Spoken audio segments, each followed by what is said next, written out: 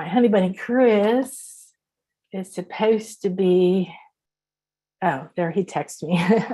See, I don't listen. I don't look at my, that's part of preparation. It's part of the logical and the intuitive working together, is having the opportunity to be prepared and then expand it into your intuitive self. Okay, now I have to turn off my volume. There he texted me. See, I don't listen. I don't look at them. That's part of welcome everyone. Intuitive working together. Oh, I need help. Having the opportunity to be prepared and then expand it into your intuitive self. Yeah. Okay, now I have to hang on one second. I can't see the volume now. Chris, help me. Hi, everybody. We forgot to get the YouTube live. There we go. I got it now. All right. So we forgot to make the YouTube live. So we're doing it live now. Yay. Welcome, everyone. YouTube. Hi. We've got gazillions of people over here. We're just overflowing in this amazing space over here. And welcome to the Akashic Records Live and Unveiled. So we're going to have 5 other speakers today. I'm going to start off with a little thing. There we go. I'm so glad we got that. And, but we were talking about this moment in time, and what's key is that what matters now. Doesn't matter if you know all of your past lives. Okay, let's just be clear. If we say past lives, it's not really past. Everything exists at once. So they're more like parallel lives or other lives. Your soul is a piece of source energy. And it came and went, ooh, let's do this and this and this and this and this and this and this. And you are one of those things. Everything you do and experience goes into the Akashic Records, but it isn't like a taskmaster going, okay, now you're going to get a demerit for that. And, oh, you screwed that up. It's really important to remember you're not being judged. You're the only person judging you. So we were talking about Einstein, and Einstein said he believed in the God of Spinoza. Spinoza was a German writer, philosopher, maybe, I'm not sure, or a doctor. But he talked about that a God that's loving, a God that created all this as a playground. That the fact that we are here and we're the only person judging ourselves, and we're judging each other, and we've created all these illusions and all these rules and all these ideas of who we are and what we need to do. And if we all went into the heart space in a way that was tangible and vibrationally became the higher dimensions, became that love or the peace. So all the states on the scale, make sure you get the scale. The scale is really powerful to understand where you're vibrating, okay? I don't think that we're in a space to learn lessons in a punishment way. We're here with an opportunity to experience, because every time that you have a unique experience that is expansive, that is above, okay, courage on the scale, you can rise into a place where you can access your records. What are they? Well, people call it a book, a library, a hall. It's etheric energy. Akashic energy is etheric energy. It's imprinted. Right now, what we're doing is being imprinted. This means a couple of things. It means anyone else can access it. It means that anything that you have as an aha will be a part of this collective energy that we have today. And the more we raise our consciousness, the more we free ourselves today in just these few hours together, it ripples into the Akasha, and it's available for other people to find. Your courage, your freedom, your release, your willingness to see yourself. I had a very profound experience yesterday.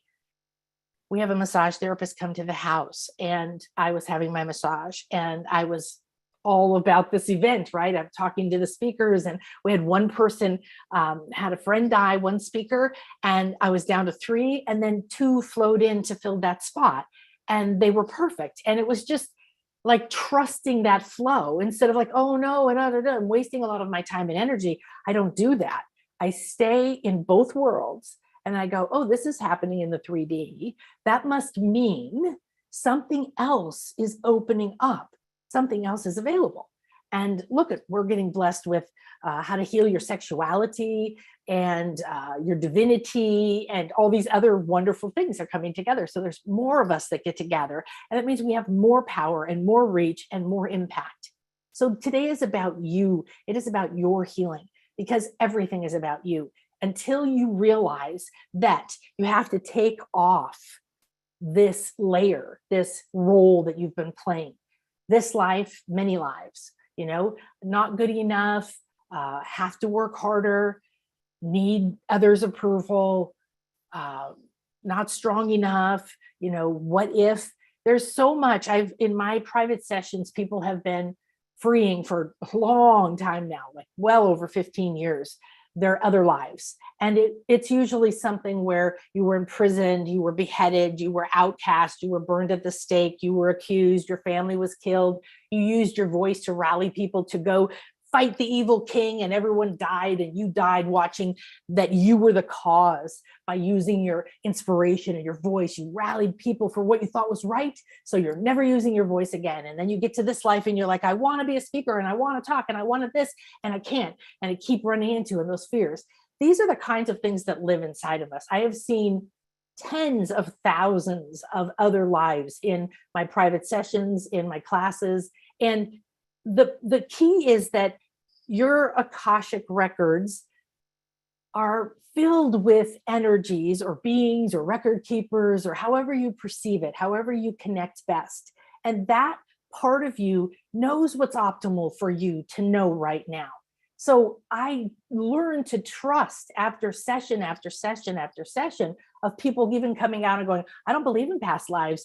And I'm like, that's okay. And they're like, but I just had that experience and it was so real and it answered all my problems, literally.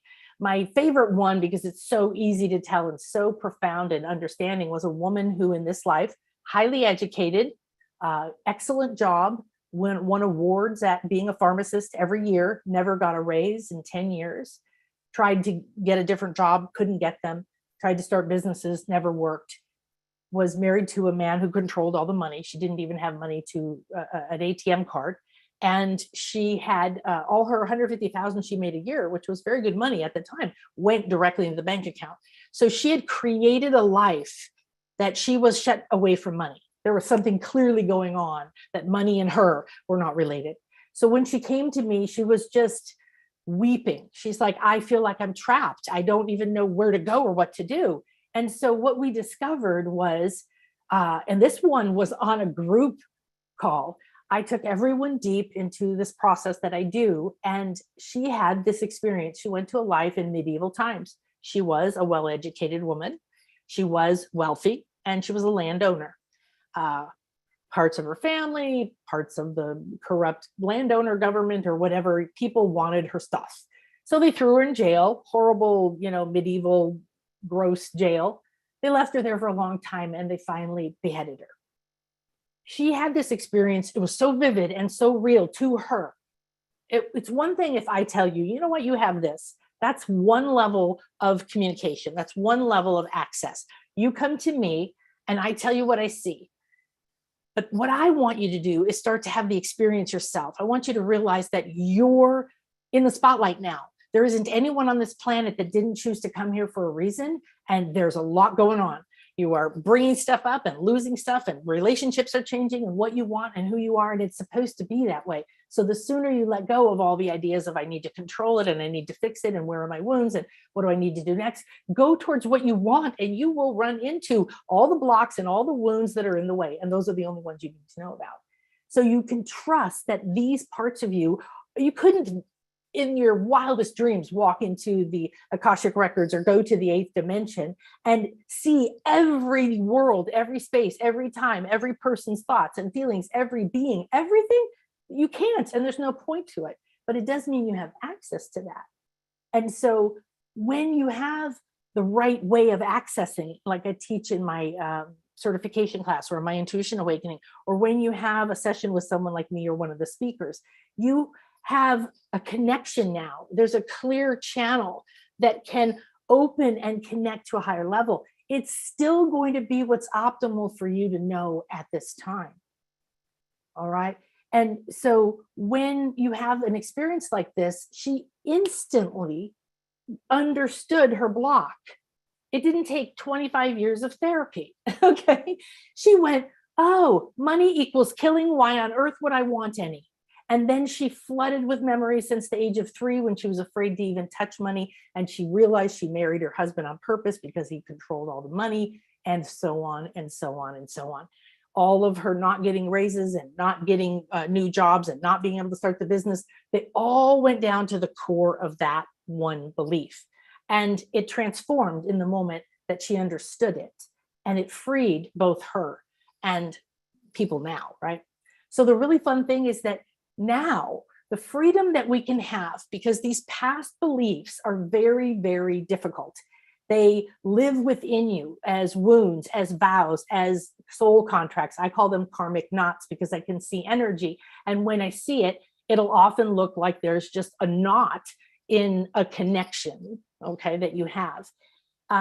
It's a thought, it's a belief, it's a mindset, it's a fear, it's something in the emotional field. So your multidimensional self, DNA, then your physical etheric, you have your chakras, you have a rainbow light body, you have a lot of complicated energies creating your light body that makes this little seed in the middle, this little Tootsie Roll. Our physical body and our conscious mind is this tiny center seed. I always often think of it as the center of a Tootsie Pop, that juicy chocolate center. Is that you can accelerate how fast you release yourself from a negative belief, from a lifelong pattern, from a desire or a craving, or a deep inner fear that you're not good enough, or of being seen, or of speaking up. There's a lot coming up now because people are waking up. They're intuitive. The frequencies, the veil is thinning between us, which means that it's becoming easier to access higher realms. However, it doesn't mean you don't have to prepare yourself. What we're supposed to be doing now until about 2024, 2025 is be preparing ourselves, upgrading our chakras, fine-tuning our physical, mental, emotional bodies, clearing out the beliefs and the mindsets and the identity that you have of yourself that don't align with you. There's no purpose to it, okay? The 8th dimension is a dimension that holds everything. The 1st dimension and the 8th dimension. And it's a little bit like your 1st chakra and your 8th chakra.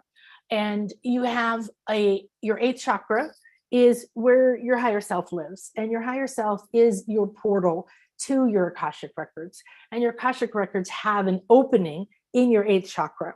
So there's many ways to access the Akashic records or yours. And the real bottom line is all you need to be aligned with is what is optimal for me and my highest good at this time. Then you're trusting, and then you know that the Akasha, your records, and everything else that it has access to knows exactly what to show you. So she needed to see that moment in that life. She didn't need to know all the other lives that also had that same fear, because we often have many, many other parts. But the more lives, the more wounds, the more times you have a fear with money, or you lose money, or someone kills you for money, or you're disowned for money, or you can't marry who you love for money, or whatever, those build up.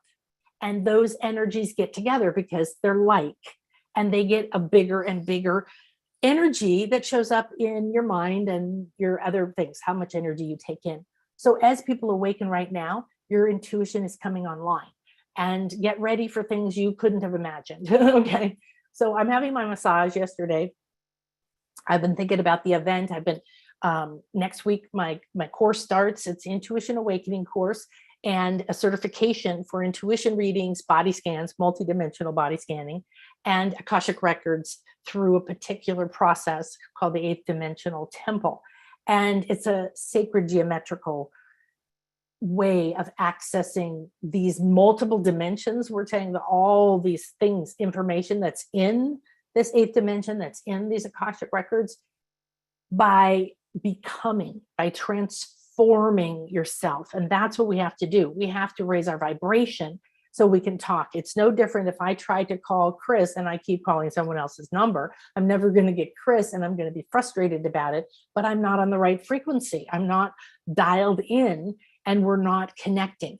You're opening. So if you support yourself intentionally with your psychic development, your intuitive development, your ability to sense energy, to take time for yourself, to listen deeper than you ever listened before. Don't jump to try to figure something out. Don't jump to make a decision. Just sit with it, because then you give a space. And pretty soon your Akashic records and your guides and your higher self, and I call it your intuitive network, begin to work with you like this all day in flow. So I'm here on the table and I'm like, oh, good. I'm going to take a little bit of time, breathe in, and I'm relaxing. And immediately I'm outside of my body, looking at myself, looking at my body. And I can see a giant light being standing behind the massage therapist, just like this, right up against her back, his heart, his arms around her heart, basically moving the energy. And super clear. And it's not like I've never seen stuff like this, but it was so just like, boom, here I am. And here's what's happening. And then I watched and I could feel what was going on, what specifically that being was doing versus what she was doing, but they were doing it co-creatively. And so I focused on relaxing myself and being willing to release. And I went through a whole process that I teach my students about how to align yourself and clear and cleanse and align to your highest good and all of that, and then allow the process. And I immediately felt these two lines down my back on either side of the spine where they get tight. And I had previously seen a picture from above of the pyramids in Egypt, where I've been several times inside the Great Chamber for 5 hours at a time, toning and meditating and ascending with 200 people, and just like epic. Okay.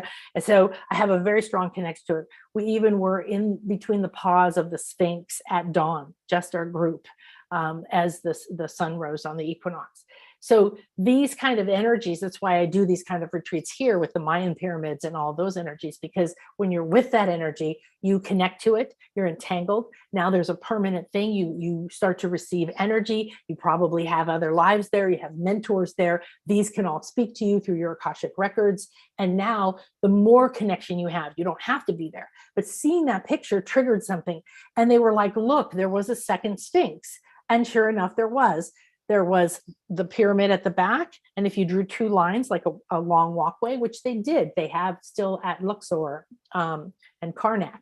And there's the one pyramid, and you can see clear as day the outline of where the other pyramid was. And I thought, oh yeah, that's right. That was cool.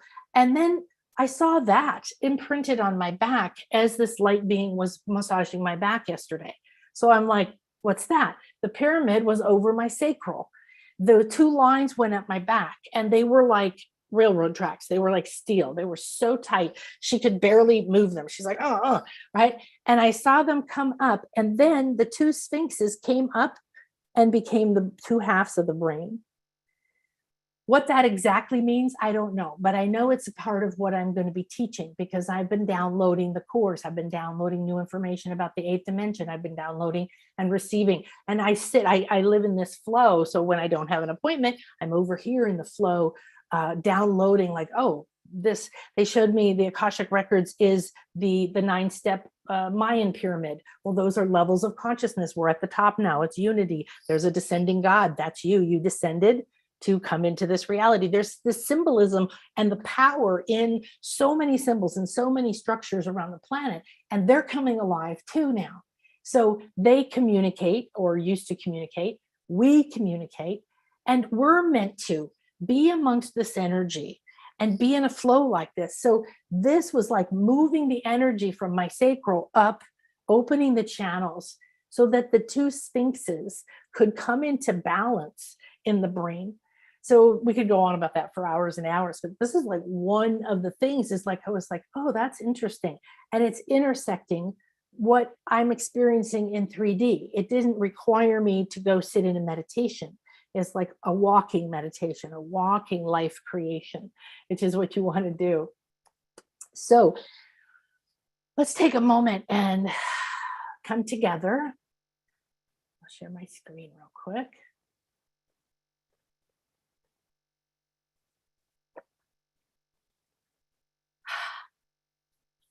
Oh, that's not what I wanted to share. There we are on YouTube. It's behind us.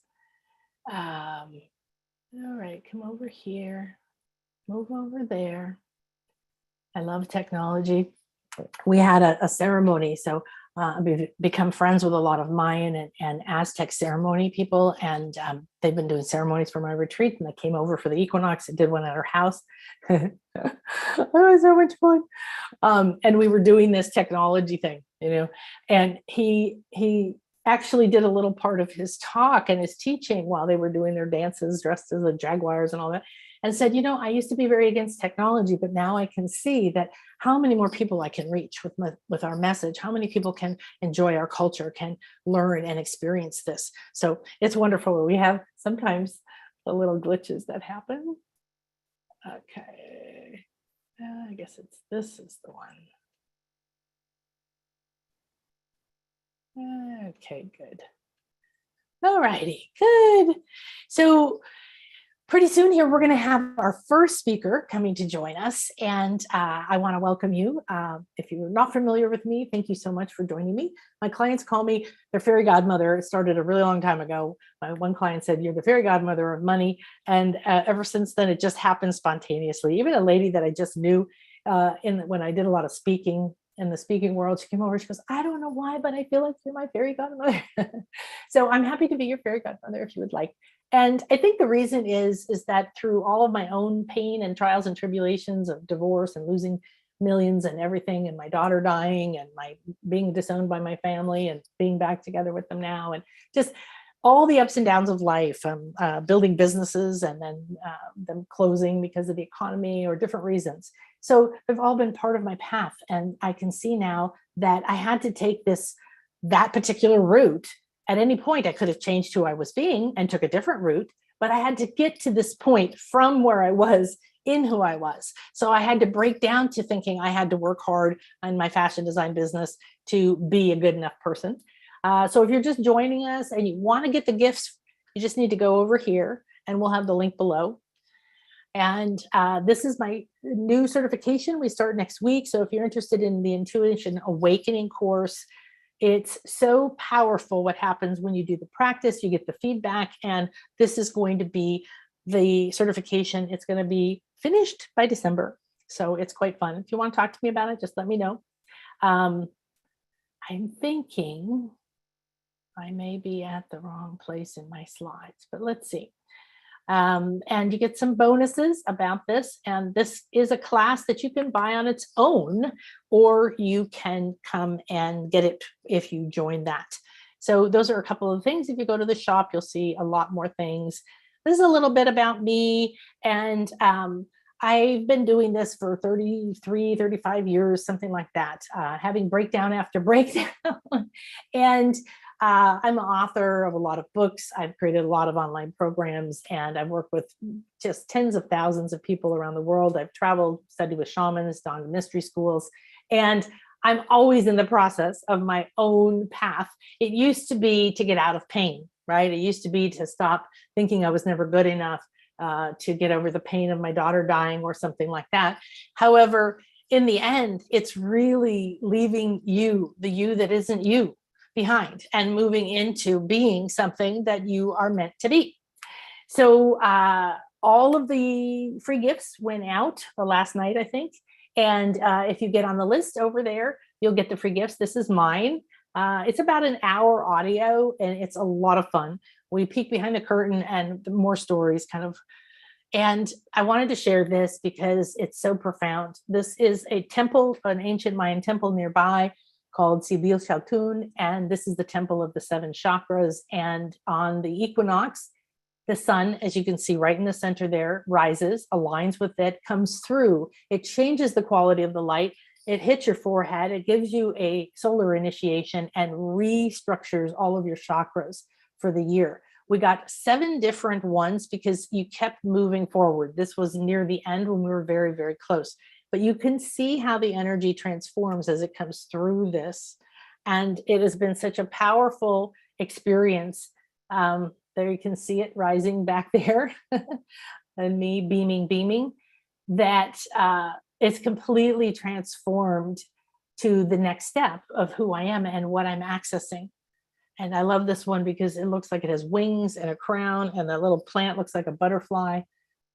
So this is a portal, and all of these things that we're talking about today, accessing your Akashic records, is being able to understand that you are light and that you have a portal within you, and you are moving to align with that light.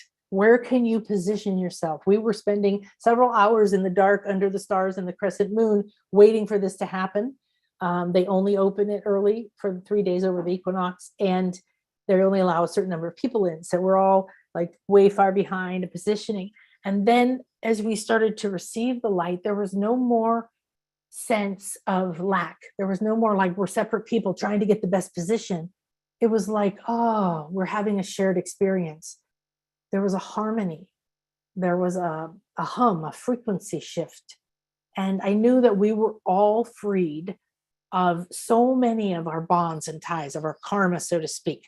Your karma isn't something that's bad. It's just something you've chosen to believe. And the minute that you start to dissolve it, and you go in your Akashic records and you have experiences seeing other lives, you free yourself from it. All right. And then as we moved forward, every 11 minutes you move forward and you see it again rise through the portal until you're right next to it. So these kinds of experiences we do. This was our ceremony the next day with my friends that came over. It was amazing. And we were talking about power animals. So the sacred power animals to the Aztec, to the Mayan, to the Native Americans, to the Egyptians, and why it matters to us now. What does this have to do with the Akashic records? Well, because you have access to these cultures, or to maybe you when you were one of these, or to wisdom because you were a priest or a priestess or a healer of some kind. And this is what's coming up now, is the fear of being who you really are is having to leave. So it's leaving the planet. It's coming up as fear and argument and a lot of controversy and disease and all kinds of stuff is coming out of each of us, because we can no longer punish each other, and judge ourselves for accessing our powers. These are natural powers. Accessing your Akashic records, receiving intuitive guidance, seeing the synchronicities, listening every minute of the day with reverence and joy that there is always a solution. There's always a guide. There's always a part of you that's already been down this road. There's always a part of you that's ready to be loving and nurturing. Okay, there is never a moment when you're alone, but you're looking outside of you and you're trying to please an outside standard. So all of these beautiful things that we get to do allow us to, this is our next speaker, allow us to have an experience of being who we are, but we're done. And what I'm seeing in a lot of my private readings the other day, this lady was really, her energy was bright. It was colorful. There was a lot going on. When you learn intuitive reading, you learn to understand and interpret what you see, the way you see something. So when I'm scanning someone's field, I'm scanning their entire field. Okay, that's their Akasha, their soul, their light body, their emotional body, their physical body, everything. And the tuning in happens. And then what is optimal for me to see and share with them right now is what comes forward and how it appears. Is it in a deep, dark jungle with a cave? Is it in a bright and colorful? Does it look like a cartoon? Is it misty? These are all things that are speaking to you about how you relate to it. Okay, so the other day, a client came and we're working consistently together. And it's like, okay, what's coming up now? Well, I want to control everything. I want to know the outcome for everything. I want this. And I can feel that I'm like attached to it. I need clarity. What kind of clarity? What does that mean to you? I need to know that my business is going to work. I need to know that my partner is going to show up. I need to know. I have to have this absolute certainty. Well, how would that work? And pretty soon she was able to see that this is a block. If you need something, you're resisting, you're holding down, you're putting that in front of you. When this happens, then I will, right? Well, when my kids are out of school, then I'll start doing my meditation. When this happens, I'll do my dada, right? There isn't a when, there's only now. So there's the next now and the next now, and whatever now you decide to choose that next step in, but you can choose it now. right? And when you say, all right, who am I? And you just start saying, well, who am I? Who am I? And you don't crave. And when you have a really beautiful, expanded spiritual experience, you don't go, oh, I haven't had that again. And that person had that experience, because then you resist and you shut down again, right?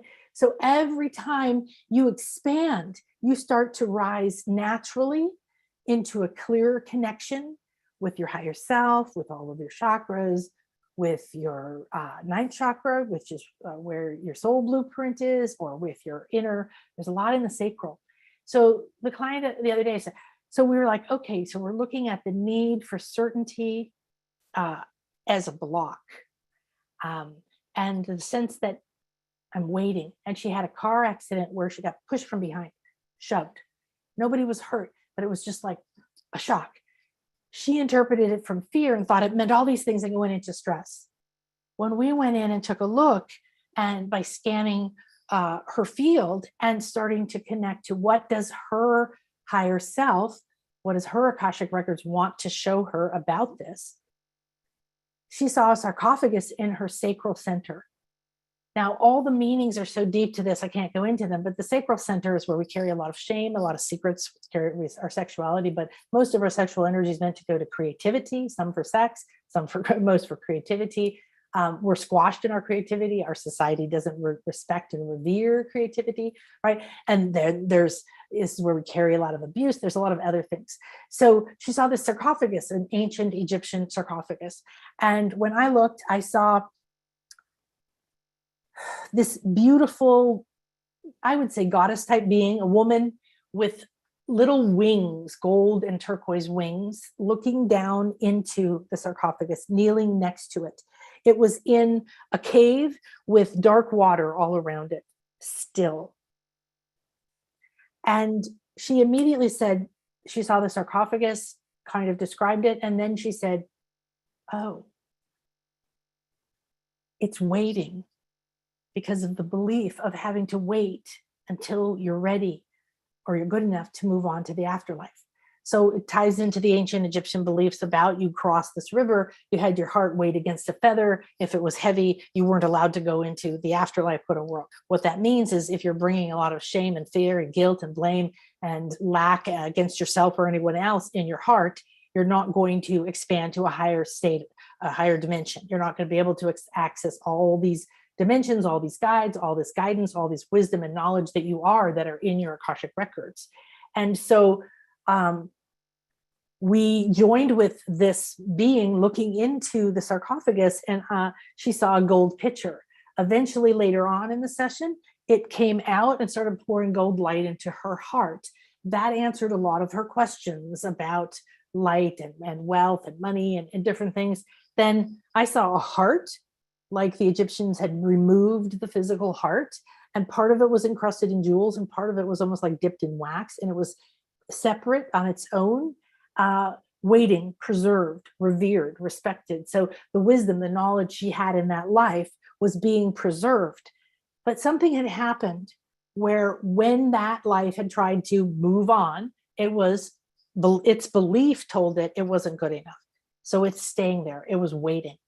And by the end of the session, all the many different things happened.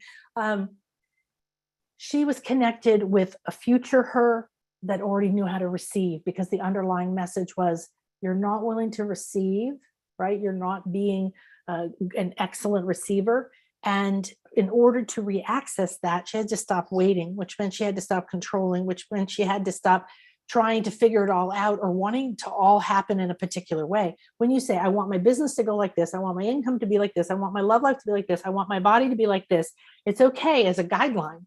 But if you don't let it go, then you're restricting all the things that can come to you. This or something better, this or something better, this or something.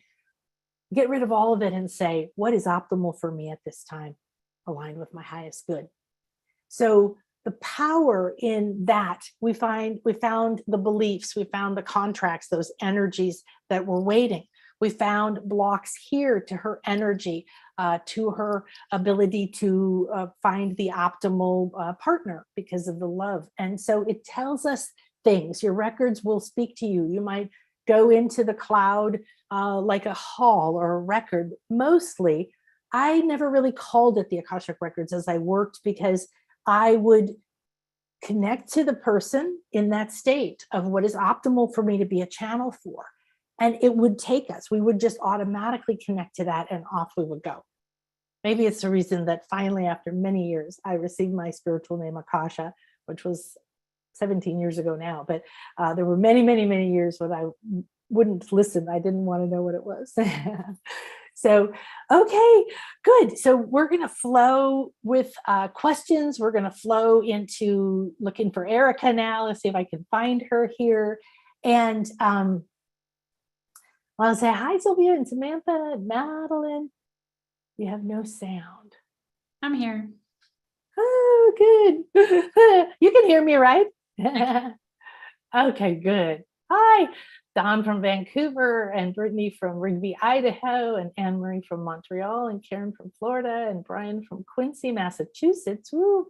Justine from Michigan, and Barbara, and Don, and Sandra from the Netherlands, and oh my goodness, another person from the Netherlands. Hi.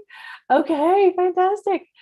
Wonderful. Well, we're going to now shift into an incredible, I'm forgive me for a minute, but for different reasons, I'm going to stop the recording and start a new one.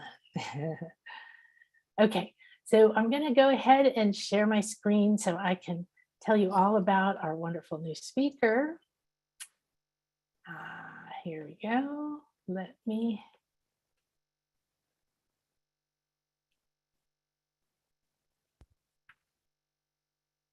Okay, so next on Akashic Records Unveiled, we have a lovely lady. I was so pleased to have her on my show in January. And Erica is truly unique. I have been in this industry. I've been speaking on stages and online for a very, very long time. I think 16 years now or something. And Erica's one of those people who you can see, she glows with authenticity. She's really bloomed into herself through her own life challenges, right? So she's going to share a higher view, a perspective you never knew. And I saw something, she said there's going to be a message from Archangel Michael. So it's going to be cool. So she's an energy healer, and she uses multidimensional techniques to heal the whole person from an ego, mind, body, and soul perspective. By integrating soul, sound, and light codes and playing in the quantum field of reality, she's able to pull together those aspects of her clients that have not been realized or fully integrated. Woo! This integrative approach also allows for those on the autism spectrum to heal and be seen sometimes for the first time. Erica teaches her clients how to communicate on a soul level and bring through their own codes of light to facilitate healings.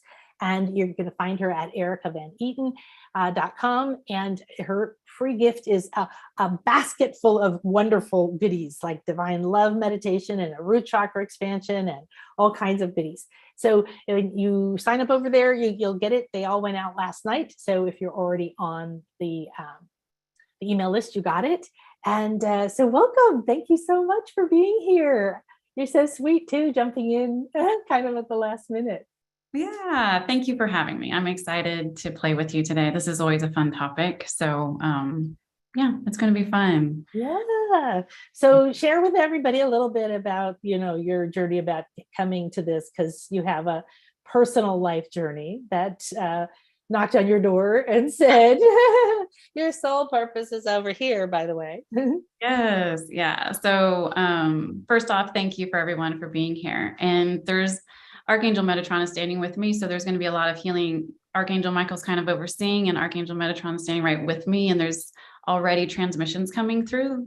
There's going to be a lot of transmissions coming through my voice. So go ahead, and before I even say anything, we kind of need to ground. So take a big breath and allow Mother Earth to come up and just give you a great big hug.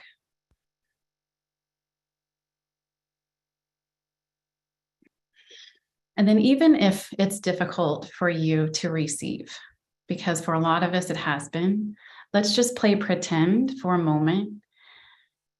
Pretend that it's possible for you to receive the gratitude that we're sending you all for just being here with us and sharing this time-space continuum with us today.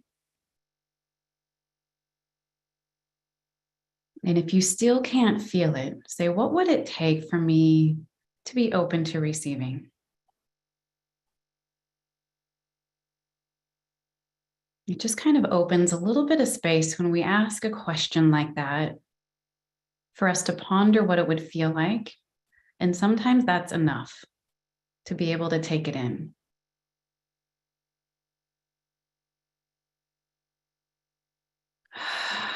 Good. Thank you. So my journey began with the birth of my oldest son. And if you're crying, if you're yawning, just know that the healing is coming, and allow yourself to breathe as we talk through this process. So the journey with my oldest son began 14 years ago, and he was born with Down syndrome, and we later realized was on the autism spectrum. And he would come to me in his dream state when he was really young, and he would show me himself doing something that he wasn't yet able to do in the physical world. So for Down syndrome, we often have low muscle tone, and even with autism, there is a mind-body disconnect, and we can kind of get into that later.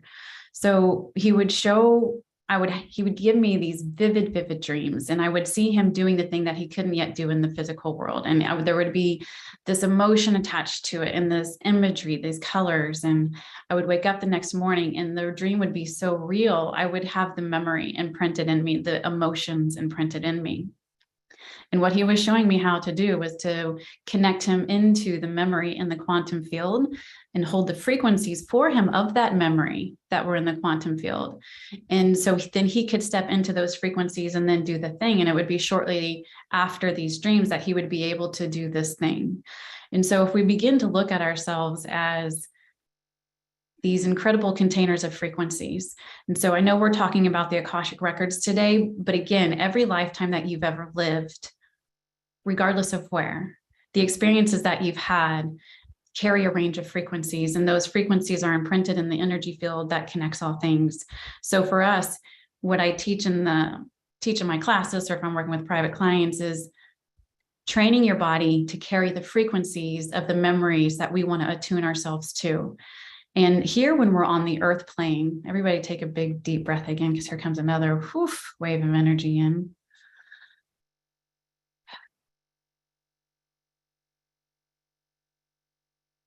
Here on the earth plane, we connect to the quantum field mainly through our emotions. And every emotion that we have releases different kinds of chemicals in the body.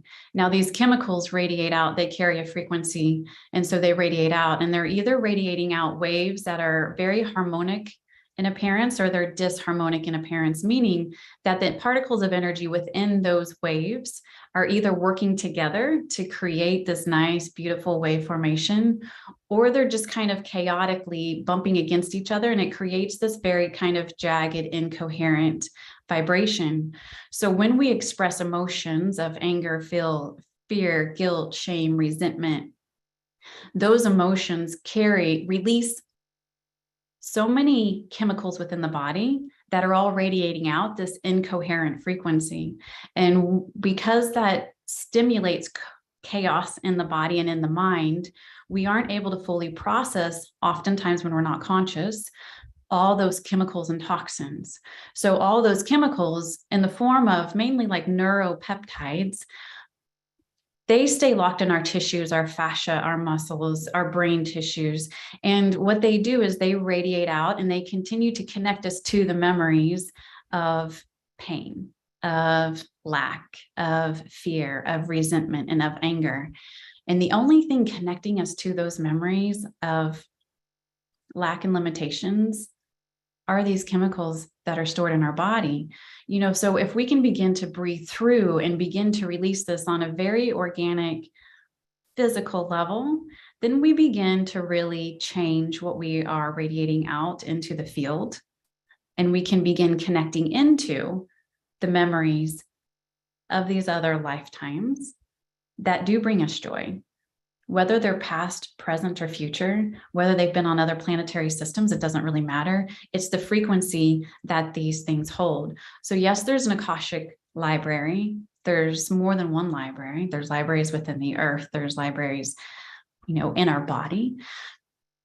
But if we want to be able to access them in such a way that allows us to step into the frequency to become that new memory of this life that we want to curate, we have to vibrate at that level. And so we have to approach this from a mind, body, spirit, ego perspective. Mm. Yeah, when we have the opportunity to become something. So many, many decades ago, I was learning radionics, which is like Rife. It's a frequency where you actually dial in frequencies, send it to people through their hair or their fingernail. You assess their everything in this. And the underlying concept was to remind you of your vibration of functional perfection for you, right? Is to remind that. And now when we're accessing higher realms, right, with higher frequencies coming in and veils thinning and all these kind of things, that idea of being able to just go get something is much more important now to become, like you said, to shift your vibration so that you become the right phone number, right, to receive the call that's optimal for you at this time. Mm-hmm. Yeah. And that's why it's important to remember that nothing is really outside of us. All these frequencies are within us, and we have to hold them and we have to embody them and start to live them out if we wish to curate that kind of existence here and with each other. And so just take another big breath in. We can often get tied up with the terminology of block, of subconscious programming, and even of, like in September, one of the classes I taught in the membership portal, we were blowing up and looking at a simple way to blow up contracts, vows, bonds, oaths, things like that we've made with other people in the past, whatever, that are keeping us stuck, because it's all energy. It's just a ball of energy. And all we have to do is attune to something different and blow up that stream of energy that's radiating out. It's like a thread. We can break up that thread, and you can do it right now with yourself in this now moment. If you want to think about something that you wish you weren't a vibrational match to. It doesn't matter what it is. Just anything that you're like, I wish I wasn't a vibrational match to this. I'm ready to attune to something different. Well, I want you to start imagining energy running through your head, through your crown, and into your heart. This is just pure consciousness. Our heart runs through our hands. Our hand chakras are extensions of our heart. And we're just going to start feeding this energy, this very beautiful, clean, crisp, clear energy through our hands. And so when we start running energy through our hands, we can kind of tune into where these cords are at in our field and just allow your hands to find the spot. And what you're going to do is just use the frequency that's coming through your hands to break up those streams of energy that are coming out from you into the field that's connecting into the memory. So when two waves come together, the one that is stronger is they cause a short term of chaos. And then it comes into a new wave formation, and it's going to start to resonate at the level of the stronger vibration. And if we're resonating out and feeling that gratitude that we sent you at the beginning when I started talking, right? You add that in and you allow yourself to receive that, and you allow yourself to start running that through your hands. You're playing in the quantum field right now. If you allow yourself just to move it, then it can really be that simple. And so if you want to begin to remember what you do want to attune yourself to, whether it's a loving relationship, whether it's a higher paying job, or more freedom within your work, or health in some way that you don't have it right now, even if it's a more spiritual experience or existence here on earth, we start to tune into that memory, just play pretend. What if I lived a lifetime where I actually experienced this? And we play with the what if. And we play with that parallel reality that's actually existing right now with this one, because it's carrying frequencies. So we were like, oh, what if it was actually like this? What if I actually had this experience? And that carries a range of frequencies that we can start attuning ourselves to. So we play with our what if, we play with our daydreams again, like when we were children. And we start to feel the emotions like, oh my gosh, if I was experiencing this, I would be feeling like this. Wow. And we started tuning ourselves and plugging in to that memory, because we start feeling that emotion of that thing. And that emotion of that thing starts radiating out, releasing the chemicals in the body that are going to start radiating out a vibrational match to this new memory. And then we attune ourselves to that new memory.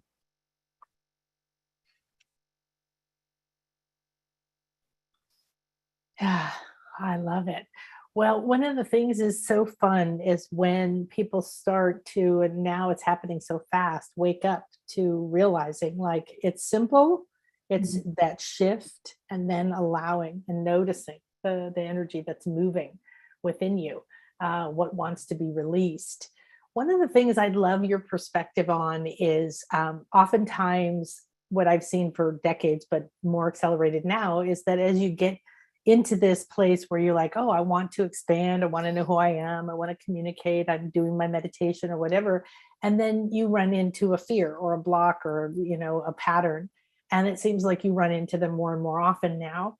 And you feel like, but I just thought things were getting good. And then this fell apart. And then this happened and this fell apart. And I usually tell people, congratulations, if you say your life is falling apart. But it's because of the accelerated expansion we're having. Right. And as we move, instead of looking for our wounds, like we used to fix this, we just start expanding, like you said, into, well, who could I be? And who was I? And if you weren't it, somebody was. What else could I get attuned to that, energies that does know what it's like to feel this way? And then you will find those on the way. Absolutely. And the reason why we run into them is because we expand, and then our body's ready and feel safe enough to release another layer of those stored neuropeptides, of those stored chemicals that we've held. The body consciousness itself is this beautiful macroorganism that has its own voice. And when our physical body dies and our spirit leaves, part of that consciousness goes with our soul to the other side, wherever that may be for you. And the rest of your body decomposes into the earth, but all those wisdom codes that you held, that microbacteria, those parasites, those viruses that make up this physical container held, all those wisdom codes, they seep back into the earth. So when you come back and are born again and are developing as a fetus in the womb space of your mother, because of the term harmonic resonance, just meaning like attracts like in the physics world, those codes, those microbacteria that are holding the memory of who you have been previously, they make their way back to you and start to develop your physical container once again. So it's the good, the bad, and the ugly, right? Like all of it, but none of it's really bad or none of it's really ugly. It's just experiences. So we heal very many layers.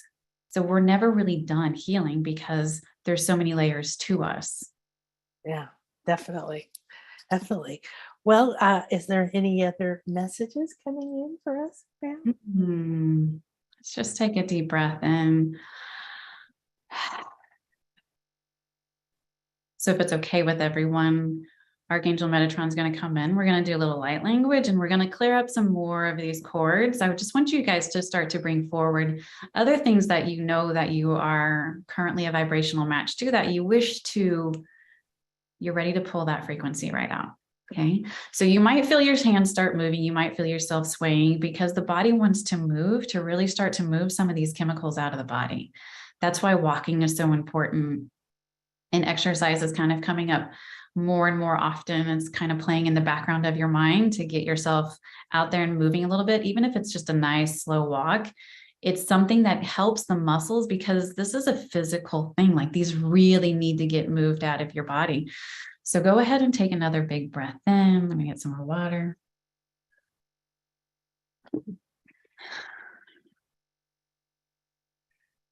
So we're just bringing in codes of light. You are free to receive these and move these through yourself. So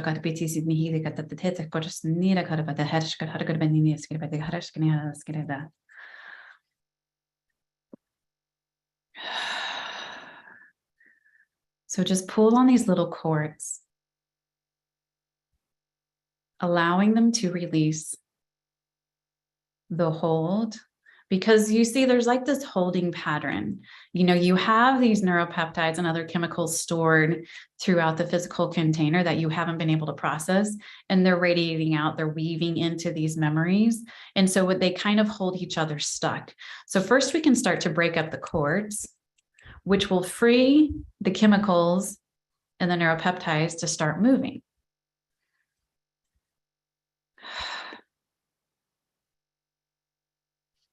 And we move these toxins, we move these chemicals and neuropeptides through our urine, through our breath, through our sweat. So the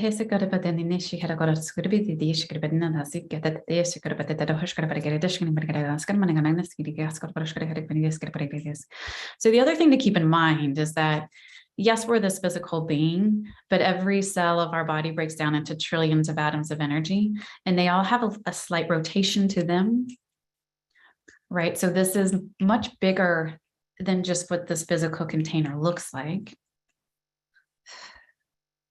That's why when we ground even bigger now. We ground like a redwood tree, because we're not just grounding like a lightning rod through the physical container, but it's through the entire energetic matrix that needs to ground into the ground. Because when we're doing energy work, and when we're running energy, period, we are running energy through the entire aspect of who you are. When we're wishing to ascend, we don't just ascend the mind, we don't just ascend the physical container. We're asking for everything to begin to shift and change. And so our connection with the earth shifts and changes too. She's a multi-dimensional galactic being of light. So we can begin to change our perspective even about our connection with her and who she is. So we're just kind of working our way up the back chakras, up the back of your spines, and opening up that. We take in so much energy when we don't trust ourselves. We take in energy from the outside world and from the field around us. And we start consuming that energy instead of our own. And then it clogs up these back portals that we have in our backs, because energy like comes in through the back and it flows out through the front. So we just need to open up those clogs, and we don't get so clogged up if we're just consuming our own energy, right? When we begin to trust ourselves and trust our journey here. When we begin plugging in and see how much fun we can have with these new memories, with these new ways of being, playing the what if game.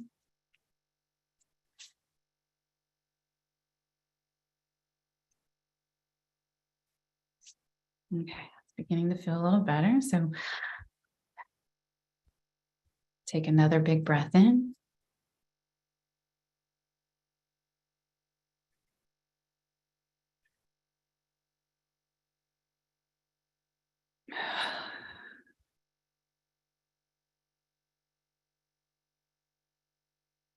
Okay.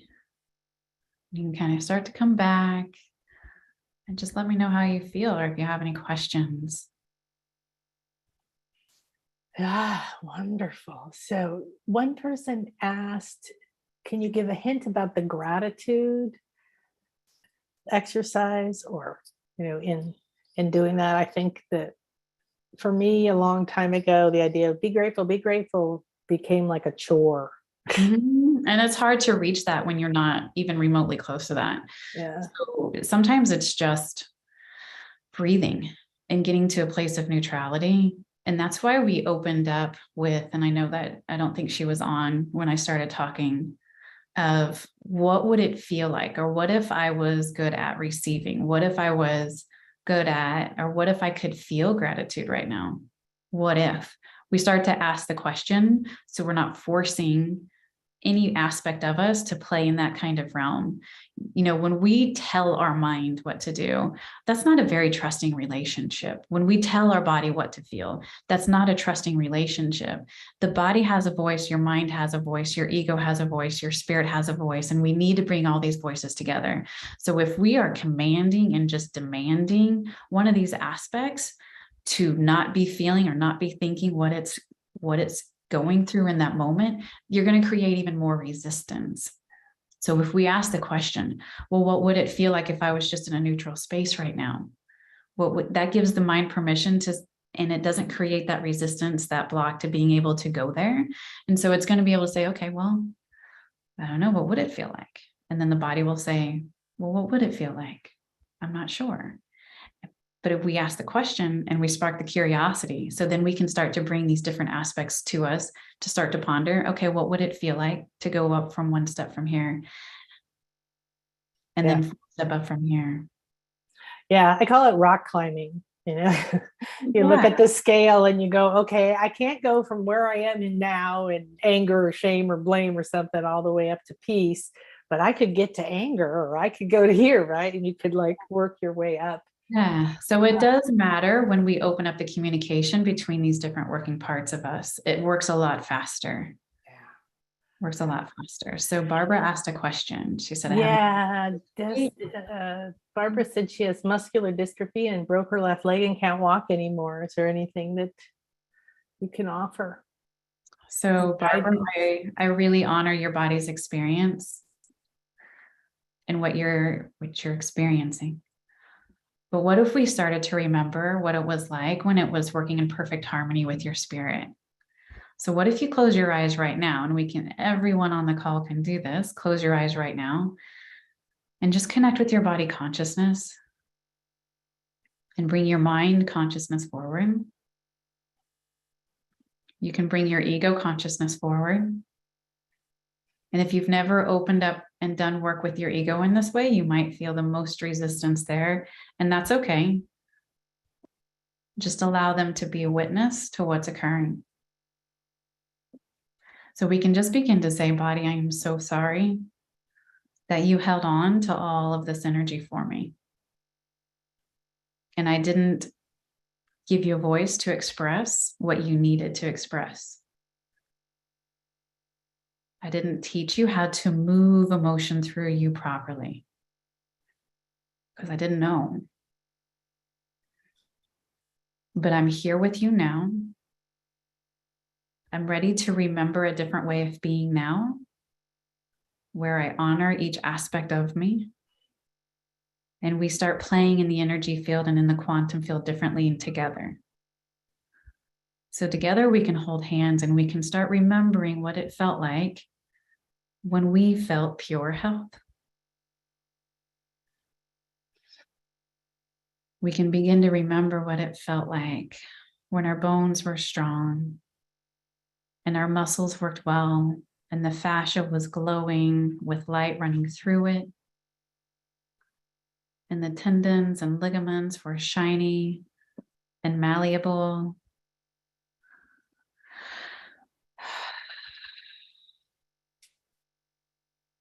So there's like a lot of grief coming up for quite a few of you. Just allow that to come forward and honor it. And use your breath to start to release and give space for those chemicals to come forward and to be moved through you as we work in the field and start disconnecting those frequencies, those threads going into the old memories. And then you start moving into the new memory. You start allowing yourself to play with what if. What if I was perfectly healthy? What would that feel like? What would I be thinking? What would I be doing throughout my day?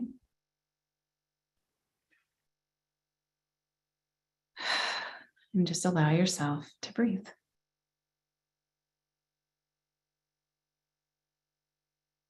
Beautiful. Thank you. Let's see. Destine said, thank you so much, Erica. Appreciate that much, was much needed. And the information was very insightful. Linda said, amazing. Thank you for your gifts. Jenna was yawning a lot. Already explained that's releasing, some form of releasing, yawning, stretching, belching, all of that. Samantha said, thank you. Julie, oh, okay. Well, we'll do that in a minute. Barbara said, thank you so much. So Julie asked if we could all send some peace to Florida for the hurricane. And I think that might be a lovely thing to share. I just taught a class on allowing yourself to run energy without any of our preconceived notions of what it should feel like or what it should look like. Yeah. So just being a pure channel. So just take a deep breath in. And we're going to put Florida in the field. We're not going to see the destruction, but we're going to see the sunshine state. We're going to see the oranges. We're going to see the beaches. We're going to see that beautiful weather. The trees and the homes.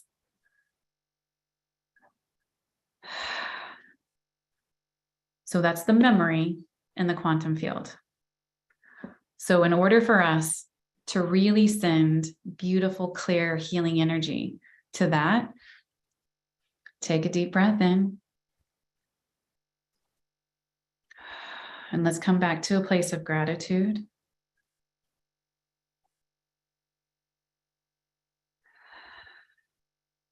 So what would it take for me to feel gratitude in this moment? What would it take for me to allow for the frequency of gratitude to run through me?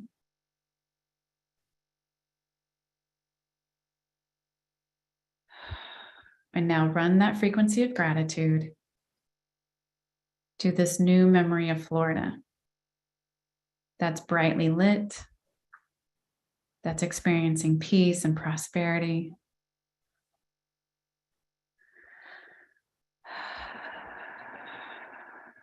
And joy.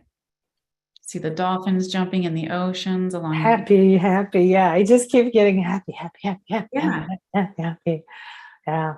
Well, and I really appreciate what you were saying, because it's been a long time since the white tigers told me to stop sending them pity. And so, when we see something like this happen, we want to send love. We also want to respect everybody involved, including the planet, that they're on their path in some way. One of my clients lived one of the places with all the fires this summer. Mm-hmm. It was terrible. And they were watching the destruction of all this nature around them. And then about 2 or 3 months later, we were on the phone and she said, I've never seen growth so fast. Is literally wildflowers, new growth, like not within a couple of years, but like within a couple of months. Mm-hmm. And it was new life, so it's that cycle. Like you said, when you leave your body, you don't die. Your body says, I'm done, I'm moving on. And there's another one. So there's always a transformation. And yes, some people will be experiencing some loss, but don't feel like they're victims. You don't make them any more of a victim by seeing them as a victim. Right. When we do what we just did, we allow for, there's this beautiful theory in physics called the chaos theory. And it's, when we did this earlier, when we looked at the frequency that's incoherent, but we bring in this frequency of just beauty, love, and gratitude, it's going to break up this incoherent frequency and it's going to come into something even greater, something even more beautiful. If you think about a waterfall and it looks like chaos as all the water droplets are going down and splashing, but then you look downstream and you see like the most beautiful flow of water and stream. Same thing can happen as long as we don't get in the way, as long as we just allow ourselves to be this clear conduit. Yeah. Wonderful. Well, thank you so much. Didn't we all get a treat? Holy wow. EricaVanEden.com. And if you get on there, we will send you her wonderful gifts. Is there anything you would like to end with? No, I just want to say thank you. Thanks everybody for playing with me today. Thank you for being present and sharing your energy. So I love it. Thank you. Wow. Thank you. Yes, I agree. Wow. Thank you. Karen said, thank you very much. Loving energy is very powerful. So thank you. Linda's in Florida and she felt that beautiful image. Fantastic. Yeah, and imagine with all of us together in this beautiful space all day, we're building this container, right? And we're sending more, so we'll keep doing that. Thank you, Erica. Big hugs. Bye. Take care. Okay. Dana says, thank you. Appreciate your love. Oh, okay. Wonderful. Yay. Yes, isn't she divine? Like I said, she just glows with that authentic love and that authenticity, and she just brings this wave of incredible healing energy. So, okay, so let's take a moment and breathe into our space. If Shelley is here, our next speaker, put your hand up or something. I'll look for you in a moment. Let's see, can we get a message to the body that Erica took us through? Oh, yes, everything's recorded, sweetie. So it's going to be available as soon as we end today. It'll be on the YouTube channel. And then I'm recording each of these individually. And I am going to then put them up on YouTube as well. So you'll be able to go back to whichever person you wanted to repeat, okay? Marnie would love help to balance your nervous system, peaceful, restorative sleep, ideal eyesight, vision, body, and alignment. Beautiful. Put that in there. Anybody wants to put whatever you want in here. That's what's beautiful. We build this energy. We bring these beautiful people in the container to share something unique, to be the channel. So one of the things I want to point out is Erica had her son born and it looked like something negative. It looked like a tragedy. It looked like a challenge. It looked like being unlucky. And it turned out to be perfect, ideal for her and for her family and for her purpose. And now she's here in the world sharing with us. So we never, ever want to see anything on our path like the hurricane that hit Florida. And we had a beautiful little bit of rain. Not much, a little tiny bit, because we're over here in the Yucatan in the Gulf of Mexico, a little bit of wind, and now it's still and beautiful and perfect. So we've been very blessed through that particular hurricane. But underlying, it isn't about ever blaming yourself or anybody, right? Like, oh, well, those people obviously have a lesson to learn. Don't use spiritual superiority, right? There's so many energies happening. When you get into accessing higher dimensions, especially something like the 8th dimension, which is like Grand Central Station, right? You can access anything. You realize that there's worlds within worlds and fractured and thoughts and times and spaces, and it just goes on and on and on, right? And we're meant to create our own world, our own universe, our own reality by remembering who we are and activating that tube towards that flow of energy that is actually ours. So I really appreciated Erica bringing the science part in. I love geeking out on the science too. There's Shelley. Okay, good. So we're ending the part with Erica. Peace, love, and grooviness. Okay. Okay, good.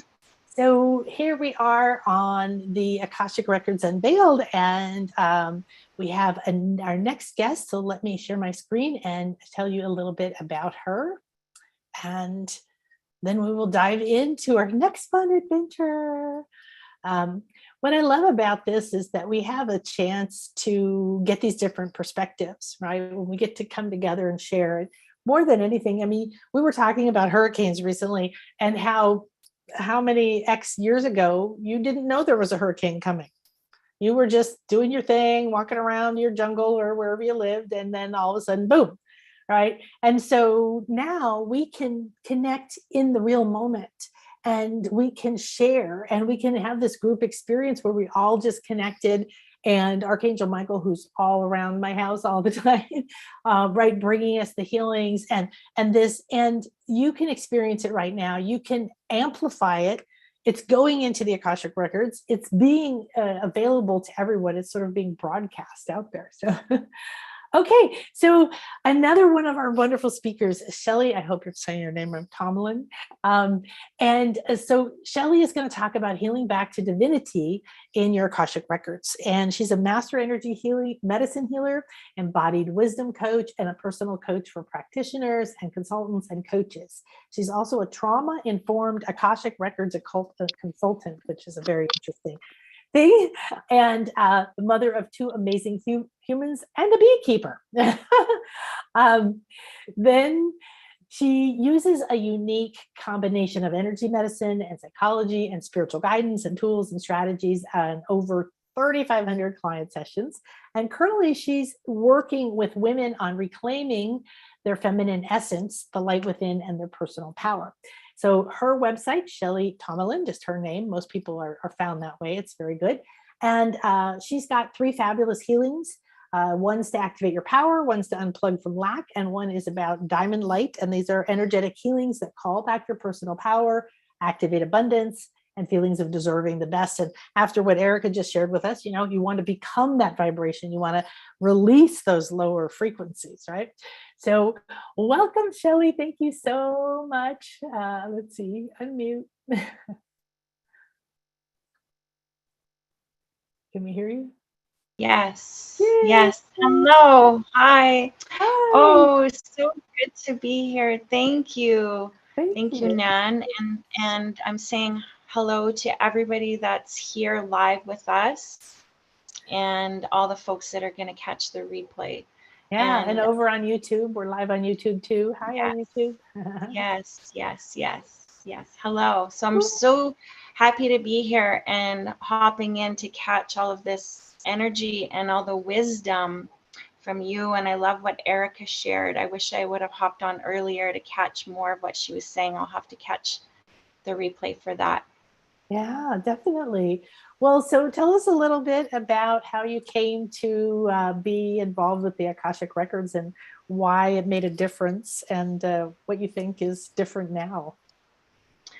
So I didn't know what the Akashic Records were years ago. I feel like spirit kind of No one called you yet? Okay. I feel like spirit had kind of pushed me into it. And I've had the honor of receiving trainings and initiations and work into the Akashic Records with 3 amazing women. So I want to acknowledge them here because they were the beginning of how I started my journey. And I started out with Amy Robeson, and this is where I felt like I was kind of pushed into the records. Didn't know what they were, started playing with them. I realized that I had a really deep fear of hearing the truth.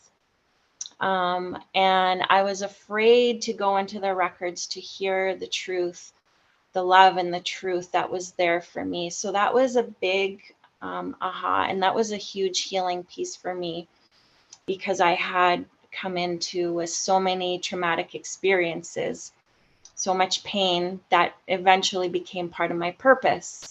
So I worked in the records for that, and I kind of played with that. And then I was able to learn from another amazing teacher, Jennifer Longmore, and her teachings and her Akashic mastery. And I really grew into that. And I was able to use a lot of tools to clear this resistance that I had to hearing the truth.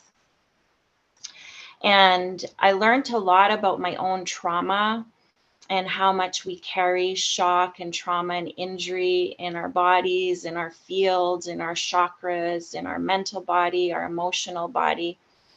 And so I love working in the records. I always work through everything myself, like going to the deepest. That's part of my training as a energy medicine healer, is going deep and understanding the process and understanding all the work through myself, so I know how it plays out for me. And I found I was able to do a lot of amazing clearings and cleanup especially of the energetic imprints of trauma and shock and injury to ourselves that affect us, that affect our energy, our life force energy, how much life force energy comes into our body, how much energy we can hold in our body.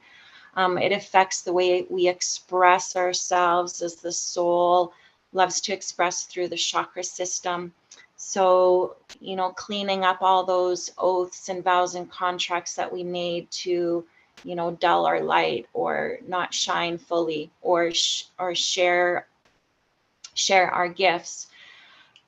So that's how I got into the records, and I've been finding that I've been diving deeper, and new things are coming in, new tools, downloads of how I can use the records with people. I feel it's such an amazing tool to have in our own toolbox for ourselves, for people, and especially as also as healers, as we do this work for other people.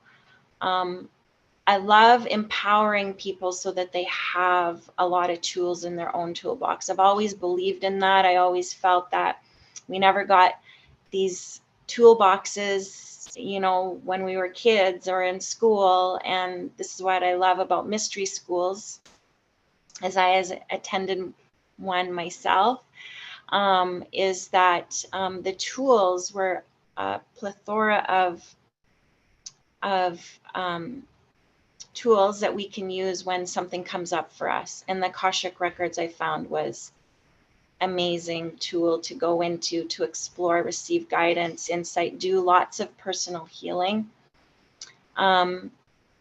As someone who, what I want to share is, as someone who has experienced a lot of painful trauma through growing up, which we all have, mine stems back from generational as well, and culturally, is that I would do the work in the records, but I actually needed to have, you know, I needed to do it with someone else.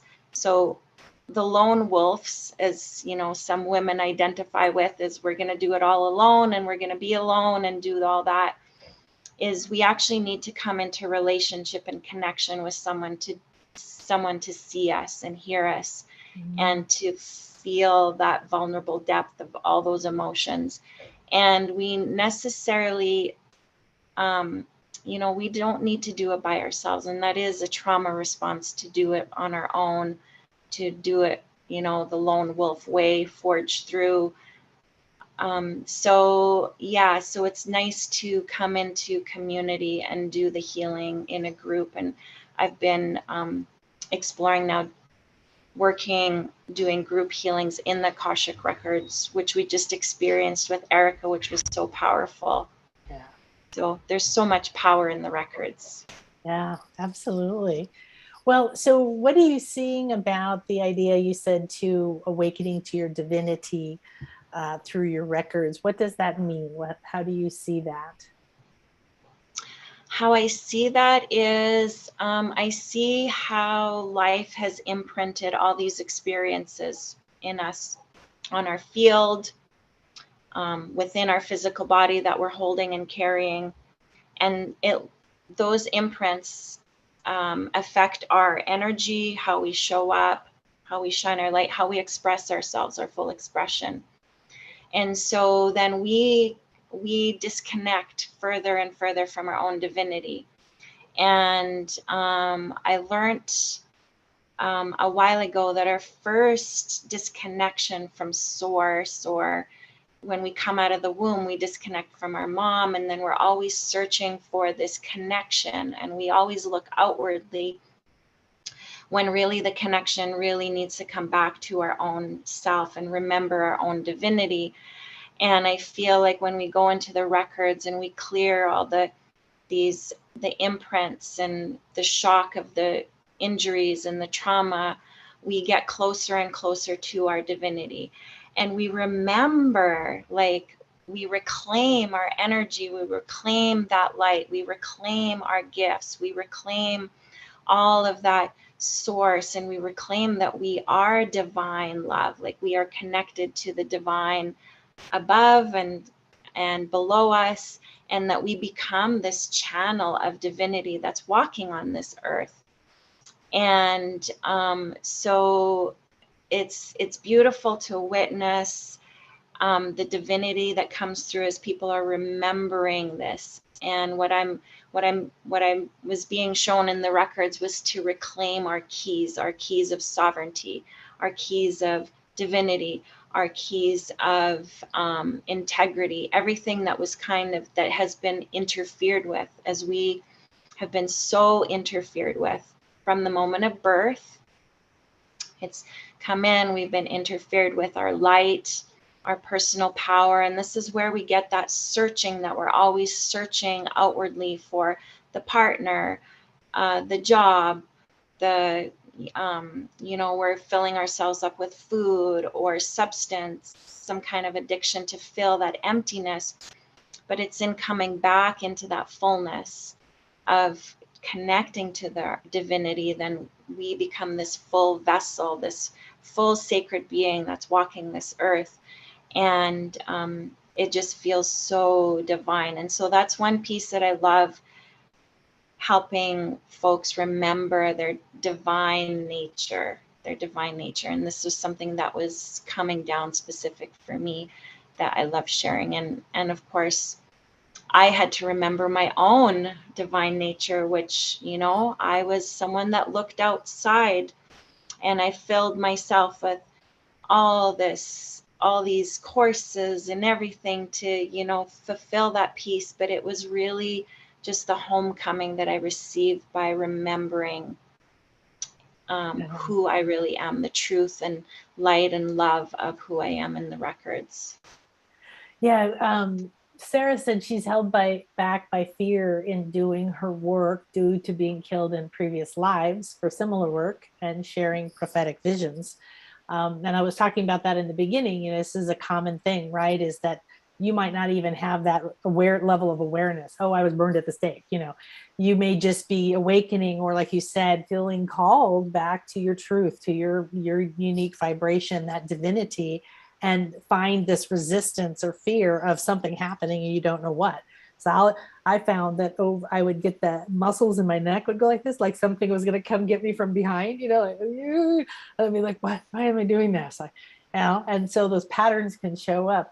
What have you seen in terms of, because it sounds wonderful, right? When we say like, reconnect to your powers and know your divinity and love yourself. And we all know that's what we want. And we know it's wonderful. And we've had moments of that. But so what are some of the things that you find in maybe some stories you have of how people kind of decode their life experience and find their way back to that without being stopped by that fear?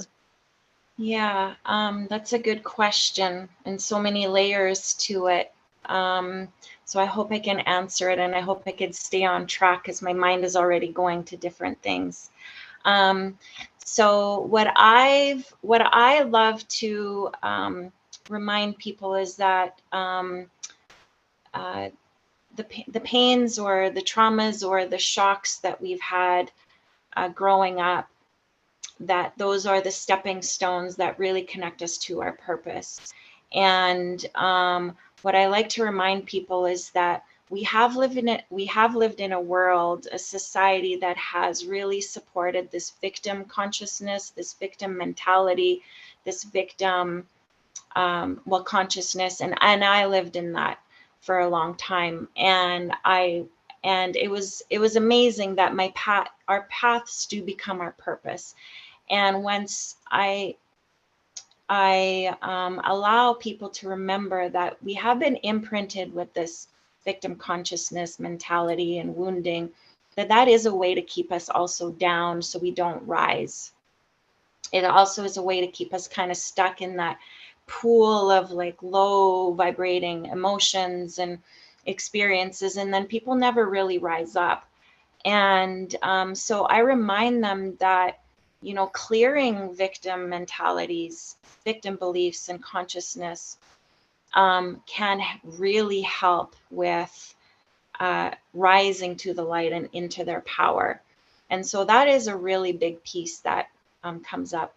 And then I always remind people that our stories of what happened to us, if we look back at them, they shape our purpose. We have wisdom that we can pull from each of those stories.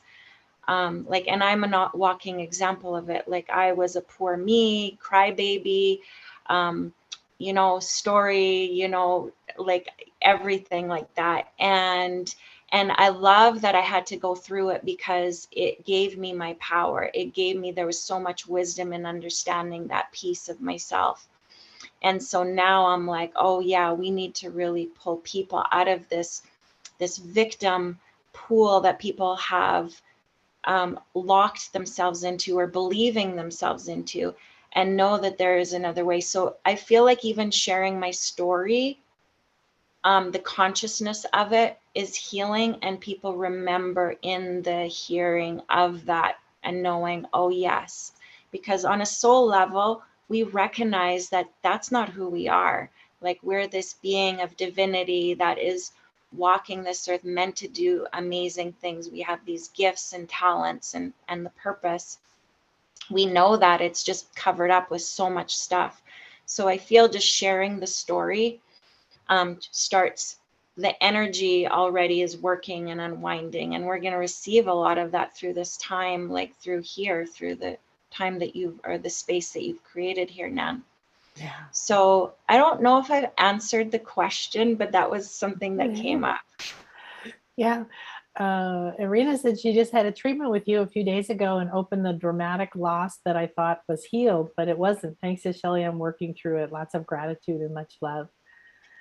Yeah. And that's part of it too, is I think maybe Erica mentioned it, is to get out of the mindset that says we have to fix everything, or we do it once and it's over. Oh, it came back. I must have done something wrong. There's, you know, it's not, it's like the layer thing, but it's also just like being on the path, right?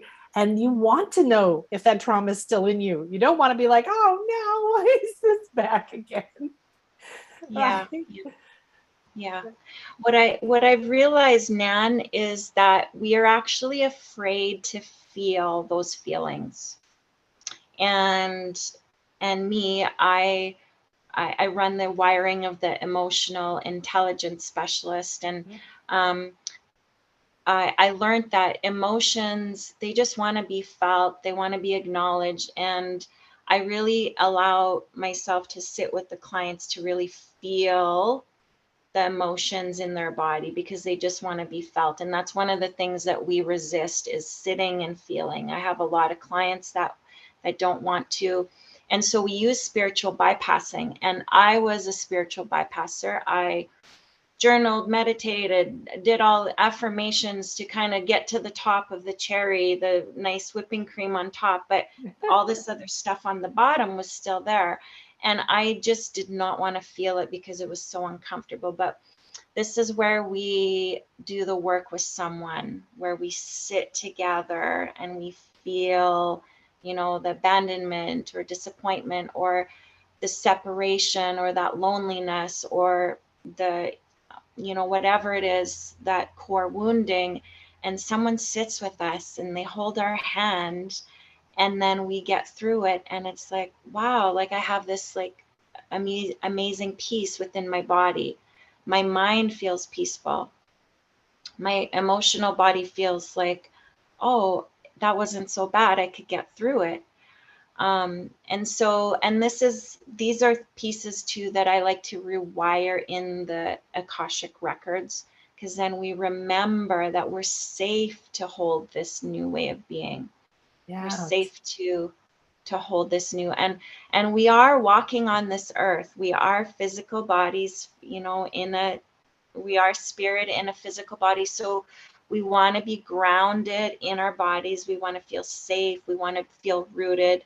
We want our nervous system to feel solid in walking here. And so, because we can't live up in our head, we're here, we got to do earthly things, we got to work, we got to take care of the house, we got to, you know, wash the dishes, we got to, you know, take the kids to school, make lunches, all that kind of stuff. So, you know, we want to feel like we are safe to walk on this planet. And that is a first chakra principle of like being safe here in our bodies and on the planet, and that we belong.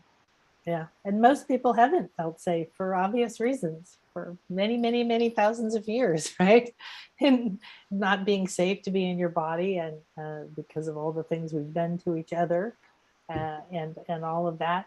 Well, then this is a good concept. Expand on the idea that, so a lot of people think the Akashic Records, okay, here's this library, or, you know, this cloud storage, and I can just go in there, look something up, okay, sort of, and it could be in your life. But the Akashic Records, like, they're galactic, they're Earth, they're everybody and everything and every time and place, and you don't want to know all that. However, the point isn't like, oh, what other past life did I have, or whatever thing did I have, but what is aligned for you at that time to help you understand. But there's also, you were talking about rewiring essentially, but that idea, there's also all the potentials, you know, the other way you could be experiencing the moment. So after someone has an experience in the Akashic Records, it's very powerful in different ways, like your client was saying. But what do you see when you're able to rewire maybe a clearer connection to the release of that pattern, or to a new reality that they might start to move into? Yeah.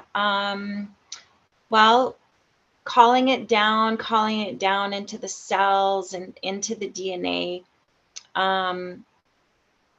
allowing the body to remember that it's safe to hold this new way of being, and asking and inviting people, what's the new identity that they want to hold and move forward with? Because we get so connected with this old identity of, this is who I was, this is who I am, I've had all this trauma, you know, and it's like, well, no, let's bring it into the new identity that we want to create in this moment. Like, who is she? Like, who is she? How is she being? So I love journaling and writing, and I've journaled and wrote since I was a teenager, because that's helped me process and create, and so it's like, well, what is this new identity that we get to step into? So it's also creation in process. And then I really love to anchor all of whatever work we did and the rewiring. I like to anchor it into the body.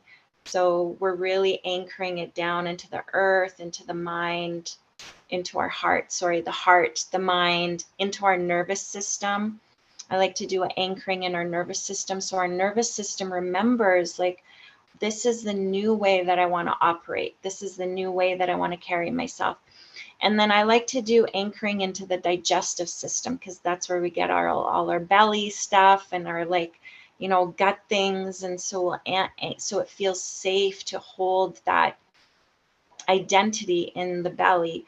And then we can go into the earth star. And then I ask Mama Gaia to hold that new identity for us, so that we can walk this earth.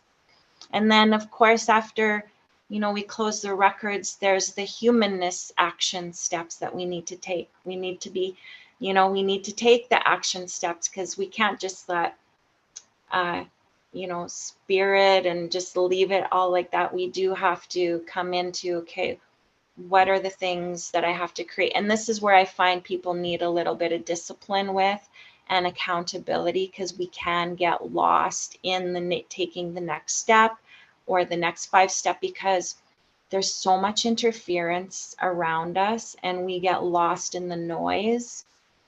So yeah, so I like to invite people to, sometimes we need to pull back from all the noise that's bombarding us, because it is meant to interfere us, to keep us off of our path. Yeah. Well, and Julie said, like, if you have a lot of childhood trauma, and your parents feel at 50 should disappear, they don't want to help you help yourself. I think there's more to ask about that situation specifically, but the idea of any kind of trauma, right, or shock that we carry in the system, being a perspective, right? And what do you see when it comes into being attached to somebody helping you, like they should, or I need, that kind of thing? Because I know that that's holds people back. I'm not sure what you're asking. Can you reword Well, that? she was saying that her parents don't want to help herself. And what we've been talking about a lot is that we're stepping into being ourselves, not having to rely on people outside of us, not wanting somebody, whether they were a part of the trauma or not, to be the solution, because it just holds you back, waiting for someone else, right? Yes. To do their part or to do what you want them to do. Yeah. So I can speak to that on that piece for my own personal experiences. We can't wait for anyone to show up. We really have to show up for ourselves. And the work that I've done, I do not, I talk to my mom and dad. We're on good relations. There's lots of healing that's happened. Is we have to lead ourselves to do the work. And when we energetically clear all that noise and the shock within and those imprints, the shock imprints, magically, energetically, it ripples out into all of our relationships. We see our mothers differently. We see our fathers differently, and we have different conversations to them. And we also respond differently to situations. So once we clear that imprint from our field, from the chakras, from the mental body, the emotional body, the physical body, then we respond differently, like we'll show up differently. And so we just have to lead ourselves to do the work. And when we come into right relationship with ourselves, and when we come into right relationship with the event or whatever had happened with us, that experience, we can then talk about it in a different way. And then we will actually affect the way that we go and talk to our mother, our father, or whoever it was, if we need to go there. So don't wait for anyone. Just go and look for what you need. If something's pulling you, has your attention that, oh, I need to look here. This is something that I know that will benefit me. That's where you need to step into and go towards, because that's your soul calling you to step forward into that's what you need, that medicine. Well, and seeing one way is one of the programming we're getting out of, like, this is the way that the money has to come to me, right? And the Akashic Records, one of the fun things is it shows you that there's a million options and possibilities, that you in your 3D mind are stuck on this one thing, like, I need it from here. But if you relax that of, okay, why isn't it happening, or need it to happen, into many more possibilities. So, well, one of your clients asked if you could do an Earth star clearing. So would you, or what else do you feel to do for us? As we got about 5 more minutes. So well, we could do, I could take you through a quick connection, and I'll just see what comes through, because I did open up this space to be connected with all here. So yes, sure. So I'm going to invite you to close your eyes, close your outer eyes, and just drop into your heart. You may put your hand on your heart if that feels good. Just connecting you to your own heart space. Just giving gratitude for yourself for showing up today, to receive all of the energies, the wisdom from all the beautiful ladies. Giving yourself gratitude to connect more deeper with your own self, coming into right relationship.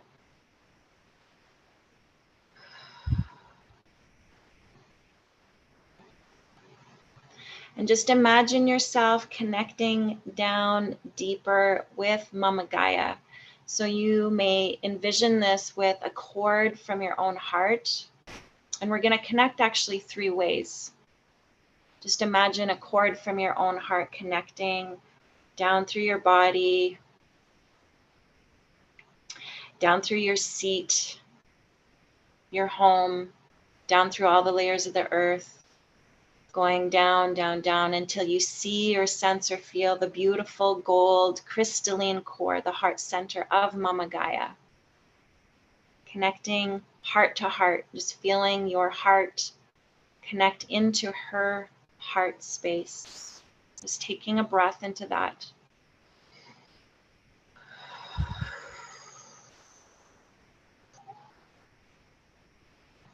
Good. And then just imagine with your physical feet, feeling your physical feet on the ground, on the floor. Just imagine energetic roots from your own feet extending down through your home. Energetic roots going down deep through the earth, and imagine them anchoring down and wide, connecting into the abundance of the earth.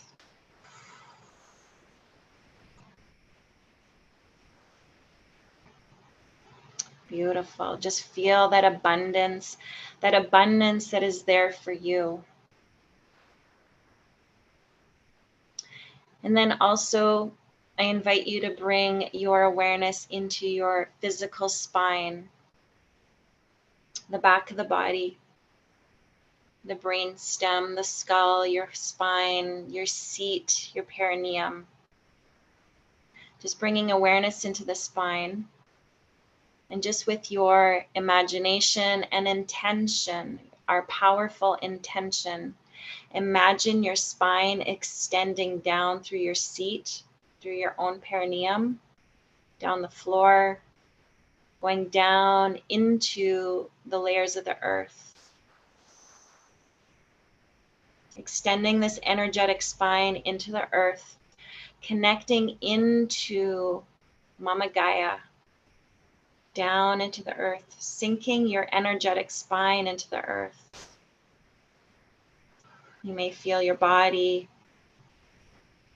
move back as you create this connection. Just allowing your energetic spine, we're going to ask with intention, Mama Gaia to cleanse and clear our energetic spine.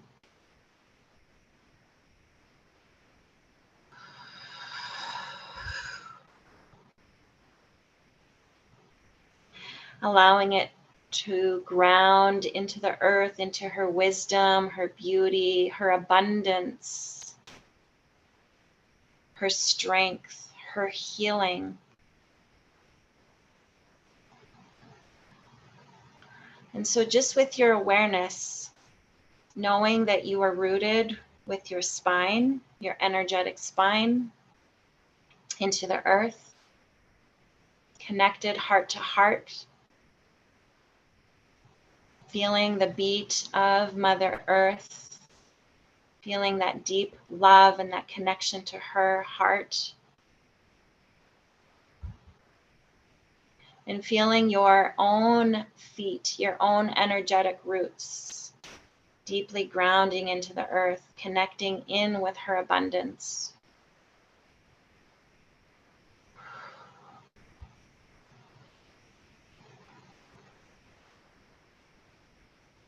Just notice how that feels, allowing yourself to receive all of this abundance, this love, this beauty.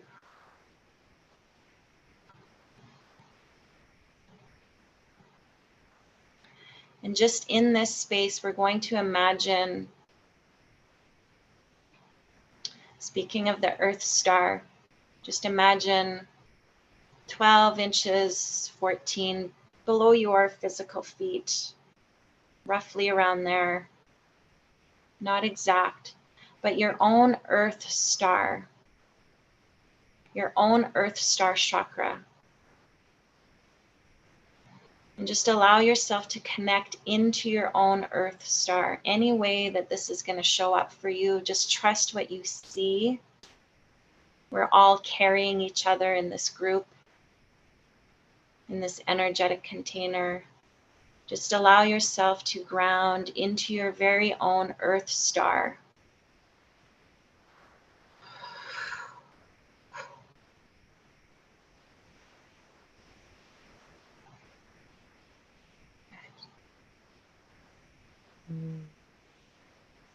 And so what is coming up for me as we're talking about abundance and 3D, where a lot of people get stuck in, is I'm going to ask the wisdom keepers to please clear the energetic hooks and cords into the 3D matrix of scarcity, lack, and limitation. Just clearing and unhooking from the 3D energetic hooks and cords of victimhood, victim consciousness, victim mentality. Just unhooking and unplugging.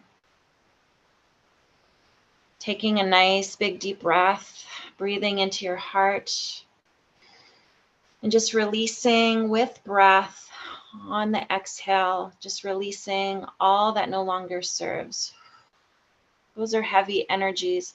Those are dualistic energies that we get trapped in. This dualistic paradigm that we are in between wealth and prosperity, abundance and wealth, scarcity, lack, limitation.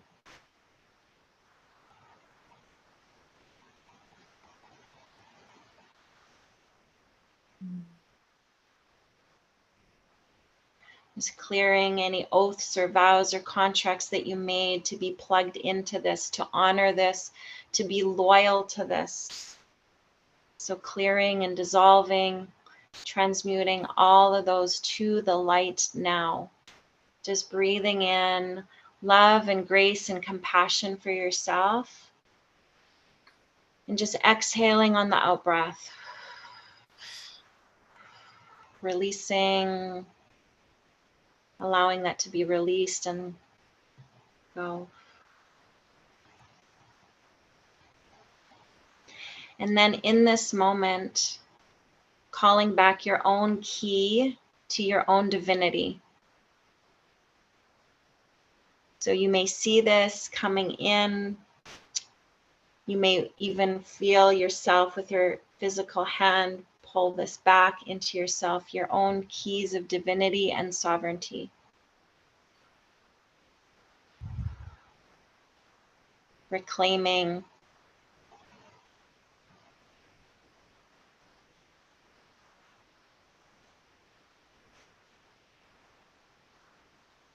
Beautiful. Thank you. Thank you. Thank you. Well, people are going to want to repeat that for sure. That was beautiful. Thank you so much. So much. I think everybody, you want to make sure to get Shelley's gift. And we have the links to find her at shelleytomelin.com. And wow, I think everyone's just floating around and they're saying, thank you so much. But is there anything else you want to share as we close? I love this because our next speaker is coming to talk to us about the soul of our business and the prosperity. So you're clearing scarcity beliefs while we're bringing in some prosperity learnings, and it's just also aligned. Beautiful. No, it feels good. I'm just going to ground that into the earth for everyone. Just imagine that coming down to hold that key of divinity, your keys of sovereignty, keys of prosperity. And I love the group work because we amplify the energy so much. So thank you, Nan, for hosting this. Thank you for letting me be a part of this. This was a full body yes for me when I saw this. And so I'm so glad this worked out. Yes, absolutely. And thank you for showing up to to help us. I always love it, just pieces moving around, and I got to meet some new people like you. So, oh, big hug, sweetie. Lots of love. Everybody's just sending you so much love and so much gratitude. So let's just all share that around in the circle and send Shelley a huge hug. And let it expand out to all of us. Thank you so much. Namaste. Take care. Bye. Bye. Okay.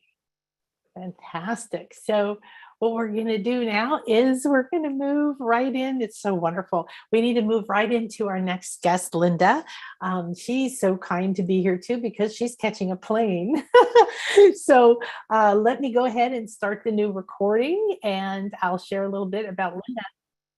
So that was so wonderful to have this reconnection to your divinity, which is, I say you're here on a fully funded mission.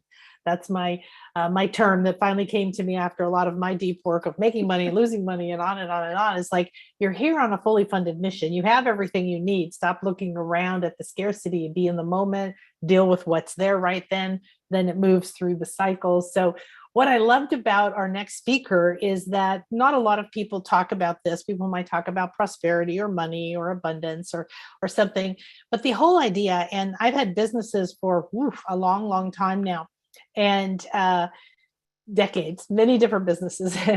And what's amazing about having a business is I believe it is a very powerful spiritual path. And if you don't have a business, it's okay, because what Linda's talking about relates to your work and your money and a lot of other things. But when we were chatting, she was talking about how your business is sort of takes shape and the people want you. There's people who need this service, and then you align with that particular business. So she's going to talk to us about accessing the soul of your business and revenue with purpose in the Akashic Records. So Linda is an international Akashic Record teacher, consultant, strategic business coach, women's empowerment speaker, and author. She educates coaches and business owners to access the soul of their business, and received this new paradigm from the Akashic Record Keepers to teach business owners how to create a greater impact by becoming more strategically purpose-driven and make more money. So she has a book out, The Ultimate Guide to Creating Your Soul-Aligned Business, and you can find her at either AkashicRecordBusinessCoaching.com or BusinessWomenWarriors.com. I love that.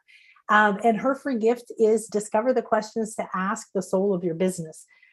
This is a little quote that I thought was very powerful to kick us off. She said, every business has a soul with a higher purpose to serve its segment of humanity that required its products, services, and information. And how we are not our business and our business is not us, and why. So thank you so much, Linda. Let me see, where are you? If I can find you now, Linda. I'm right here on the there first you go. page, I think. Hi. Hello, darling. Oh my gosh. Thank you everyone so much for being here. Nan, thank you for inviting me. I just put in, because I didn't see on your little form there, the free download for the questions. We're sending it out to everybody. I just put it in the chat so everyone can see questionsforbiz.com. So hi, everyone. Nan, what do you want me to start with? There's just so much. There is, I know. Well, I love the idea that we were talking about the other day. Of course, everyone wants to make love, but everyone wants to make money. They want to do that too. And, all of the above. But the idea of when you get called, I've had businesses for 30 some years, and a lot of big ones, fashion design and real estate investing and small healing ones and everything in between. And it becomes, it's a part of you, it's coming through you. And I loved that idea that you said that this business is almost like an entity taking shape in the records that calls to people who align with it, like you. Correct. So first of all, I've been in the Akashic Records business since 1998. I've been a teacher and a consultant. So I've been around a long time. And I've been a strategic business coach since 2007. And for years, I was a closet spiritual person and a outward forward business person. But I was very fluent in both the business language, like I can talk the business language and I can speak the spiritual language. And what I would do is take one hat off and put the other one on. And the record keepers just kept saying, you need to bring this together. You need to bring this together. And I said, no, it's impossible. I'm going to lose all of my clients. They're going to think I'm too woo-woo. And I'm not what you would call a woo-woo person. I'm very practical and strategic and earthbound in there. And that's what they were saying. Well, that's what we need you for. That's why you need to do this. Yes. So yes. I wasn't an easy customer. I fought all the way. So, but in February of this year was my first coming out moment where I did the LA Expo and I did a talk for the first time in front of people and telling them this. And they're like, what are you talking about? So it's kind of how it was in the 1990s when I learned how to read the Akashic Records. And people, when I said, oh yeah, I do this, they just had that glazed look in their face where you knew that they had no idea what you were talking about. Well, that's how it is now for me with the Akashic Records of a business. So with that little bit of background, one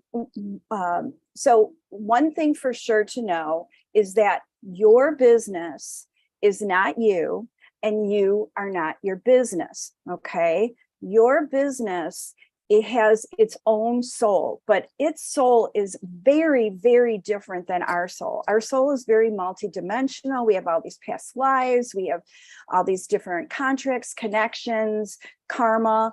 The business, if you can think of it as there's a segment of humanity, and think of it as a color, like a certain color of yellow. And there's, many, many, many colors, but there's a certain segment of humanity that has specific needs, wants, desires for services, products, classes, whatever it happens to be that's out there in the world, cars, doctors, that they put together collectively, their need, their desire to help them with this creates this soul. So think of it as a bubble that is alive. And so it has this need that these people need to be fulfilled. So now it has contracts. It has contracts with its people, its color of yellow, its shade. And so what it does is, since we are all vessels and of the universe, is constantly guiding us in one way or another through our hearts, through our intuition, however, through the Akashic Records. What happens is that, I'm going to call it an entity, but it's like a bubble, okay? That entity goes and finds the person that vibrates and has everything it needs to complete its contracts. So think of it now as an infinity sign. So it connects with you. You keep getting these ideas. I should be doing this. I can be doing that. Maybe I should expand my business. Maybe I should sell my business. Maybe I should start a business. Maybe I should grow my business. All these different things. What's really happening is this entity is trying to get you to vibrate at its level so that you can connect. And then once you connect, think of that as an infinity sign. Okay, now you're connected. So the business's side of the infinity sign is always clear. It has a blueprint. It knows what needs to be done to meet its contracts. But once it connects with us, it hits up against our stuff when business gets slow, or we're not working with the right client, or we're not making enough money, or we're making too much money, but we're totally burnt out because we're so overwhelmed. And so what happens is the level of success and the contracts the business can actually meet is based on the ability for your side of the infinity sign to flow. So sometimes the flow may be the size of a straw, and sometimes it might be like a big water pipe that just comes gushing out. And so what the business is doing is it is helping you be everything you can be, because it has recognized in you that you have everything it takes to help this business succeed in completing the contracts it has with its segment of humanity. Now, the trick is for what were you going to say something, Nan? Oh, I said it's spectacular. I absolutely love It's it. actually really simple. When the record keepers, they'd been giving this to me for a while, and I was like, no, I can't. I got to stay on the business side, keep this separate. But it makes so much sense that it's actually, so when our business or our career, it doesn't matter, or your idea that you need to get a new career, it's the flow. That side flows all the time. It's when it crosses over to our side of this infinity sign. And so it's unlocking whatever is that has to do with value, worth, whatever our past experiences are, because we are a whole totality of who we are as a soul for this lifetime, for why we're here. And so that's what the business does. But our job is to become this clear vessel, allowing this information to come through and allow the strategies that it has, and being able to understand the language. That's where the business part of my stuff, where being a strategic coach for so many years, that I see the big picture, because it isn't in my view, it isn't value just to know what your purpose is. You have to know, because it's so big.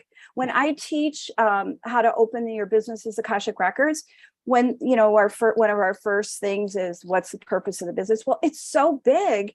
It's like this big giant cloud, and we're this little energy going, this is impossible. So we go into survival techniques, overwhelm, excuses, distractions, whatever. And so what we do and what I do, and I think this is why they put me in this situation, this is my segment of humanity, is that, no, don't look at how big it is. Look at, where do we start right now? What are the first steps I can take? Because what happens then are doors open that you never saw. I have seen this happen over and over and over again. And every time we start to work on our side of the, all right, the business is getting a little slow. Do I need a vacation? Or do I need to dig a little deeper into what are some of my hidden beliefs that might be blocking me? So it's about discernment. It's about the art of questioning. When I would teach my Akashic Records students, I would always say that there's an art to formulating questions so that you get deeper versus superficial. Yeah. Does that make sense? Oh yeah, definitely. One of the things I learned many years ago from a mentor was the way that you ask a question, what you say. If it's subjective, like, is this good for me? According to who, when, where, how? What the hell does that mean? Right? Yeah. Exactly. Yeah. So the thing is that the best way to keep yourself on task with what I'm saying, whether it's your career or your business, is to have an infinity sign. And whether it's at your desk or, in your, in your not your suitcase, but your briefcase, or whatever it is that you use for work, is to have an infinity sign. And on my website, I have it where there's your business is on one side, you are on the other. And whenever you're feeling something not moving, go to your side and start to figure out what is it that's coming up. Because I was never a feeler. I was one of those people that would think their feelings instead of feel their feelings. Yeah. And the Akashic record keepers years ago, back in the 90s and 2000, would say, well, Linda, you're teaching people how to open their heart. And I said, you got the wrong person. I don't have a heart. I don't know what that means to feel. What does that mean? And they said, oh no, we have the best person, because who else than somebody that's going to fight their way back to it. It took me about 14 years, but now I can actually say that I'm there. And you know what's so beautiful about the Akashic Records is that once you learn how to access the Akashic Records, that energy is always with you. So no matter if I'm working with my businesswomen warriors, which are, not necessarily spiritual people, but not necessarily not, we're just working on strategies. My energy surrounds them so they achieve much faster. And in 2007, when I first started coaching, I would open my own Akashic Records when I would be on a call with clients. And it was fascinating to me that these clients would move through their stuff so fast. And I thought, wow, these people are really amazing. And then I realized it was because of the Akashic Records. It allowed their intuition to kick in faster. Yeah. So whether you know how to open the Akashic Records, through a process, I know you have Lisa on today, and Lisa and I are best of friends. And so whether you know how to open the records or you can open it spontaneous through your intuition, I've never been that lucky. I've always needed a process. You can access and connect with your heart to connect with your business or even your career. And the questions that I have in Questions for Biz, they will start you on that process. All you need to do is just be really calm and just really be grateful for this career that has found its way into you. Be grateful for this business, no matter what situation it is. Be grateful for it so that you can open your heart in that moment and it can connect and it can tell you what it is it needs from you, because that's why I am doing this and telling people about this, is to help them understand that their business has everything they need for its success. And what's so beautiful is that when that infinity sign comes around, everything it has that you give to it, it gives back to you what you want in your life. Yeah. And it's just so beautiful. If you start to see, the Akashic Masters have just, talked to me so much about this and given me the questions and people that don't know how to access the records, which it doesn't mean you can't connect with your business. No. Yeah. What about things like, I love this because I've had many businesses over many years, 35 years or something like that. And, there were ones that I was like, I want to do this. And I feel like we're maybe more generated from my need to please my parents or, something like this. And my first business was in fashion design, and that was departure with my parents being a nurse and a banker. So they were like, what? But then when things crashed, which, put me on my path then, and then it was like when real estate investing came on, I didn't even know there was such a thing. 7 nights in a row, I go into the bedroom where my ex-husband is sleeping with an infomercial on. I laugh because I was taught never to buy infomercials. But over 7 nights, I see the whole dang thing and end up calling them and buying it. And I couldn't explain it to my husband or anybody else. I was so compelled to do this. And I did it for 8 to 10 years. And it was one of the most profound experiences. I challenged all of my fears about money and my personal side. It was just profound, but I never, ever would have thought about it. So there's ones that show up like that too. Well, that it sounds like, and obviously I'm not in your records, but it sounds like you really needed some growth in the school of money and the school of value. And it's funny because I had been in real estate forever and a real estate investor. And then the big crash hit in 2008. And I had so many holdings at that point. And I took everything personally, like there was something wrong with me. Yeah. And I had to really, work in the records a lot because I felt like I was really broken. Like, how could I teach people how to invest? How could I be an investor? How could I sell real estate? At that time, I was also selling real estate. And so there's so many parts in the Akashic Records and our relationship to them, and they're all unique. All of your relationships to your higher beings. I've taken a lot of different mystery schools and that, but I've always come back to the record keepers, because I know that if I say my prayer, that gets me access. I can ask my questions, I close them, I go on with my day. I'm not a meditator, and I'm sorry to say I don't do all that stuff. I just get down to business. But what I really would love everyone to realize is that you are this magnificent vessel, and you came here to experience life in so many different ways. And when you go and are attracted to a business, it's a accelerated process of growth, because it hits all the buttons that we're in. And there's lots of what the record keepers told me last year before I launched this. They said that there's too many businesses that people are giving up on. So they're giving up on themselves. That if they can see that the business wants what's best for them, wants to give them the life that they want, then they will work through their own self and not blame the business. Because typically we'll blame the business. Oh, and then we'll blame ourselves. I need to charge less. I need to, I'm in the wrong, business. I need to take another training, and I'm not just talking spiritual business. I really don't work with a lot of spiritual business except my Akashic Record clients. Mostly it's lawyers, accountants, insurance brokers, just regular people that have brick and mortar stores, not stores, but offices. So understand that you are this vessel.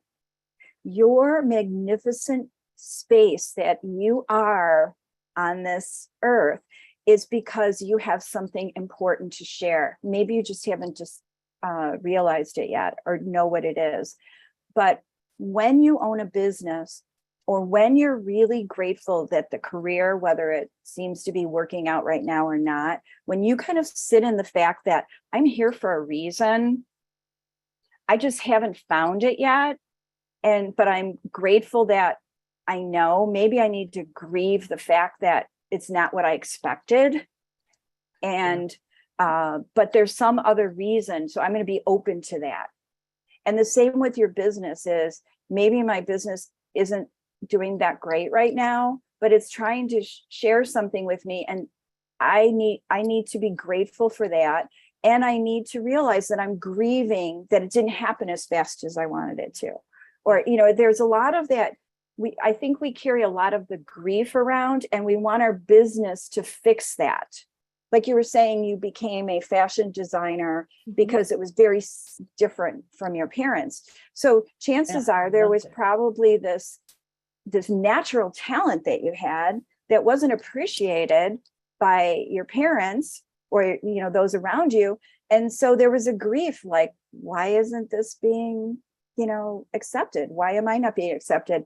I'm going to go out and I'm going to show them. And so that is not in alignment of starting a business. that is you, like, I'm going to show them. And but instead of saying I'm really grieving because my expectations haven't been met, then all of a sudden the door opens. So with this infinity sign, always look on your side when it's not showing up the way it should. And take bite-sized morsels of the strategy of the big plan. And because it looks different. For example, I knew for a long time that my job was to empower people, mainly women, because I do work with some men, even in Business Women Warriors. We have a few good men in there. And, but So what you want to do is you want to know that your expertise can be, maybe you need to be over here for right now, and then you slip back over here. And so it's understanding that there's grief, there's gratitude, and there's commitment to yourself and your purpose. And my purpose was always been to empower. And I also knew that it was through the spoken word, not through hands-on healing, because I used to always complain to the record keepers, why can't I see auras? Why can't I heal with my hands? Yeah, and they were that's like, great. Don't "You need to compare. open your heart, Yeah. and you need to come from there." And I was like, Yeah, stop trying to create someone else's reality. yes, Right?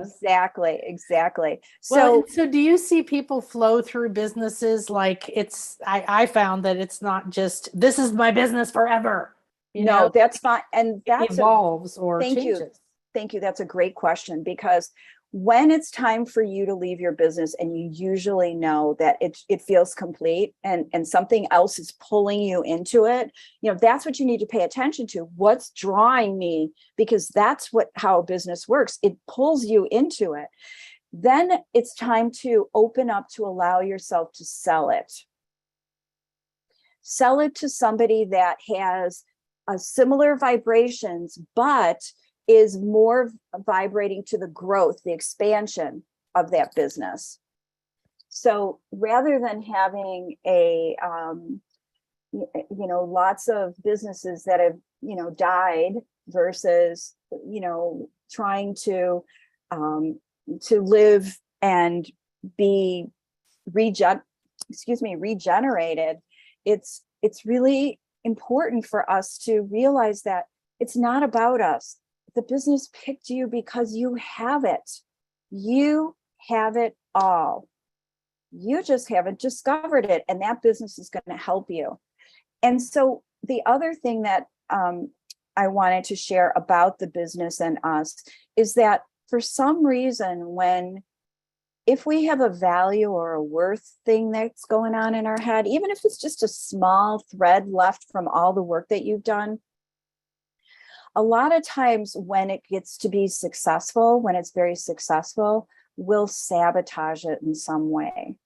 So pay attention to that side where you are successful, but somehow you make some bad investments, or you don't listen to your intuition when it tells you to go left, you go right. Pay attention to that stuff, because that's another side of it. It's so, businesses have so many moving parts, but don't get overwhelmed when you notice what your purpose is and what its purpose is. Realize that it's not there for you to do it all by tomorrow. And once you accept that, the doors open up that are shortcuts. Like take this door. Oh, I didn't even know that was there. Or take that door. Yeah, I love it too. I had a client recently who was, I need to leave my job. Something's calling me. What's my purpose? The whole thing. And we did a few sessions, and then she got invited to a luncheon with a bunch of business people, whatever, right? On little tables to take a place of someone else. And she sat down next to somebody. By the time she left, she'd found her new career, and was something she'd never even heard of before. Exactly. It's being vulnerable. That's when I was talking about our vessels,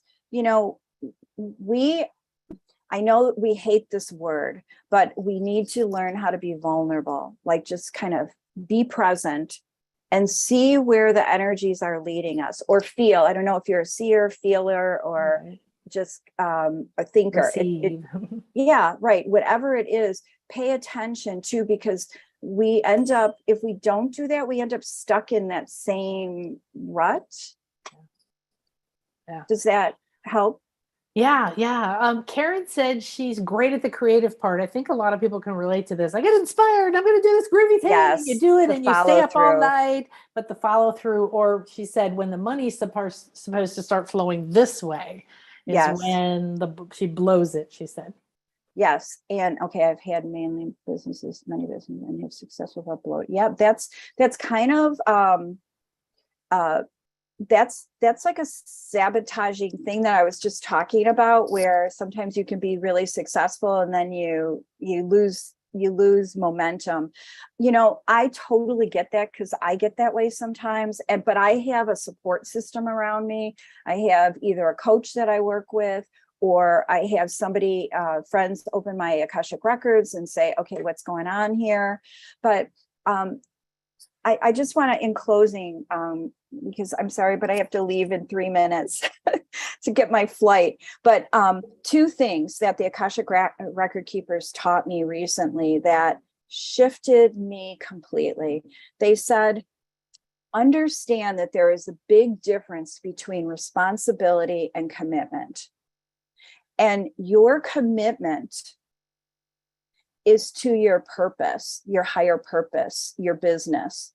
Your responsibility is to the people it serves, meaning I'm going to show up 100% of who I am.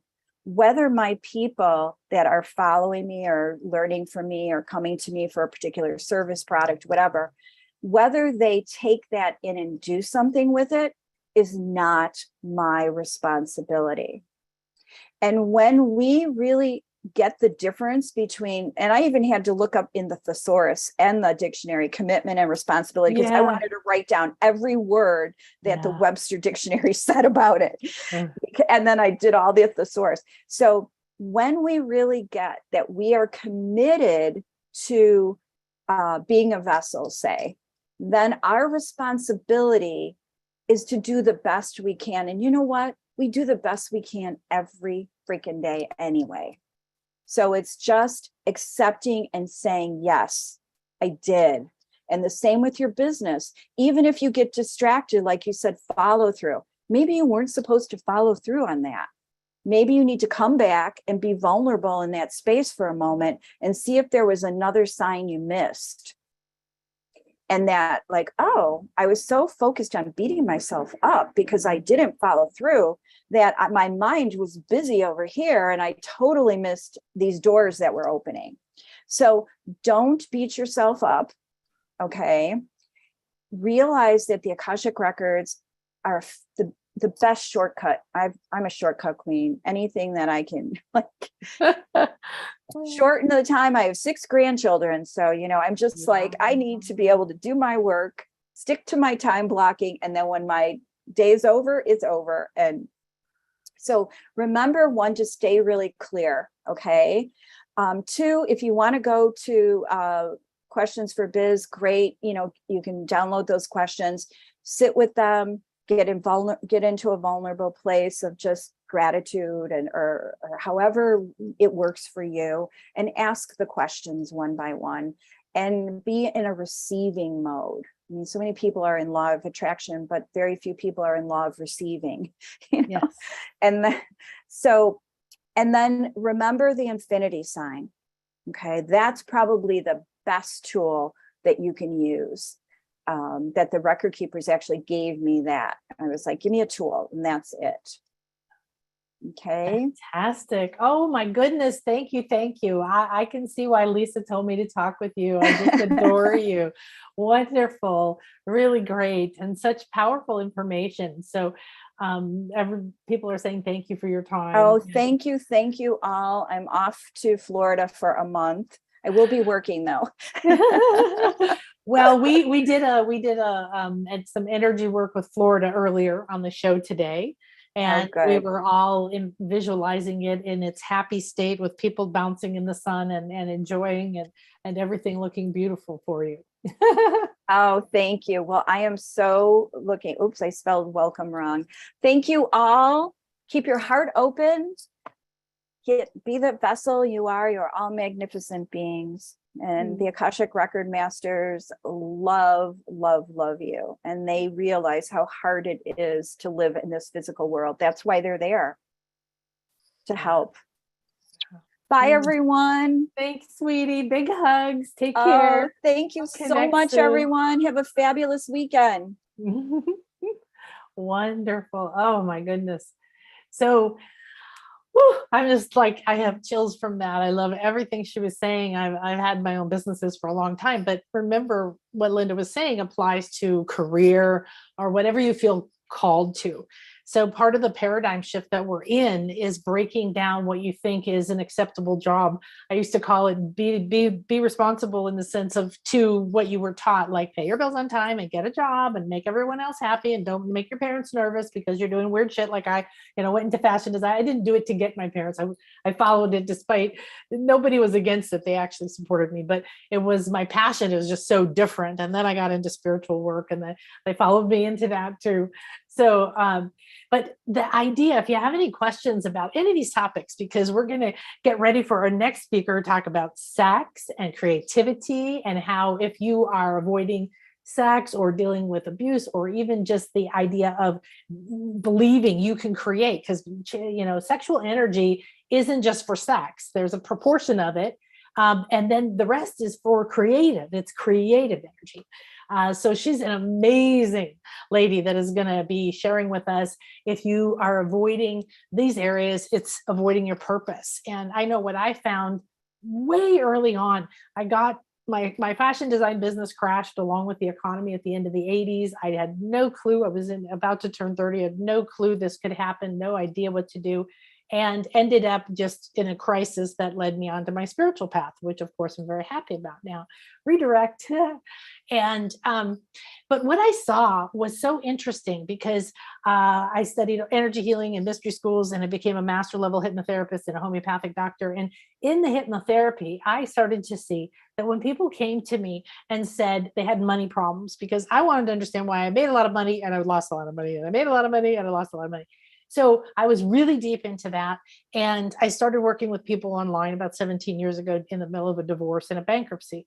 And I thought, okay, I had people come to me and they would say, oh, I have this challenge with money and this challenge with money, and my marriage is on the rocks, or my sex life is falling apart, or whatever. And I started to see that money and love and sex we're all tangled up with your self-identity. And that was where you felt valuable or not valuable, damaged goods or good enough.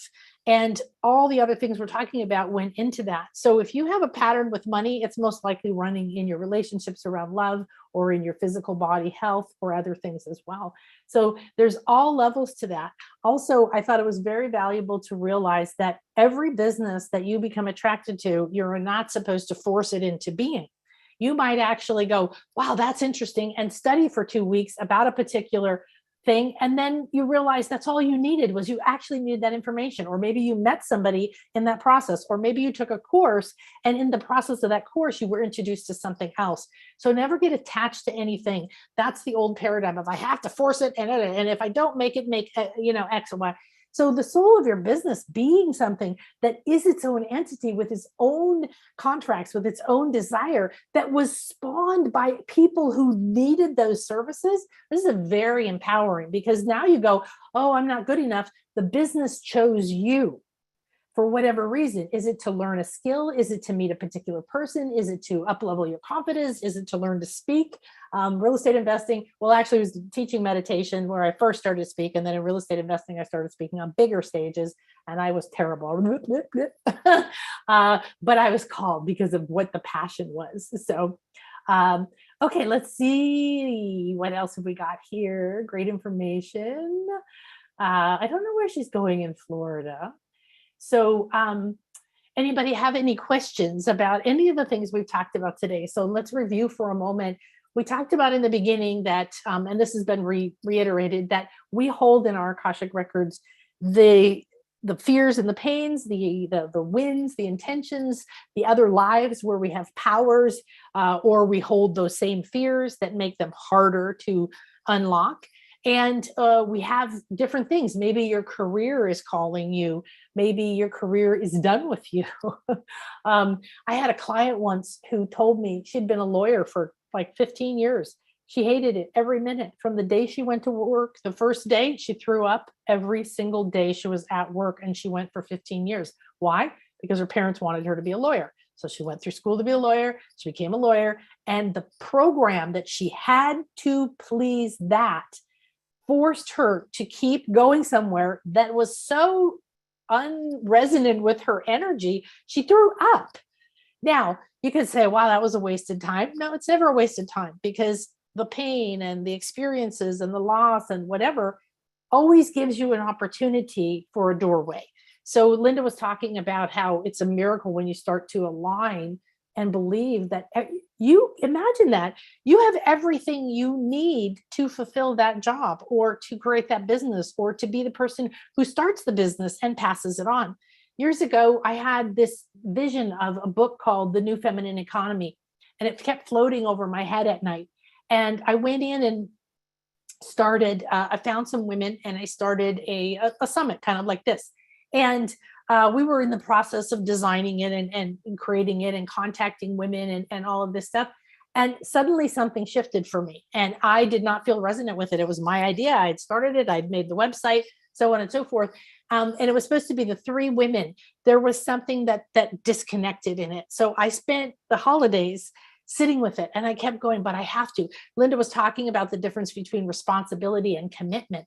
If you're in healing work of any kind, if you're a parent, if you love anybody and you care about them, that idea of holding the responsibility for their solution, or for them implementing the information you gave them, or for them making money because that's why they hired you, or whatever it is, that isn't your responsibility. Your responsibility is to be you, to be as connected and clear of a channel that you are channeling the information that is optimal in that moment for that person and for your highest good as well.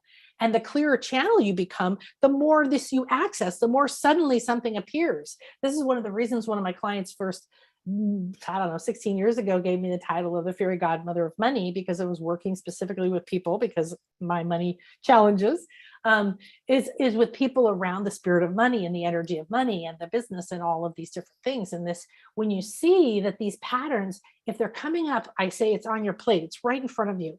So it's what you want to accept. It's what you want to look at. You don't want to say, oh, this is terrible, this is in the way. But like Linda said, don't look at the business, or don't look outside of yourself. Oh, it's the economy. Yes, my fashion design business closed because the economy crashed in the end of the 80s. But was that the actual real reason for my soul's path?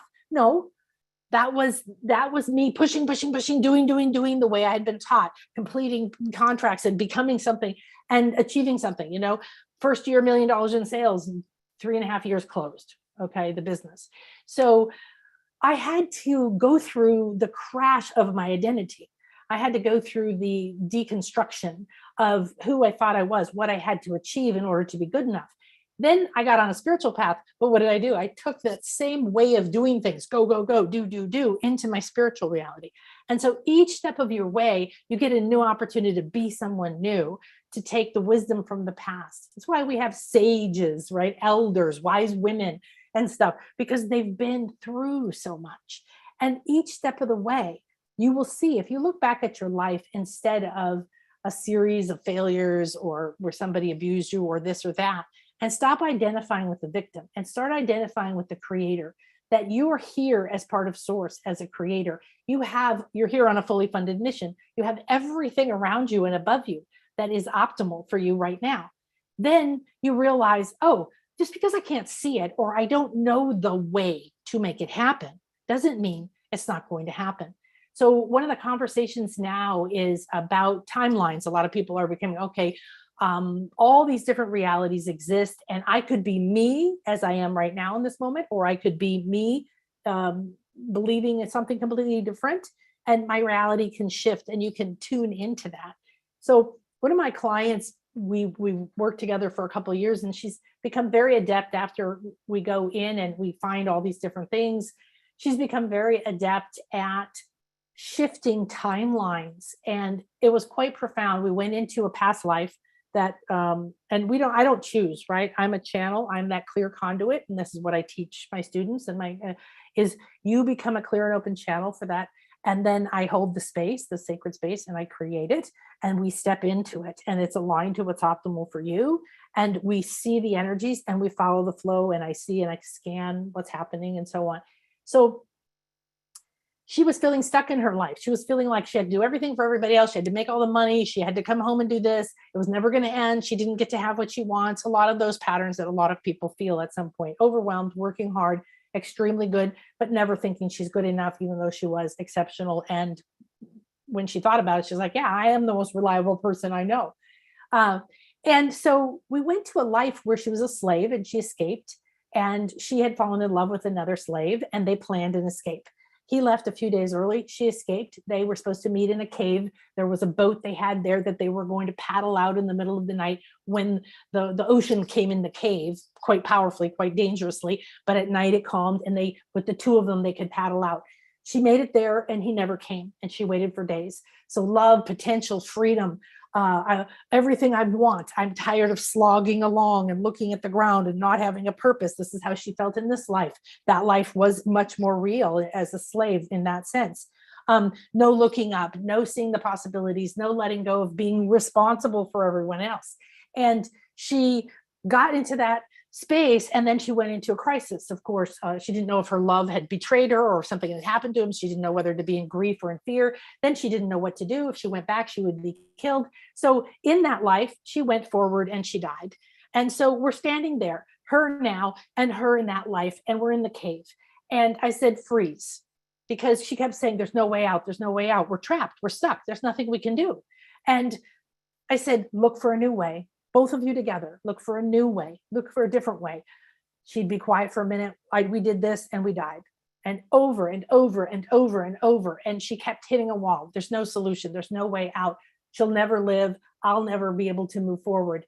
Finally, she found it. And when she found it, both lives moved on. And this is the power of what's happening now, is that it's not this part of you that's holding you back that you then unwind the contract from and you let them just be in their particular death, but that all parts of you are getting to move on. Once this happened, we did a session about a week later. We got on and she told me what had happened, because I was showing her how to search the Akashic Records, how to say, okay, if I freeze right now, because there's no time and space, and I go, what else could we do? What if we went back? What if we went here? What if this happened? What if that happened? So we've already had, like I think Erica was talking about, play the what if game, the what if up game, sometimes it's called. And what happened was she was in her bathroom and she slipped and she started to fall and she froze. This is in real time because of this ability to clear and to connect to her records and start to realize there is always another option.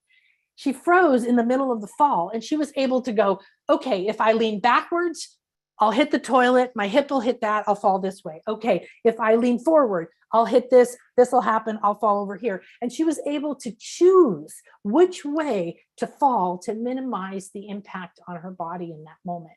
This is kind of the kind of thing that can happen the more that you become present with the fact that you have every solution, possibility available to you. Marnie, loving all this. Oh, wonderful. So Ari sexuality, I'd love to know how to finally feel so confident, secure, and unleashed and free of fear of needing to look perfect, related to safety in this world, my body, and men. I think that's going to be a big topic. If you have anything else specifically around sexuality or your purpose, my next guest is in the process of completing a tantric sexologist practitioner training. She's a very accomplished teacher of the Akashic Records, and she said that the Akashic Records just started taking her in this direction. It kept showing up. So kind of like we were talking before, I'd never thought of real estate investing. It is one of my favorite businesses I ever had. And even though I had 80 properties and my whole empire crashed because of my divorce about a year before the whole real estate market crashed, which Linda was talking about, and everybody else crashed. It didn't mean that in the end that I failed at that business. What it meant was whatever I built, whatever I'd learned in that business was ready to move into something new. And my whole life had to deconstruct in who I was being, the roles that I was playing, right, in that thing. So, okay, so let's take a very quick break. I'm going to go ahead and stop the recording for those of us here on Zoom. And we're going to get ready to see Baljit. I'm going to run to the bathroom, get a sip of water, and we will come back in. So please post your questions, ask. Hi, everybody on YouTube. Sorry that we can't I don't have anybody live over there right now that relay us your questions, but stay with us for a few minutes and we will begin again. This is so much fun. So we have coming up 3 more things for you. We've got this wonderful new speaker. And again, this is so great. When I thought I had everybody set and one lady had a death for her, that was optimal for her to bow out and to be in that space in her reality. When I was opening up, instead of getting, oh no, I just went, oh, I wonder who that means is coming into my reality. And Shelley came in, who was here earlier, and Baljit came in. And wow, I was just so really just honored and blessed, but I loved talking to Baljit. So you're going to love this. And then after her, we're going to have Lisa Barnett, and she is going to share about how the Galactic Akashic Records are opening, how we clear karma, and also how when you're called to do something like take a trip, you may not know why. So you're on an adventure of it's always unfolding. So we'll be back in just a moment. Please don't go anywhere.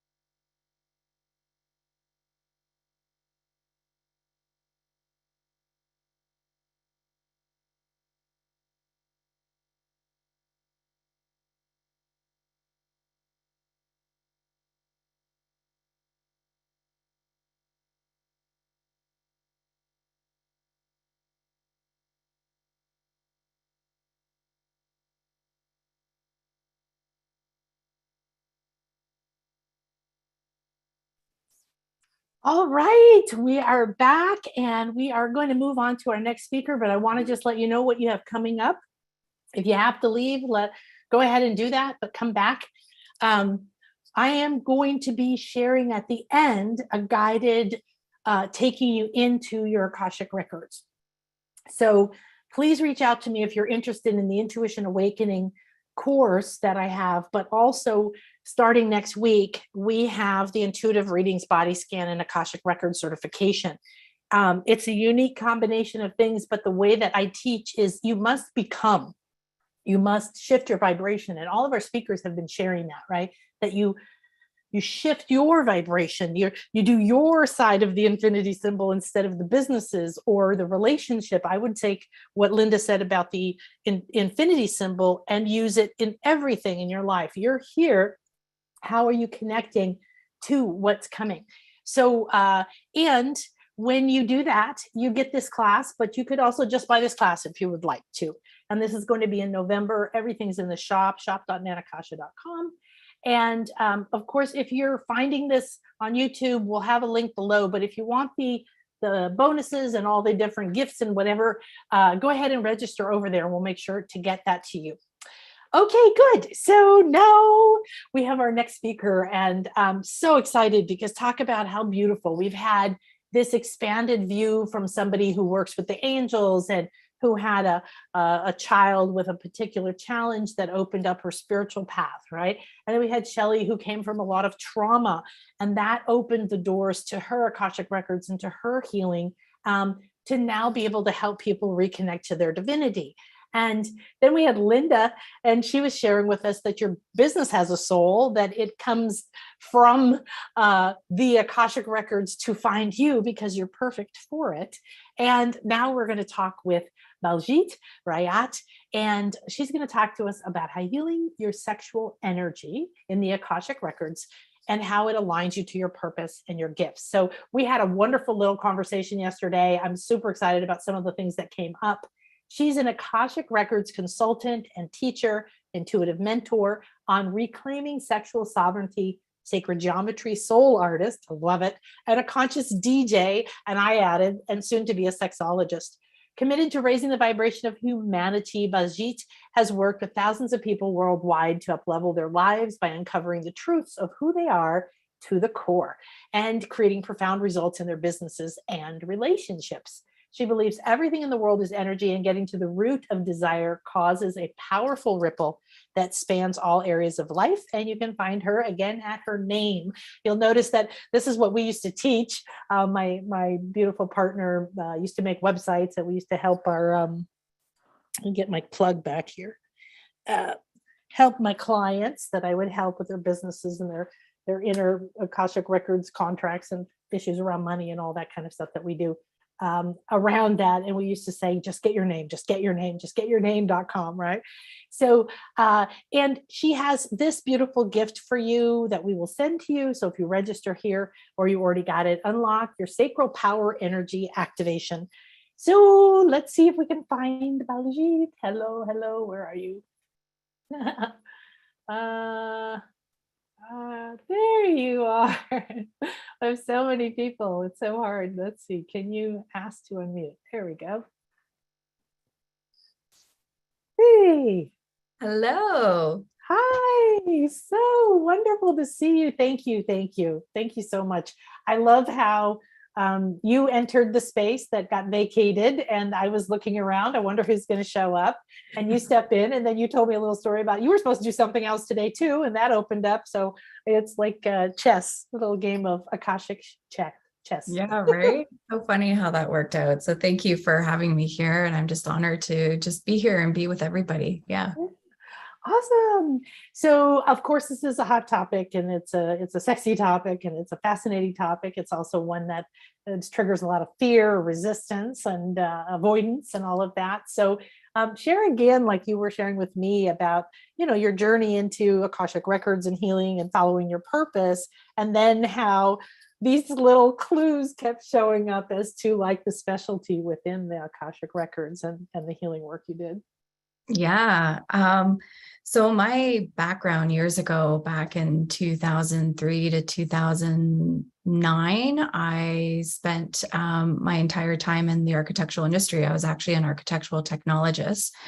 And then in the early 2000s, I was partying a lot, going to raves, and I grew up in a very strict East Indian upbringing. There was a lot of fear. So I was trying to rebel to find freedom and what that thing I'm supposed to be doing. And at that time, my parents were like, we're going to get married and this is what's going to happen. And I was like, no, it's not. So I did everything the opposite. And long story short, I ended up with anxiety. I had a panic disorder and I had depression.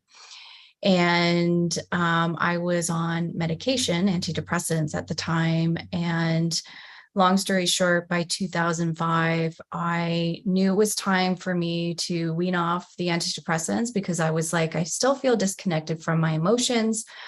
I still feel lost, even though I'm getting paid well. I live in Toronto and live in the Sex and the City life. but still was feeling this lack of purpose and lack of connections. Not only that, my relationships weren't really going well either.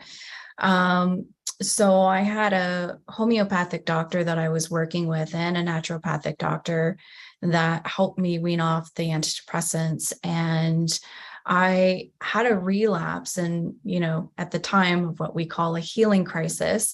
I now realize, working in the Akashic Records, we don't need to manifest a healing crisis in order to validate that we are shifting. We can shift energy in a nanosecond, but at that time, I did not know that, and I didn't really understand what energy was. So I was purging all the issues out of my tissues, and was in this state of, I think I want to leave my body. I wasn't too sure. So I remember sitting out on the balcony in Toronto of my apartment, and it was my first conscious letter to the universe saying, okay, God, like, tell me what I need to do. Am I supposed to leave my body, or am I supposed to do something? And literally in the next day, I actually auditorily heard my intuition, which was like the very first time. And I heard energy healing, and I was like, what's that? And I Googled it. And then I came across the Akashic Records. And long story short, I met someone, my former mentor, Jennifer Longmore. She's wonderful. She taught me the Akashic Records, but she also started doing sessions on me, and it was just a game changer. And my life did a 180, where I moved across Canada. So then eventually I left my 9-to-5 job and turned my part-time healing business into a full-time business, and to mentorship programs back in 2009. And I noticed for myself, I was still clearing a lot around relationships, and also being a person of color, like the kind of energy that I still had some trauma of, like, being a person of color working in the architectural industry, because I was asked out by old married men to have an affair with me. And there was something energetically that was kind of like a past life interference of being a courtesan and whatnot that kept bleeding through the workplace. And I was like, why are these white married men asking me to have an affair? So I really went into my records and cleared that. But then it invited even more people to talk about wanting to not only know what their purpose is and their gifts are, but in addition, feeling disconnected from their sexuality, and also things not happening in the bedroom. And I always say, whatever happens in the bedroom also happens in business. And I would say, since even when the pandemic started in 2020, more, souls awakening, coming forward, were like, okay, I'm about to have a divorce, so we need to fix this. And I'm like, oh, okay. What do you want to talk about? And they're like, sex. And I'm like, okay. So more people, the floodgates just started to open around sexuality, or just being like, I want to know who I am. I want to know my own sexual identity. And we look at sex as like a side dish, but really, sexual energy should be our main dish. It's part of our creativity. It's our life force. And with societal programming, governmental, religious, parental programming, cultural programming, transgenerational programming, there's so much oppression and misconceptions around what sexual energy is. And if you were to look at, what society may have taught you in the past, or even like pornography, for example, and have separated sexual energy, or may have treated it as a low order energy versus something that is deeply connected to your spiritual self. And when we realize we can release that shame, that guilt, that judgment, that oppression, or whatever projections that we may have put onto our sexual energy, we're able to connect that to our truth, but also come into our body and feel safe in our body, feel safe to be seen, feel safe to be visible, which is part of aligning to your purpose, right? It's hard to really act on your gifts when you're not really in your body. Whether you've gone through any macro sexual trauma or micro trauma, it could be as simple as someone just making a comment that really affected you. And that's still a big thing to really look at and heal.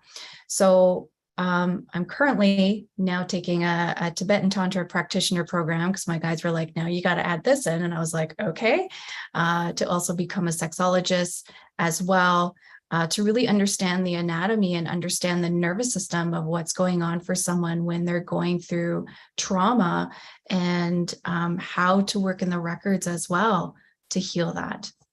I love that combination. Right. Thank you. That's my favorite thing, is going on my 30-some year path of like, ooh, I'm drawn to this, and then adding some element of it in until you have this, your own unique space and things that, and how you didn't have to know the end result, and you're still evolving, right, of your purpose or anything. It was going along that path, watching each step of the way, and then noticing, wow, look, I'm having all these clients come ask about this, and so it's like speaking to you, guiding you forward. So do you find more people come because they want to find their purpose versus acknowledging there's a sexual aspect or fear of, or anything in that? It used to be that way. And then honestly, the more that I started to embody the fact that this is the calling, it was like, the mirror, right? Yeah. So then more people are like, all right, I'm ready to talk about it. Let's talk about this. And then I want to connect to my purpose. It was like, I needed to do that within myself first to be seen, to facilitate that and be like, hey, you're safe. Because if I wasn't doing that, then why would someone else feel safe to be seen that way too? So now more than ever, I have a lot of people that are, single in marriages that are just like, hey, I'm ready to face this because it's now getting to me, and I know this deeply is connected to whatever my next step is supposed to be. It's almost like they know that they need to heal this in order to understand whatever their next step is on their journey. Yeah. So give us some examples of how this works, because it became very clear to me when we were talking that, yes, it's great, that we're in an age when you can say, I don't know if I'm an undeclared sex or I'm a this or that or whatever I want to call myself, right? So that we have that fluid gender thing happening very, very fast, and really getting acknowledged and being accepted in so many different ways in such a fast, compared to my lifetime of watching other stuff shift, right? And so we're seeing that on the outside, like you were seeing that in your business, and then the patterns being reflected outside, right? More people waking up and saying, oh, I had this beautiful client. I did these sessions this summer called Magnetize Your Beloved. And some people were showing up and saying, I want self-love. I want to magnetize myself, right? Or, oh, I'm already in a beautiful relationship. But you know what? We're older. Maybe we're not going to be great lovers again, but we could still be lovers. And I want that closeness. I don't want to waste any more time with he, she, this, that. Is my butt too big? Is this, I don't care anymore. I want to have that connection again. So for me, and I'm sure with you, share with us a little bit about what you're seeing, the new patterns and how people are opening up. Yeah, it's so wild. Like, many of the blocks, and sometimes people don't even realize that they're carrying some form of sexual trauma or just a sexual block with their energy, and with their sexual energy in particular. So when I go into the Akashic Records, I'll just be shown. So for example, I had a woman that is a lesbian and never experienced an orgasm. and she's mid-age and in a relationship. And I was like, okay, so went in the records, and it just so turned out to be part of a religious programming that got passed down through a parent. And she felt like if she connected as a lesbian to her sexual energy, she would be committing a sin. She wouldn't be accepted by God, G-O-D. And that she would, and this is where the trauma response would come in. She would go into a place of fawning, and fawning. So we have different trauma responses. We have fight or flight.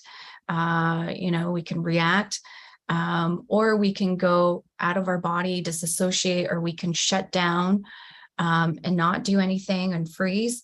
Or we can fawn, which is almost like trying to make sure all your external realities is taken care of so that you feel safe. And so I saw her making sure her partner, her wife, was good and everything else was good. Bills are paid. And I was like, well, no wonder you're not taking space for yourself. You're really avoiding this, like connecting to you. And so we had to go deeper into her understanding her safety mechanism. And we have safety mechanisms of where we want to avoid something. Even I can guarantee someone is probably like eating something right now on the call, because this might be a little uncomfortable, because we are just like, oh, this is intense. Like, we know that when we're about to shift energy, there's resistance that is bound to come up. So for her, like connecting to pleasure, it's like there's such a deep fear and shame around that. She didn't even realize. She just thought that was normal. And I was like, no, no, no. So we went in and did some releasing around the belief systems of what it means to connect to pleasure as a lesbian woman. Another example, it could be someone that, and religious programming has been coming up a lot, in cultural programming. I've had a lot of people that have been like, I was raised, it doesn't matter what religion, but that if I connect to this energy, my sexual energy, I'm considered lower than, or it's sinful, or it's bad. And so there's this immense guilt and shame. And so when they feel that, then how that translate in their business, or just them wanting to connect to their gifts, is that they avoid their creative gifts. And so they end up working the 9-to-5 job, or a job that actually doesn't relate to their creativity. And they're doing that 24/7, and they're really into their family. And so there's no time for self. So the pattern, a lot that I've noticed, is this avoidance of really connecting to self. Because what does it mean to connect to myself? What would it mean to connect to pleasure? And what would it mean to connect to my sexual energy? If I was to, for myself personally, I started DJing, like that was such a big thing, and making music and coming out of that, and being in, doing festivals and other things. But there's also this deep feeling of rawness when you're sharing your gifts. And also, with the past life interference, perhaps too, you may fear that you would be persecuted for being super visible, right? So there are many factors, and the factors are religious, cultural, governmental, societal, parental. There could be non-earthbound energies, alien implants, negative alien implants. I work with a lot of galactic energies as well. So sometimes I'm shown non-earthbound energies that interfere for whatever agenda that they may have, or it has, that we may not fully understand, because some things go beyond what our human brain can understand. So I'm able to kind of see that within the line of that person. Well, and it's so powerful to realize that you have these connections, right? So some of our earlier speakers were talking about vibrating to a previous life or another life, or of that being that, you know, is whole or is accepting themselves or is realizing I deserve pleasure.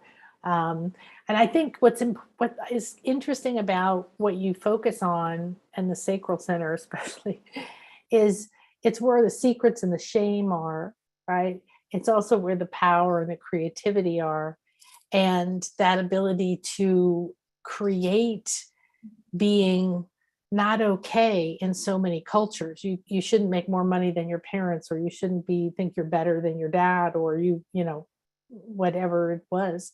And do you see other levels, since you said like you're working a lot with the galactics and stuff, do you see other levels as somebody's personal Akashic records shift, change, reconnect, rewire, whatever, that ripple or that connection to like the planet releasing those sexual abuse traumas or fear of receiving or being good enough?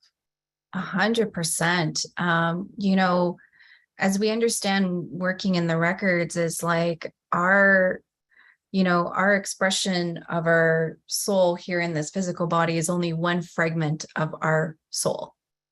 So we have many fragments in all the other dimensions. We have access to all the other dimensions.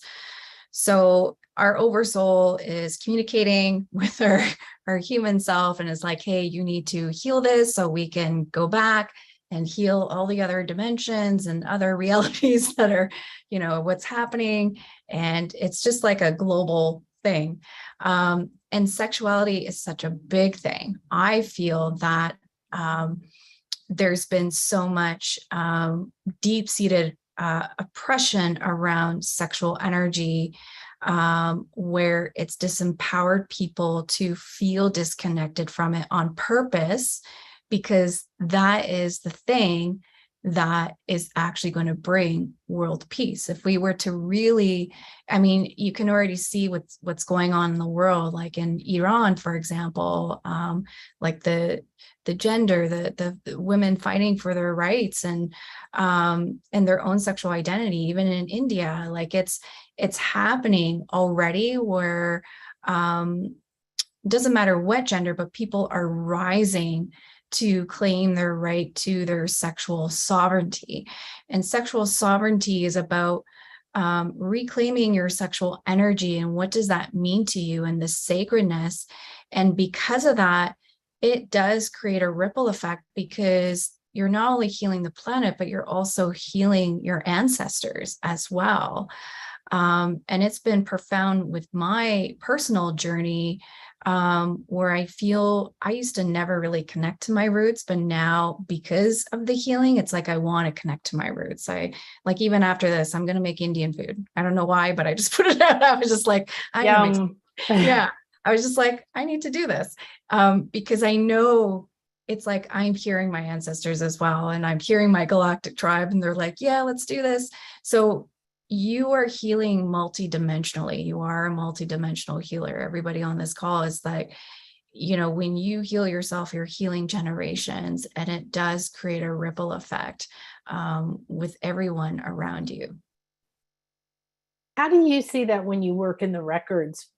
Like this event, we were talking in the beginning, like all of these people coming together and the imprint we're making into the Akasha right now, because of this gathered energy and the power of having multiple people here, and how it's then available for anybody to access.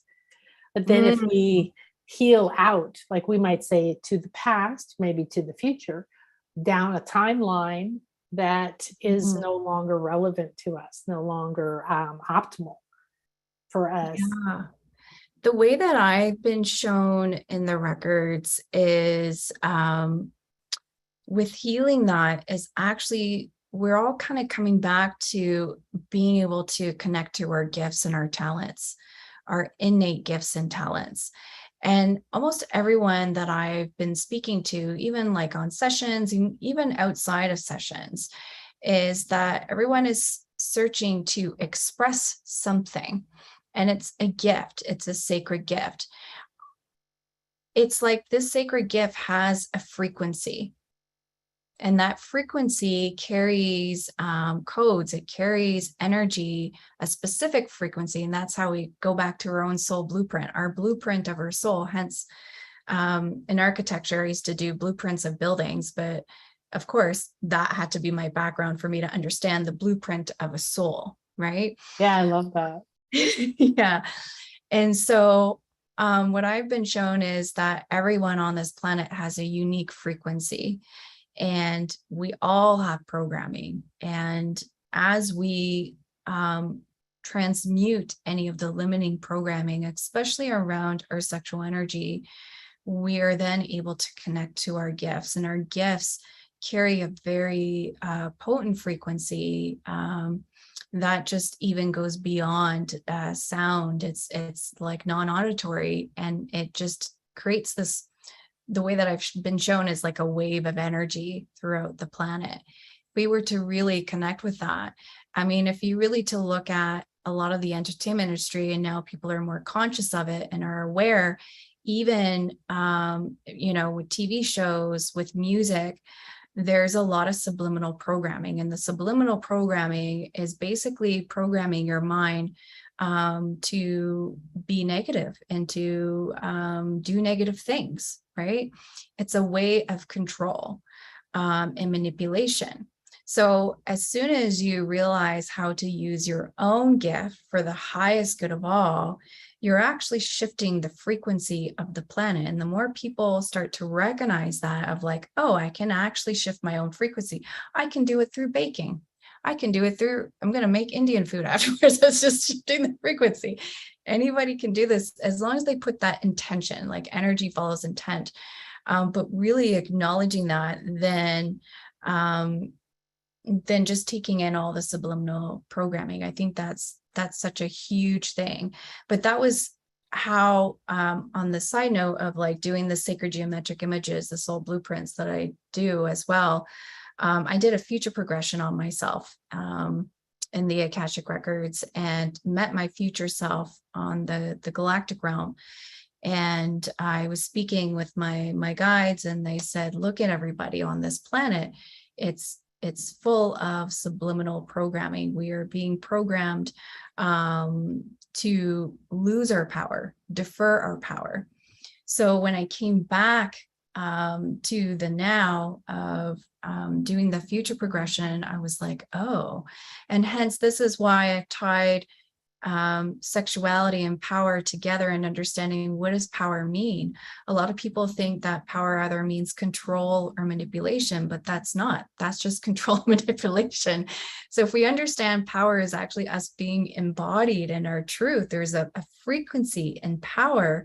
So imagine reclaiming your sexual power, sexual sovereignty. And that's why what I call sexual sovereignty is you're reclaiming all of that in the best way possible that you're meant to in this lifetime, and being able to emanate that. Yeah, and when you have that idea of sovereignty or freedom, you're not controlled by or affected by things outside of what's optimal for you, right? What I call your soul signature frequency. You're saying like you have your own frequency. The closer you vibrate back to that functional perfection for you, the more there's ease and grace, despite the fact that someone might die and you grieve, or, things unfold. You have that freedom in all the areas of your life, right? Yeah. What about pleasure? Talk about pleasure a little bit, because it's, guilty pleasure. We have it's a guilty pleasure. Oh, I'm going to have a chocolate. I actually don't like chocolate, but I like cacao. I like the only woman who doesn't like chocolate. I'm a cacao girl now, though. I do have my cacao because I live in my LA. So from my heart. But that, there's so much of this programming you're talking about. So I was raised in the Midwest by good, hardworking people who said, work hard, pay your bills on time, work harder, suffer, then maybe you'll be good enough one day. And so, all very loving and everything, but inside of that very restricted idea of really never, ever reaching a point where you deserved. Never reaching a point, like, especially if you have your own business. Anybody else have this? Oh, I didn't make $1 million yet, or I didn't do this yet, I didn't do that yet, I can't take time off. And I don't do that anymore, but I think that there's a huge amount of programming around, like, who do you think you are? I don't know about anybody else, but I get, who do you think you are to be happy, to have what you want? Stuff like that. Yeah, the allowance, the willingness and the allowance. So a great way that I love asking in the records is, on a scale of 1 to 10, 10 being the highest, how connected am I to pleasure? How much pleasure am I allowing in this moment? And you can ask yourself this every day and check in with yourself and allow the first number to come up. If you feel like you're answering from your head, just take a nice deep big breath in and answer it again from the heart. And then from there, let's just say, if you get anything less than a 7, that's usually the point of like, okay, well, we need to shift something. And it's like, okay, let's just say I got a 5. How can I make this a 10? You know, what do I need to release? What do I need to shift in order to allow my pleasure to come to a 10? And so this is where working in the records and the Akashic Records is really valuable, because you're able to pinpoint the misconception of pleasure. You know, in your case, you talked about, you know, how you were raised, and same for me, like how I was raised, like had to be a good girl, you know, especially being an East Indian girl, like having pleasure or just coming first as a female was not really like a big thing. So I never allowed myself to exceed to a 5. I wanted to just stay at a 5. I'm like, no, I'm good. You know, no attention here. Right. So if you feel like you have that, then you really want to look at that, because, and then some people might be like, well, I feel like every time I allow pleasure and attention, I get persecuted, or I get bullied, or I receive a lot of jealousy, right? A lot of competition. So then you want to look at where that root cause, where does that come from? And for everybody, it's different. It also connects to your nervous system. Remember how we talked about the trauma? Do we have a fight or flight response? Do we disassociate when we want to connect with pleasure? If you feel like, you know, you're just at a 5 with pleasure, just in business, and just allowing yourself to celebrate yourself, you're going to see how that reflects in your relationship. If you're in an intimate relationship, or just even self-pleasure, you may feel like you're just doing a quick masturbation everywhere. When really it's like, how can I allow myself to receive? So yeah, and that's a real, and even food, if it's like, how can I really allow myself to receive pleasure through the food that I make, or the food that I am receiving right now? And you're going to notice your body will respond differently. But that also creates a ripple effect within, you know, working with your clients or just being with people. So yes, I know. What would we be if we weren't dissatisfied all the time, having to try to find something else, right? That constant wheel, that hamster wheel, you know, that is just being happy every day. We go, wow, I'm so happy. My life is so good, isn't it? I know, it's so good. Oh my gosh. I just walk around like that. And is everything perfect? No, but it is. So you're okay with a couple questions? yeah. Okay, good. So yeah, you can, somebody asked about getting your help. Yeah, you can go to Baljit. We're giving you her information. You can get her bonus. You can talk to her about working together. Destine said, I'm feeling a faucet of myself really being triggered with this talk. I was a facet, I think it's supposed to mean, a facet of myself really being triggered with this talk. I was wondering, what do you sense with this? And I would like to know how to connect with her. Yes. Mm-hmm. Mm-hmm. Yeah. It's a very much like Destiny. I can really feel the energy. It's like, like just get this away from me. It's like, I don't want to talk about this. Just give me a second. I'm just going to tune in here. If I have your permission, Destine.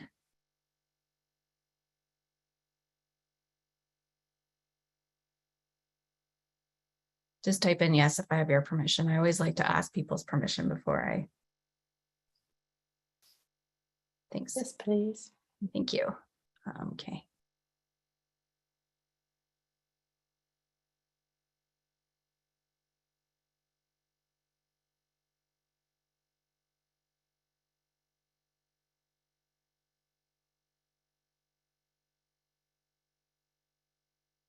Okay. So as soon as I like went in, I felt like you were just like underwater and feeling like overwhelmed with the energy and overwhelmed with the emotion and the connection of sexual energy and what that means for you. And the word overwhelm keeps coming forward. It's like feeling like, it's almost like I saw you just going underneath the water and just getting lost in it. And just being like, I don't know where to go. I'm just grasping at things. It feels like, I want to ask you, what's this energy with the overwhelm, and also pinpoint where that is connecting to your upbringing, but it also feels like there's some kind of interdimensional interference as well. It almost feels very, almost like Lemurian-like. I don't normally talk about Atlantis and Lemuria unless, because this feels really deep. It feels very, very big. And this is also translating with having attention put onto you around expressing your gifts, because you do have a very creative side, but you are very like in avoidance of being seen. So let me know if that makes sense. Yes, that makes sense. That makes perfect sense. And I do feel overwhelmed, but I don't really fully understand why.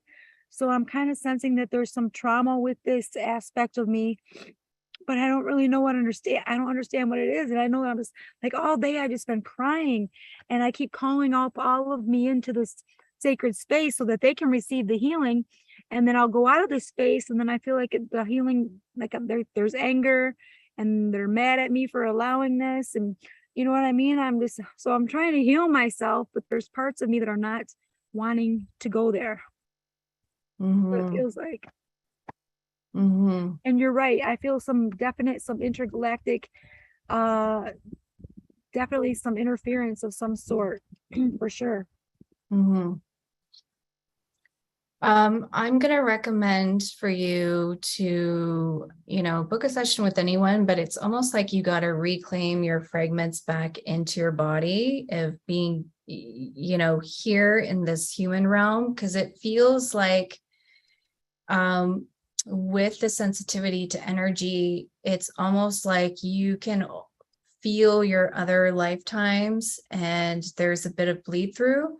Yeah.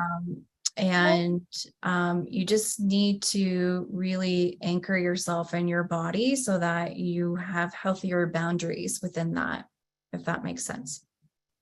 We've cleared timeline bleed throughs a couple times. And I mean, that's the thing. I feel like I'm doing this multiple times, and I just actually want to come to an end of it. You know what I mean? I don't want to keep healing the same things. But I do. Yeah. Yeah, I'm gonna check in on you, because how long is it gonna take for you to make your Indian dinner? No, I know. In truth, I'm going to ask you a question before we get to the next one, and you're going to tell me the first number. So truth, on a scale of 1 to 10, 10 being the highest, how much of you really wants to be in your body right now?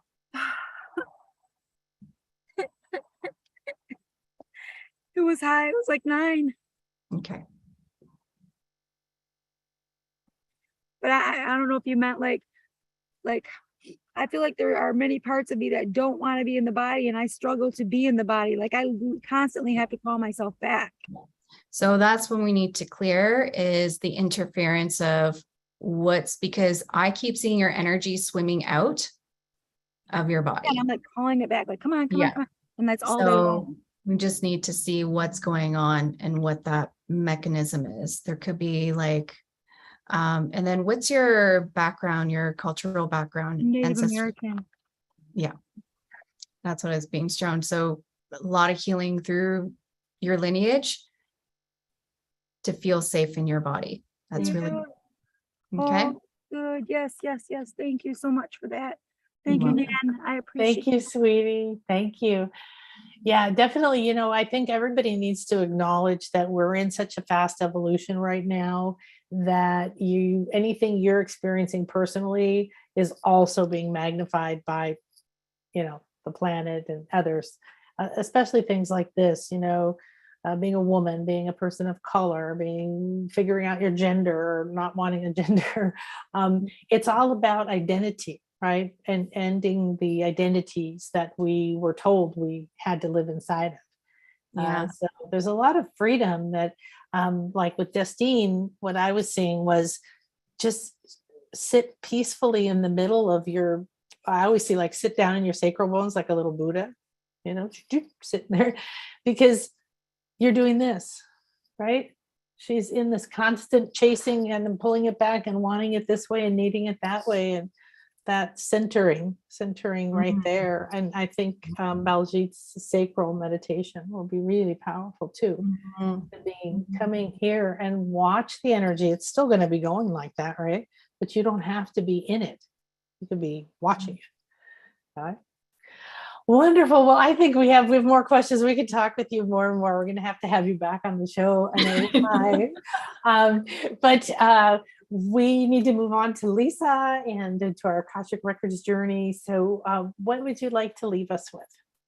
And thank you, by the way. Thank you so much for having me here. Again, it's an honor. And let's leave with the pleasure practice. So really checking within yourself every day if you can, on a scale of 1 to 10, 10 being the highest.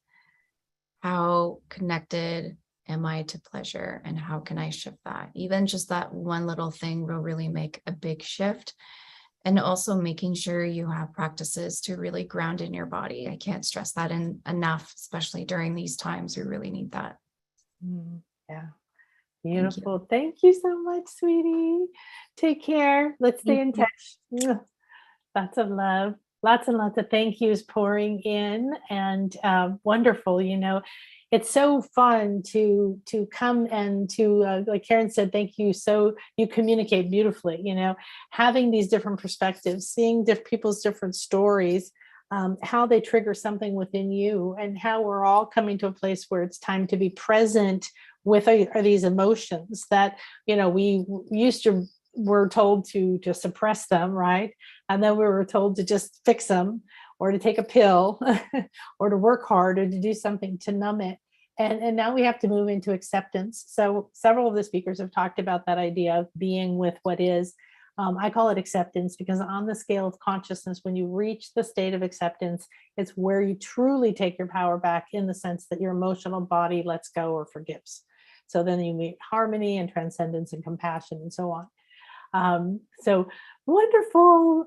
All right, great. So now we have 2 more. It is a very important and sacred topic. It really inspired me I was starting to get visions and downloads during her talk about really bringing this topic, whether it's sex, money, self-love, whatever that is, and the sacred feminine. The two have been separated. So a lot of what we've talked about, it affects everybody. It affects men too.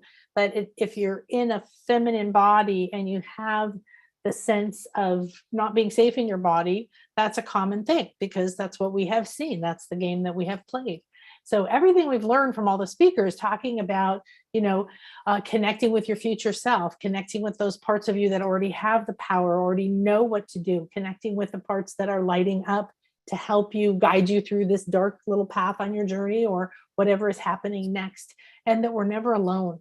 But in order to rise into these other states and really get clearer and clearer and clearer, we want to go and expand ourselves into a place where we feel that it's safe to be who we are, that we don't have to be attached to that resistance, to that fear that's encoded really into habits, right? Mind, body, and emotions as well.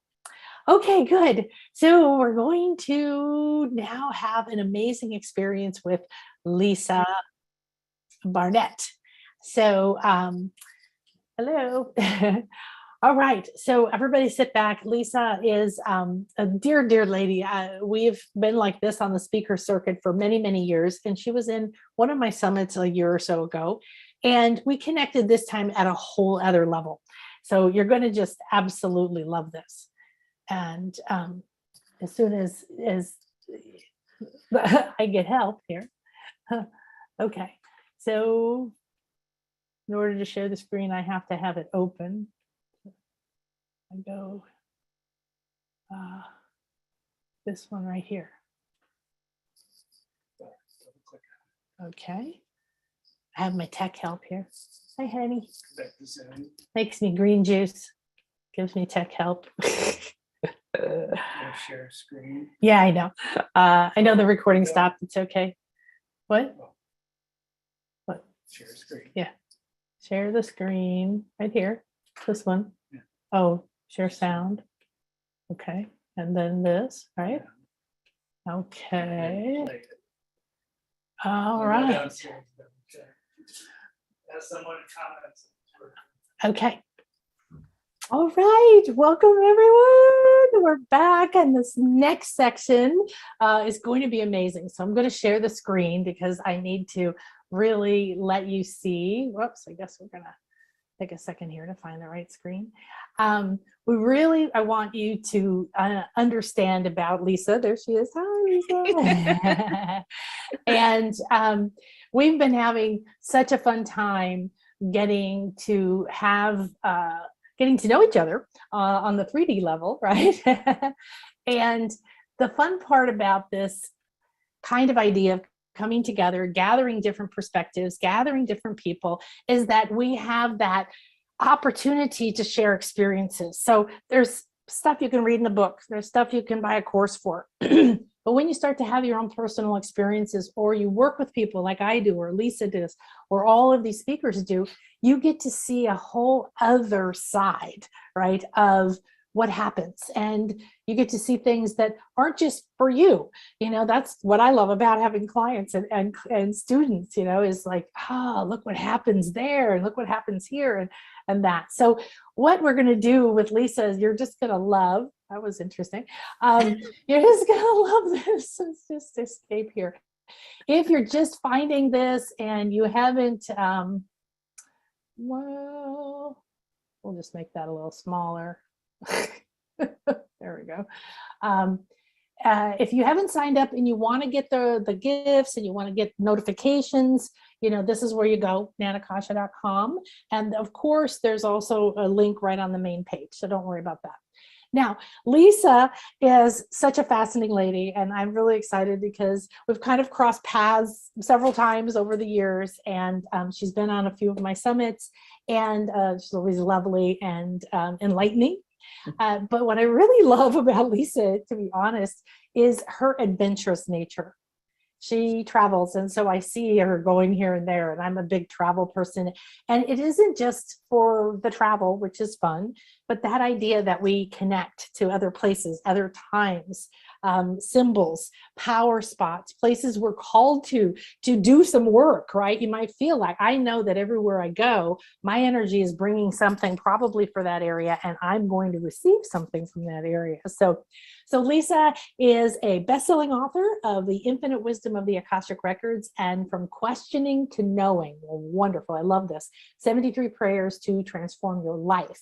She's founded the Akashic Knowing School of Wisdom, and she teaches students all over the world to personally access their soul wisdom and Akashic guidance and support their life.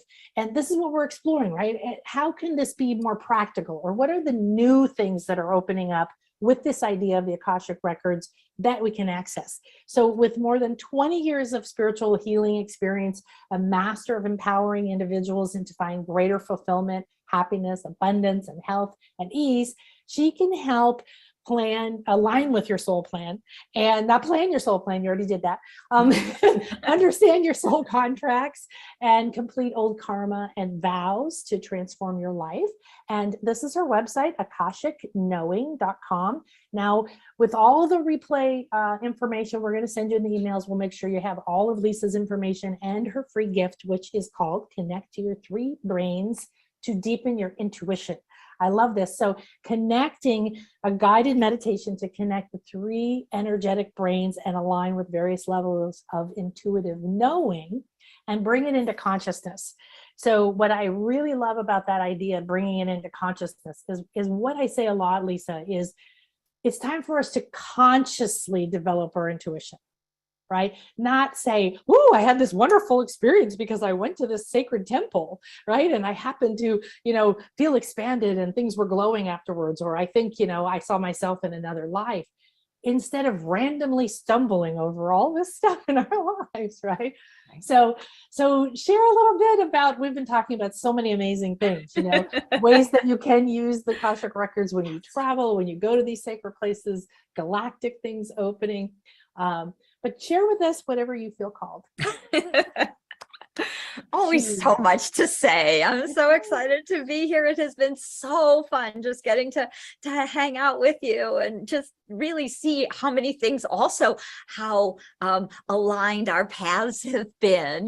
We both have twin daughters and have done a lot of the same kind of sacred journeys and travel, and it's so lovely to find another soul sister. And like I was saying, I'm just going to have to come down and yes, visit you down there and go to some of those amazing temples I haven't been to in over 30 years. So yeah, you'll be amazed. You'll be amazed. So what the record keepers want me to say is that this really is the time to learn to access your own Akash, because you wrote a plan before you were born. My third book, which will come out in January, is literally titled, Your Soul Has a Plan, awaken to your life purpose through your Akashic Records. And many, many, many years ago, probably more like 25 than 20 now, the record keepers asked me to help them anchor the Akashic energy back on planet Earth, because in the dark ages, they had literally pulled the vibration too far away for most of us muggles to access, right? And so the only people who have been able to access the Akashic Records for the last 1,000 years were really the mystics. And so back in the 70s and 80s, they were like, okay, it's time, we're moving into this new age, a new yuga, the age of Aquarius, and the vibration, the energy alignment is going to really take us into a new golden age. And that's why we're working on creating our new Earth, right? But one of the big things that they asked of me was to start a school and to teach people, with simple processes to access their records so they can have their own soul guidance every day with ease. And so they gave me what I now call the 5-step wisdom prayer system. So we use vibrational keys as access prayers to move into the Akashic field and alignment and to converse with our own record keepers. And the other thing they always say is, keep your eyes open, And it's always really funny because when I teach my students, I'm like, of course, you're reading a sacred prayer. So I said, yeah, obviously can't read with your eyes closed. But so, go into the feeling, connect to the energy. But the record keepers truly want us to walk through life with our eyes open, totally conscious and connected and in the vibration of the Akash, because it is part of source. It is part of the quantum field. It is access to the plan your soul wrote. It is alignment to your soul's wisdom and guidance. And they truly want us to wake up now, to be conscious in our daily life. And so learning to access your own Akashic Records gives you that ability to, like I'll say, the record keepers want me to say this because I can hear them all the time because I'm always in that vibration of the Akashic record. And the other really lovely thing is that, of course, it's pure source energy. So it's pure love.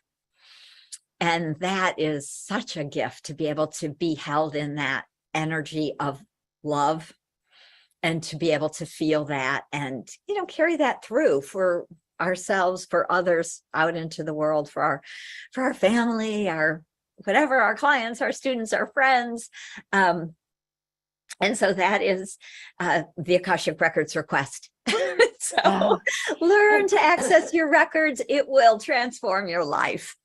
Yeah, absolutely. So let's talk about some of the ways that are relevant now with what's happening now, right? Where we're in a metamorphosis or a grand transformation, a breakdown, breakthrough, whatever you want to call it. The whole world is, we're not sure where we're going exactly. We've never been there. So it's that moving through. So this idea of, this is what I love, is becoming your own authority, like trusting your own inner authority and developing your intuition and your tools like this as one of them, so that you can not be dependent on what everybody else is saying and not be dependent on the current drama outside of you and not live in the fears of what you were told you were and all of that. So we were talking about listening. Like, one of my favorite things is when you don't know why, but you do something. Yeah. And when you get to this point, you go, I don't know why, but I know I'm supposed to be there. I know something's going to happen, right? And then sometimes you never know. And sometimes you do know why. And it's okay. And how this connection you can start to develop with your Akashic Records can help you on a little journey like your trip to Scotland. Absolutely. So I love to travel. I've been traveling since I was in my 20s. And so whenever I get that message from my record keepers to go someplace, I'm always like, okay, sure. And interesting, it's I'm starting to see it as even a bigger project that I've now been on, which is interesting since just after COVID started. So the first thing that showed up was in September 2020. I was invited to join a group on a tour to Egypt right after Egypt had opened up. I mean, there was like 4 places in the world that you could go, and Egypt happened to be one of them. And so, of course, I said, yes, I've always wanted to go to Egypt. Very Syrian. Is also very Egyptian, and whales and dolphins, right? Sirius A and Sirius B. I'm very connected to that energy. I know I've got lots of those past lives. All the information that I've gleaned over years of working in my own records, what does it mean to be from Sirius, or what were those lifetimes? But I know I've had many Egyptian lifetimes and very connected to the Isis, priestess energies and temples. And so I was so excited to go. And the interesting thing was, of course, there was no one there. So we had 2 or 3 hours, basically private time in every single site and temple and pyramid. I think we went to about 18 sites, and we were the only ones there. So phenomenal energy. I just felt like I downloaded a huge backpack full of codes and keys. And I know there were places like especially Karnak and some of the ancient Galactic wars, which were also involved with Karnak and Karnak Egypt and Karnak France. And so we often hold codes or keys and we bring them someplace to maybe unlock a door, activate a portal, those sorts of ideas. And so Egypt was phenomenal. And then about 3 months later, I found myself in the Yucatan being called back to Chichen Itza. And I hadn't been there in almost 36 years. So again, kind of an interesting full circle for me as a human, Well, and the Mayan pyramids, a lot of them are connected to the Egyptian pyramids. There's many that they've shown me. There's portals, there's symbols, there's all kinds of similarities. Yeah. Right. Absolutely. Absolutely. And I believe that really the same, light beings back probably after Lemuria. Both. Right, yes, right. Right. Went to all these different continents and brought the temples to all of these different continents. So the interesting thing for me was that I went to Egypt, and then I went to a very different continent, to the Yucatan. And then about 3 months later, I was in Europe and I went to the Bosnian pyramid. And so kind of in hindsight, I was in 3 pyramids on 3 continents in 9 months. And I just know I was kind of moving pyramid codes around. Yes. And portals and stargates are shifting, and the earth obviously axis is also changing, which is changing a lot of the chakras of the planet, right? So in a very conscious, and of course levels and layers of not so conscious, we are here to do a lot of work for Gaia, for the planet. And then the other thing that was really connecting into that, and what I know was part of the gifts and the codes that I did pick back up and have been integrating into my own field and body, is these more galactic Akashic records. So I don't know if you've experienced this in a different way over the last few years, Nan, if that's shifted and opened. Yeah. Yeah, it's like, well, the theme this is unveiled, and the when we say, around Halloween, the veil is thin, or that's conversation's been around a lot. Right. But now I'm seeing like big, more scientific people saying these terms. I just saw Joe Dispenza. His conversation is going to be, the veil is thinning. Yes, it is. And I was like, yeah, it is. And it's not like, there's this one moment or 3 days and then it goes away. There's degrees. We're just coming out of the equinox. We had a new moon. There's all these energies all the time moving. But yeah, definitely. And this is what's so exciting, is that, when you and I started doing this stuff back in the dark ages, practically, there was no internet. You couldn't go to a normal bookstore and find a spiritual book.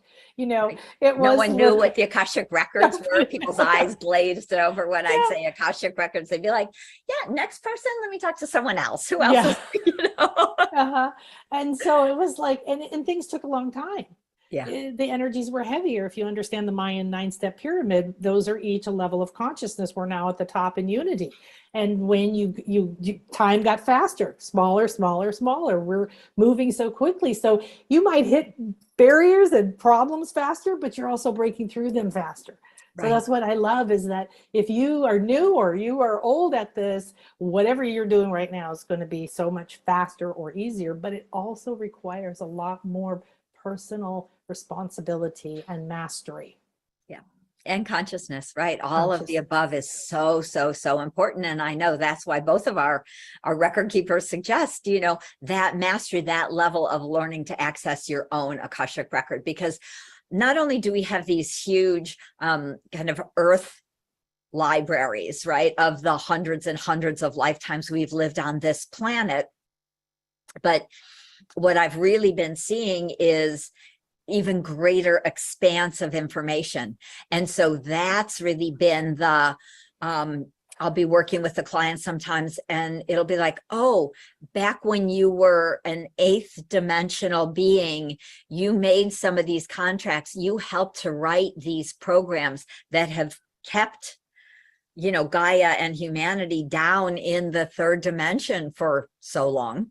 And now it's time to clear, release, delete some of these collective contracts, unwrite some of these programs, really delete this old matrix energy so that we can take our earth, right, and move it back up into the 5th dimension and eventually up into the 6th, 7th, 8th, 9th, 10th, 11th, 12th dimension. That's where we're going.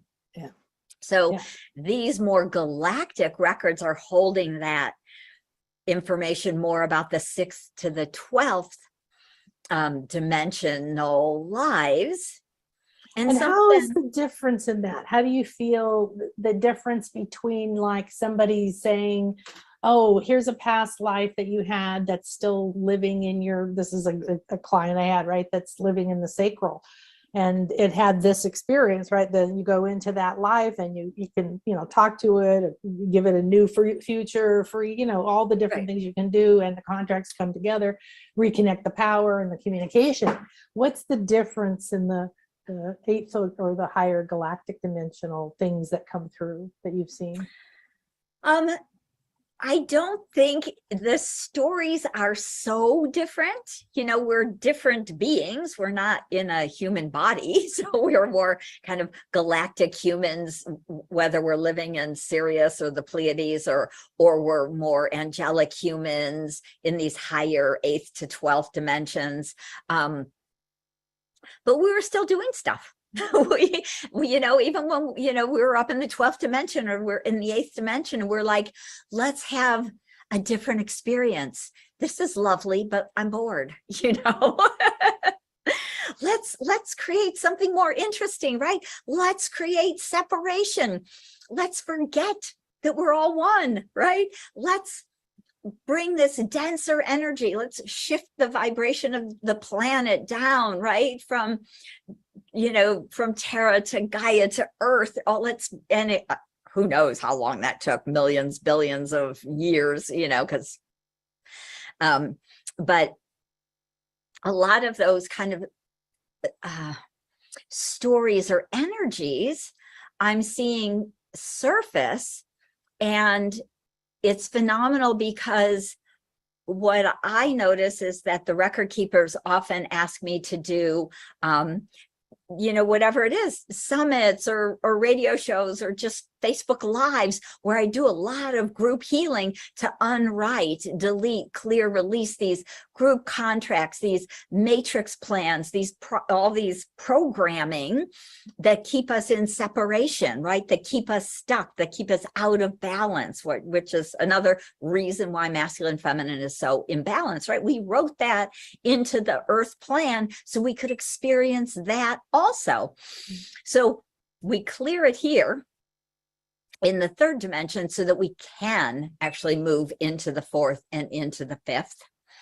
And then what the record keepers are saying is that when we can go up even higher and clear some of what we did back in the, 8th or 7th or 6th, that is making it easier to release what's here, right? So they're working in conjunction. And so the more we do digging this, the hole from both directions towards Yes, yeah. And then I believe that as we can clear this and release that and clear this, right, then we'll be able to pop with much greater ease into that, 5th dimension. As I have more information for people, do you see that people feel released from some burdens or weight or negativity or heaviness, or do they feel more sense of purpose after they have that kind of interaction with that level? That's an interesting question. I think, again, because we're all so unique, that the people who are holding these kinds of codes and some of these kinds of stories have been often on a spiritual path for a long time. And so, yes, they really feel that kind of like, whew, that is like a big weight off of my shoulders. Sometimes I feel like I can now move forward with greater ease. We sometimes hold a lot of old energy, like it almost feels like a lot of old guilt and shame around, like the maybe what we as humans perceive as the darkness that brought us to create this world and brought us kind of down to this level. Yeah. And it's not true. We are all light beings, whether we're, wearing this suit or that suit, whether I'm wearing a black suit or a white suit, you take off the suit, you're still a being of light. You're still pure source energy, right? So of course, we're all playing roles every single lifetime. That's why we write a plan. We say, this life, I'm going to play this role. And sometimes I'm going to play the role of the bad guy. And sometimes it's like, I'm going to play the role of the victim. And we're coming to learn and to grow. And again, unwrite those contracts, understand the old story so that we can heal it and end, some of these old patterns like abuse on our planet. Yeah. So, because it's like a habit, right? It's a habit. Like when you build a habit, you build a neural pathway in your brain. Becomes like, if you live where there's snow, it becomes like that sled, and pretty soon you just, it's ice. It just goes down that pathway without thinking. Yeah. But it's not just in us, it's in the collective, it's in the earth, it's in the waters, right? And a lot of times I see these old things coming up for 15 years or more, this fear of being intuitive and talking about Akashic Records because you're going to be burned at the stake. How many people have that? It's like, oh, suddenly I feel like I'm having a heart attack because I just told my, husband I'm intuitive or something, right? And we've seen that, and it's not just us. It's coming out of us. It's coming out of the cellular memory in the waters. It's coming out of the earth. It's coming out of that paradigm. So, yeah, and the cycles. The idea of the cycles coming. We've been through, really, to me, I don't know what you see, but I'm starting to see from this higher and higher perspective that this life and most of the lives that we've had on the planet have led to this moment. Yeah.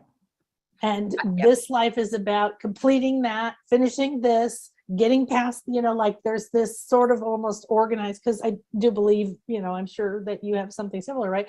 Where you design your life and you bring certain fears with you, certain self-esteem issues, certain whatever, because they're embedded in your other lives or other places that you're holding on. But you're the point person. Yes. Well, absolutely. And that to me is, really what I wrote about in this, your soul wrote a plan where this is not random. I didn't randomly be born into this family or, whatever, didn't have that random accident, I plan to do all of these things so that I could wake up from it, whether it's a accident that triggered me to awaken or an illness that triggered me to wake up or whatever kinds of stories, or an abusive family or alcoholic family, or all sorts of different challenges. We have come to end these patterns on the planet. And it's so important, which is why there's so many thousands and hundreds of thousands of light workers here, and so many hundreds of thousands of waking up. To me, it's about ending that story, realizing that that was a story. It was a pattern we created. It is exactly what we have come to wake up from. And so it's really, I believe, as simple as that, is that kind of waking up and realizing, oh my gosh, I actually planned that. I wrote that contract with that parent, to have that situation arise and to suffer through that and to heal it for the family and to heal it through my ancestral lineage and to teach about it or share about it or to help other people in my family with it, right? So when we can learn something like that, that ripples out through our whole family lineage and our friends and our community. And so we then are that beautiful gift of healing a huge piece of humanity or community or, our family.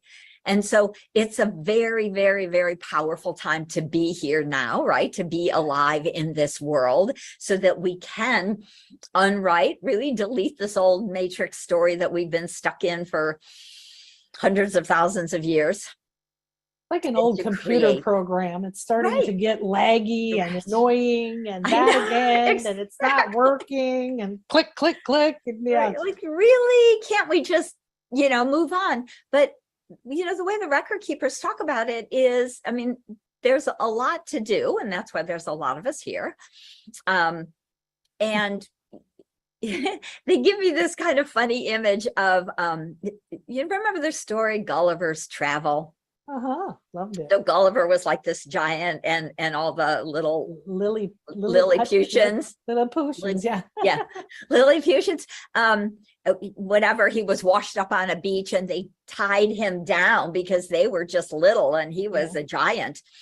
And he woke up and he was all tied down. Well, the interesting thing that the record keepers always show me these kind of funny images, because I don't know why, because yeah, I know, I really to understand. them, it's all just one big, lovely story.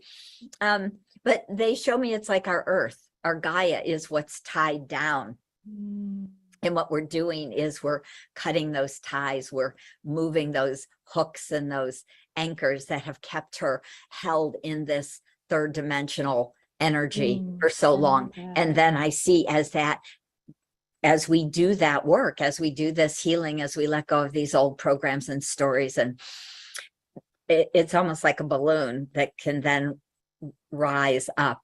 And she is a conscious sentient being, is awakening. And so she is also from the inside out helping. And so, she's rising into the fourth and eventually up into the fifth, and on and on and on. But kind of back to the topic of Scotland, sacred travel is really part of what we're doing. Yeah. Right. So when one of my twins decided to go to the University of Edinburgh to get her master's degree, I was like, great, I've never been to Scotland, So I was very excited. And me being the kind of unconscious muggle occasionally when it comes to like family life and stuff like that, let's go to Scotland. But we were talking earlier, right? When you do this work, or when you start to live in the world, we were talking about living in the Akashic or in the two worlds at the same time, and learning to kind of do that. And you got to be the mother and the travel planner. And then you kind of come over and what's the experience here? And but that, I think, is where we're moving. We're moving into not needing peace and quiet and perfect meditation moment, but to be able to do it in the flow of life. In the flow. And so I'm like, yay, Scotland, that's amazing. And of course, the first thing I think is ancient standing stones, right? So I start reading a book about, ancient Scotland and the standing stones. And of course, the beings of light that probably were here back in, 15,000 BC or 25,000 BC, who were, building these sacred sites. And I'm like, I'm going to the stones. And so I'm kind of laughing. Land, everything, right? Land and the spirits and the nature spirits there. All of that. Yeah. And I'm taking my husband and my girlfriend and her husband and my daughter. I'm like, well, this will be interesting, right? But I planned the whole thing. I planned something like 8 stops, and we went to Edinburgh. We walked from the Edinburgh Castle down the Royal Mile to the Holyrood Castle, which is where the family will stay in Edinburgh when they're in Scotland. They also go up to Balmoral, but they also, if they're need to be in town, they actually stay in this special castle called Holyrood. And so we did that whole huge 6-mile hike from one castle to the other castle, and saw a little bit of everything. And then the next day we're driving to Rosalind Chapel, which is beautiful, divine, feminine energy. Incredible. And it was just so much sacred energy information in that chapel. And so different than anywhere I've ever been. Absolutely. Really strange combination of energies. Yeah. Right. Can't wait to go back there. But we're driving past this Holyrood Castle. My husband hits a curb. We get a flat tire. He ends up pulling over into the parking lot for Holyrood Castle. He says, I'll stay. You go on to Rosalind Chapel. I'll stay and wait for the tow truck and, to fix the tire. And it was fascinating because he who holds all of this beautiful divine feminine, divine masculine, really balance, really sensitivity. I always laugh and say he's so much more psychic than I am. He's so much more really sensitive than I am, clairsentient. He sat there for 5 hours at that castle Well, we went on really energizing, activating other divine feminine energies at Rosalind Chapel. And so it wasn't about 10 days after we got back that Queen Elizabeth passed at Balmoral, and they took her body down to Holyrood Castle. So I thought that was just, kind of an interesting whole with the whole concept that I just kept getting from the record keepers is you're here to help balance divine feminine, divine masculine.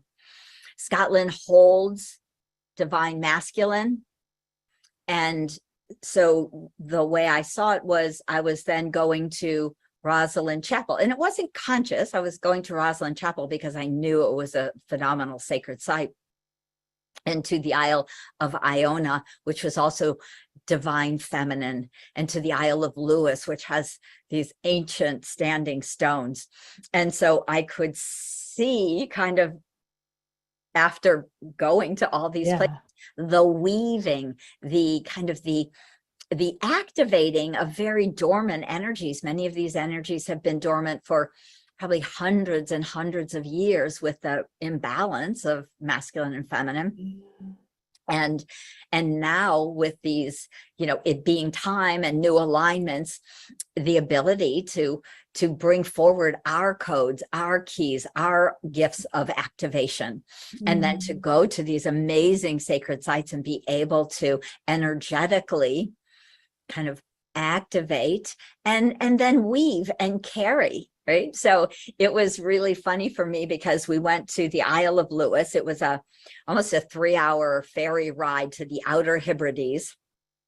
And we got there and I was so excited to go see these standing stones. They're amazing standing stones. And we're about halfway there. It was about an hour drive from the one little town on this isle. And I realized I don't have my phone. I don't have my camera. And I was like, what? And I panicked because I take so many photos. I have a degree in commercial photography, actually, from art school. And the record keepers just said, let your husband and your daughter take the photos and you hug all the stones.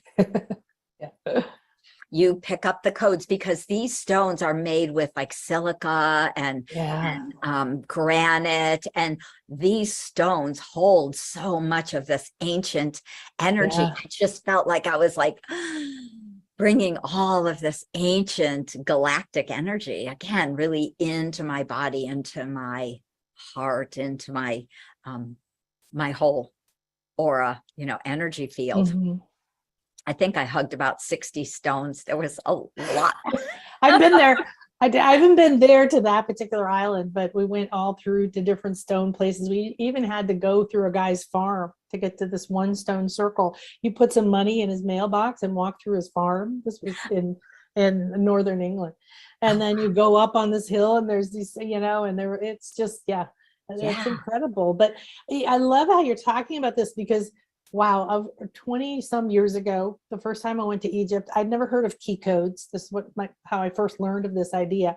And I met this lady from Manchester and on the trip and we liked each other because we were running around hugging stones. We were in Egypt. Oh my God, I got over here. Oh, there's a portal over here. And I'm like, oh, I need to be talking to this lady. And she's like, we got to go find some more key codes. We got to spread key codes. We got to, and then we would meet in London and we would do the same thing by getting on a bus, I think we should talk to that person. We go talk to that person and amazing things happen. And so this idea of this constant awakening, that's happening whenever you go somewhere. We're activating because we're so much more ancient than most of us think, right? We're so much more galactic. We have had a hand in all that is here now, and we have a hand in, again, unraveling this matrix energy so that we can rise back into the 5th, 6th, 7th, 8th, and on. And that literally is one of these things. And so I could kind of see and feel that we pick them up and then we move them somewhere else, or some of them are for us to integrate and hold. But that's why the 3 pyramids and the 3 different places was so profound, because I really could, see in hindsight, it wasn't a plan. I'm going to move, pyramid key codes around the world. Yeah. I'm just Exactly. going to all these pyramids because that's where I'm being called to go. That's where the record keepers are like, go there, go there, go there, Yeah. And so, and even the standing stones were like that too, where it would be like, someone would point out a stone and be like, we had to walk all the way across the beach and up this hill to this singular standing stone that was spectacular. And I went and hugged that one. Yeah. And through the tallest stone on the Isle of Lewis was like, seriously, like in someone's front yard. Yeah. It was like, I think it was 25 feet tall. It was really, really wow. amazing. So it was phenomenal that I don't even know how I even found out about them. We're like, oh, you're kind of reading something or one place to another. Someone would be like, oh, did you see that? The tallest stone is down the road about 5 more miles. And you're like, okay, off we go. Exactly. Well, and it's getting into action. And like a lot of what I'm getting from what you're talking about is that to let go of the paradigm that we've come from, that conditioning that we have to plan everything, we have to know everything, we have to analyze everything, we have to know what it means in the moment, all of that. Instead, that like, oh, good, Scotland, great. Well, I know we're going to do cool stuff there. Not sure what will happen, right? And then this, like, you could say, oh, I'm going to all the pyramids on the planet, and you plan this trip. That's okay. But this to me is more organic and authentic and divine timing.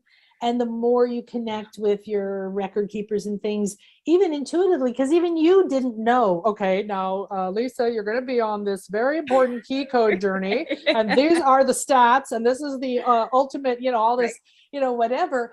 We don't need that, because we're like the puppet, for lack of a better word. Like, we're the one here, and all of this is coming through. But then it makes the magic. I think what people are missing is trying to figure it out instead. Like, you didn't need to know, you didn't get upset about the car breaking down. You just said, okay. And then it's really clear, as you were telling me that story earlier, I was watching the energies and I was like, oh, your husband had to be where he was. And there was a huge ball of energy around him.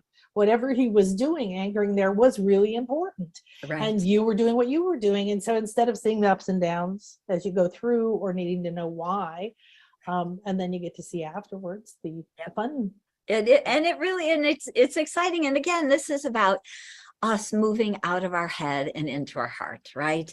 Getting out of the linear, logical aspect of, I have to know it all before I go and I have to plan there. There's a lot of this stuff you can't plan. That's the magic. And it is divine timing. And so as more light pours to the earth, as more things are opening and shifting, sometimes it's just being there. Sometimes it's just being the, oh, I got the message to go here. Like when I was going to Scotland, and I knew that held a lot of the divine masculine, and I have been working through the Akashic Records for quite a few years, with especially doing healing circles and one-on-one clients, working on rebalancing divine masculine, divine feminine, clearing a lot of the emotional pain and trauma, a lot of those lives where we've been slaves, where we were demoted from goddesses to slave or prostitute, right? Mm-hmm. I've been working on that for 20 years. Yeah. And so finally I'm like, okay, so this is kind of really reactivating the divine masculine in balance, not the imbalanced aspect that we've been living with for thousands and thousands of years. And I feel France calling. I feel the divine feminine in the south of France calling. And I'm waiting. Yeah. I'm feeling possibly spending a month or two in Europe next spring, or but that's it. It's living in the mystery. It's not needing to know immediately. I mean, I'm a big planner of travel, and I do all of my own stuff, and so I find it's easier when I know further ahead. It gives me more time, because it's a project, as you know. But you probably do, like you said, you're getting that. So I live in the Yucatan. There's a million Mayan sites around here, some you can go to, some that haven't been uncovered. And I have a client who likes to come here.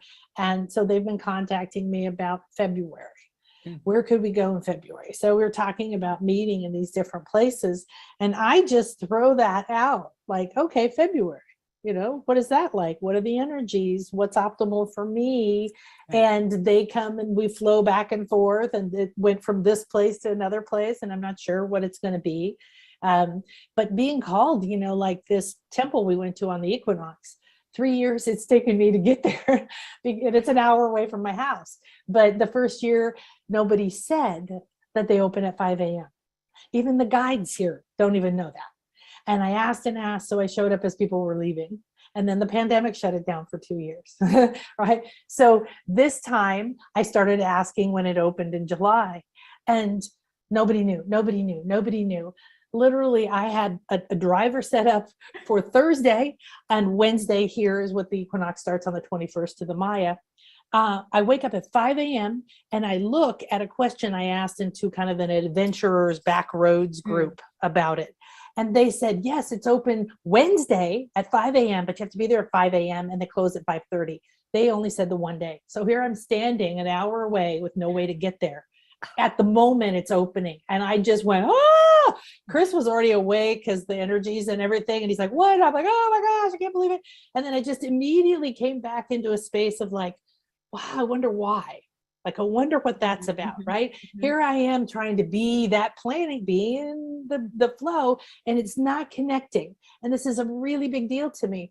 So about 10 o'clock that morning, I walked past the couch and Chris has his computer open and he has an expat station. So he's just looking at different news. And he's just opened an article about that site that was just posted that day that said it was open for 3 days, 3 mornings in a row. And I'm like, what? And so the next morning, there we were. But, it's like that, know? Okay, if I had been going around, I'm so mad, I didn't, and not looking, right? Not being la, la, la, la, la. Right. I wouldn't probably even have seen it. Yeah. And then I might have missed it again. Yeah. Yes, absolutely. So, to me, the record keeper is always, being in alignment. It's a process, right? But just trying to stay as best we can in our hearts, especially when stuff, happens. Like we got a flat tire, and I'm thinking, I have tickets to Craig Miller ruins and to the Rosalind Chapel for 5 people, and that's our whole day. And my husband just so graciously was like, I'll stay with the car, you all go grab a taxi. And it was like, okay, perfect, no trauma, no drama, no, all perfect. And we got to be, go and do all of the things that we had planned. And then he got to sit with his beautiful energy there at Hollywood, helping it get ready for the queen. Yeah, getting ready for the queen.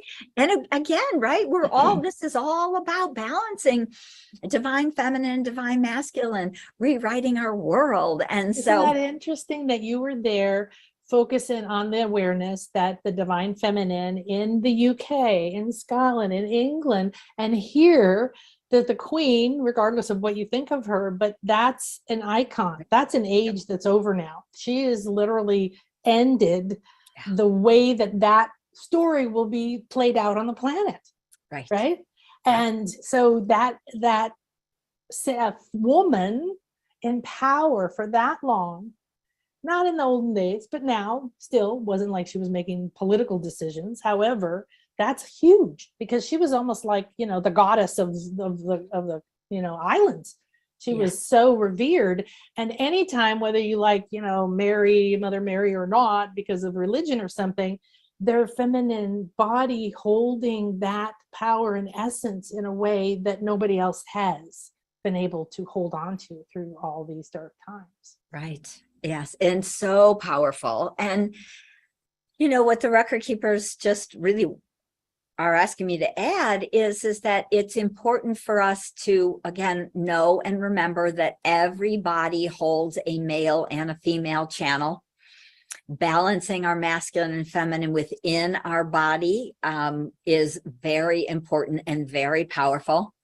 I do just a very simple kind of process where I just see a gold infinity symbol go from, left to right, right to left, right through each chakra, kind of balancing the hemispheres of the brain and the linear, more logical, and the creative, right? So male channel, female channel, and you can do that through, all chakras. So through your fifth, through your fourth, through your third, and it's balancing the energy of each chakra, also helping to bring our bodies into balance. Because until, they keep reminding us, until we really can truly become balanced humans, we won't be in the fifth, we won't be creating our divine earth life. There's lots to do to create this new earth. And realizing, owning, knowing, right? Of course, being the sovereign of your body and energy field is huge, owning this space, but also knowing that you are a galactic being of light, that you are a creator being, that before you came down into some of these smaller forms, you were a huge, humongous creator being. We were out there creating worlds, we were out there just in this infinite space of the quantum field. And so it's time for us to remember this, to know this, to really start to own it and integrate it into the body, which is helping us to be the creator, manifester beings in this world. And that is so important as we go forward to create this new earth. And again, even coming all the way down, being grounded into your physical body, getting all the way down into your hips, because that creative energy is kind of third, fourth chakra energies. That's why I love this three brains meditation. That is the free gift, because really we have a head brain, but it also includes your pineal and your third eye and your heart brain, which is also access into the Akasha and into your claircognizance, and then your gut brain, which is of course a part of your body, but it's so much of that clairsentience and all of that energy that is so powerful and profound to understand your body, your life, your sensitivities. And so getting really grounded all the way down to your first chakra, but really activating and connecting these three brains helps you to be that creator being in this world, in this present moment. Yeah, it sounds like it makes you more like a conduit or a channel that is aligned, right? Yes. From above and below, and to anchor that. I always say you got to sit in your sacral down here like a little Buddha. Yes. Right? You got to root your root, like sit down in your root and root the root. Right. Absolutely. It is so true. So, and it's important. And so when we start to think about how are we moving forward, where are we going? It's really about us stepping into our own creative gifts and abilities. And of course, most of us have lived on this earth for hundreds of lifetimes, and we have honed phenomenal gifts and talents. And so being able to go into your Akashic record and go back, clear any blocks or traumas that keep us from accessing those amazing gifts and talents, and then bringing them present into your life, into your body. Now we're really sometimes reclaiming splintered aspects of our soul that splintered from trauma, and so we're also able to do kind of soul retrieval through our own Akashic records. And so I love to teach people to do that, so again you can continue to do this sort of work for yourself every day, because for most of us it's not instantaneous. I have spent 20, 30, 40 years clearing past life traumas, reclaiming gifts, realigning to purpose, all of those things. And that is the phenomenal gift that being able to access your own Akashic records really, truly gives you. Yeah. and the fun to reaccess that everything you've been is there. You created it, you can find it, you can shift it. It's not the end of the world, and you don't have to know everything. You know, this idea that you have to know everything, you don't, because you have this records, you have these halls, you have these beings, you have all this stuff you can go tap into. So, and it's amazing, even if it doesn't have all the detail, you know, I mean, I always think it's, you know, fascinating. People are like, I want to go re-experience that lifetime. And maybe some people do. I just want to kind of clear the blocks. I'm just more of the healer at heart. I want to clear the blocks, reclaim the gifts and talents, integrate that energetically. It's much faster. I don't need the story. I don't need that whole trauma, drama, whatever it was. It's nice to see myself in the ancient mystery schools, to know that I've been and done that. That's very validating for us and important. But so much, again, with, like you've talked about, how we're speeding up so much. So much of what we can do is to really reclaim some of this wisdom and bring it in energetically so that we can integrate it into our body and into our life. And it starts to show up as these gifts or these more expansive memories. Or sometimes we download a gift and people are like, wow, I just actually realized I can, you know, activate some of the ley lines. One of my students said, he just took my workshop and he was like, I am going to the beach every day and I'm opening portals and I'm activating these ley lines. It's a trip. You know, I'm like, I love it. Yeah. It's exciting, right? Yeah. We get to be kids again and play, because in the Akashic Records really isn't, I don't know. I have to be careful how I say this. I was going to say there's not the rules. You know, that like the outside rules. There's universal laws type of thing, right? But we have the freedom to actually enjoy ourselves, get things for ourselves, enjoy and help others, which is often in the mundane world, not something that people feel can or is possible to all be one. Right. It's a powerful healing tool, especially because we can move into this quantum field outside of time and space. Phenomenal healing tool. You can access your whole library. And now we really have more of this galactic energy that's opening up for people to start to access that wisdom, heal any of that trauma that blocks you. And again, reclaim many of those gifts and talents. So it is a very exciting, profound time in history. It is. Well, is there anything else that you or your record keepers want to share before we close? Really, all they just want to share is so much love for you, Nan, and all of the listeners, everybody who is just interested in making this leap, in moving into this more expanded energy, because it truly is a path to awakening, to greater consciousness, and for all of us to help to heal humanity and Gaia so we can move into the fifth dimension. So it's very thrilling, and the record keepers are so grateful for everyone. Well, thank you. I'm so grateful for you. I'm so excited. We totally got to do something together. Yes. And like, you're like, I think I'm going to France. I'm thinking, oh, and I'm like, I was telling you earlier about here, some of the sacred feminine things, and and just that adventure and everything. So, well, thank you. I know you're so busy, and you were just incredibly kind and incredibly flexible to help us to come here to share your beautiful wisdom and knowledge. And I just appreciate it so much, sweetie. Thank you. Thank you. Good. So you can find Lisa at akashicknowing.com, and we're going to give you the link to her free gift, Connect Your Three Brains meditation. And thank you, sweetie. Thank you. Hopefully I'll see you soon in person. Definitely. And so we're going to take a quick break, and then we're going to move on to the next part of the Akashic Records Unveiled. So stick with us and have a beautiful and blessed day.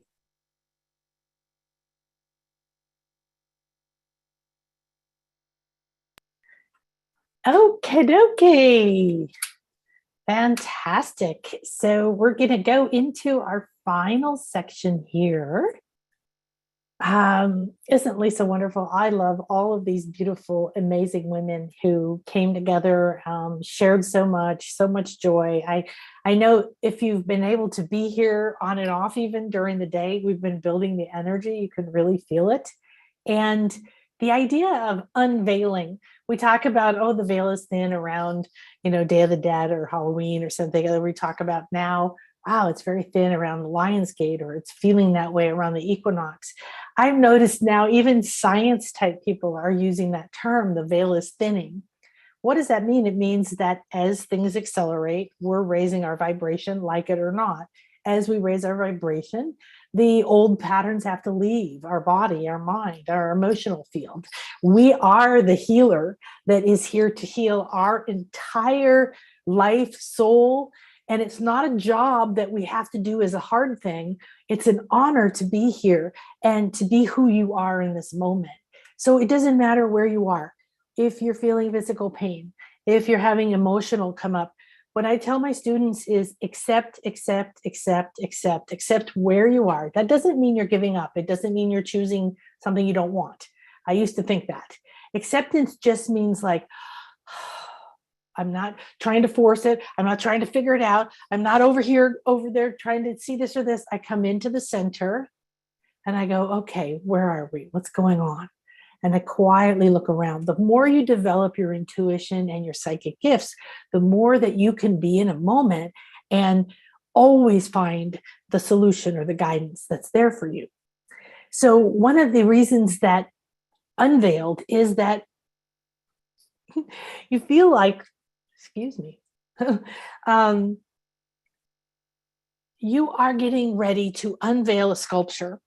If you saw this big, beautiful goddess sculpture standing there and it was covered in a sheet, right? And you came to this amazing opening and someone pulled back that sheet and there's the most exquisite sculpture you've ever seen, the most exquisite form or being, color, whatever.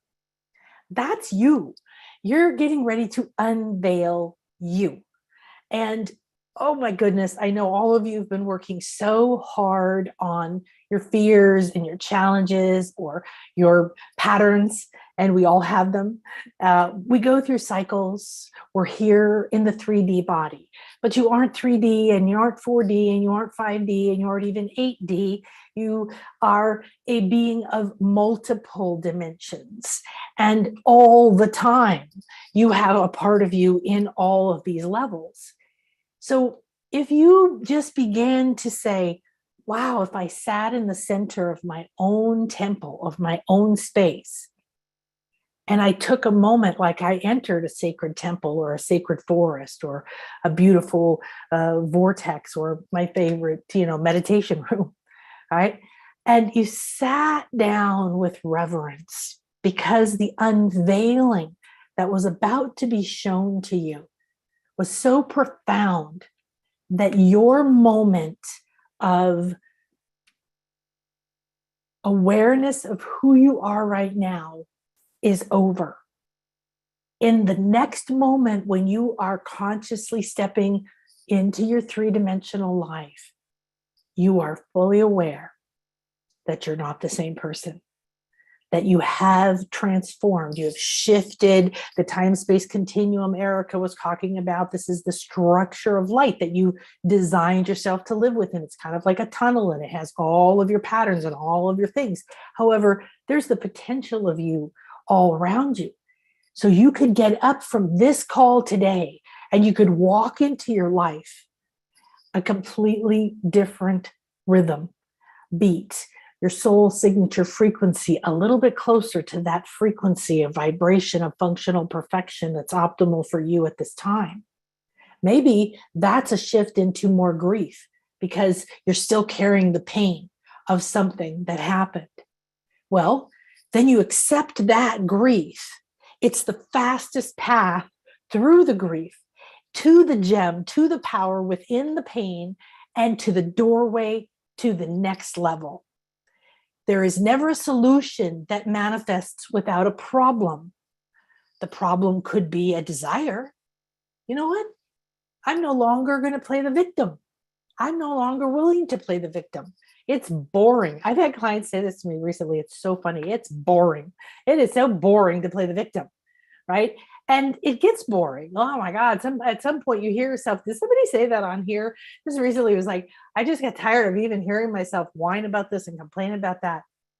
It isn't about judging yourself, but the more that you say, oh, you know, I'm ready to be complete with this, and I don't know how. However, me in my conscious mind, I don't know how. That is correct. That is 100% correct. However, I'm a multidimensional being.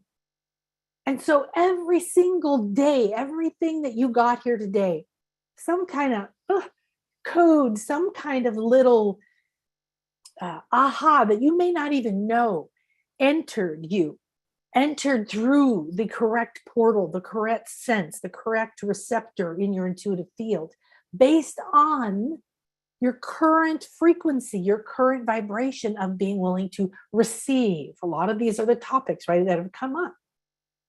So it isn't that you haven't done enough or that you're not good enough or anything else. It's that you're pretending to be the wrong person.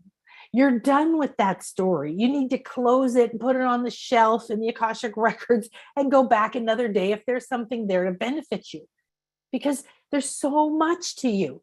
Even if you're in a physical situation, that physicality never changes. So Christopher Reeves went from being Superman to being in a wheelchair. And his true purpose came through after he lived the first part of his life into his path, into his destiny of becoming famous. So he had a large reach.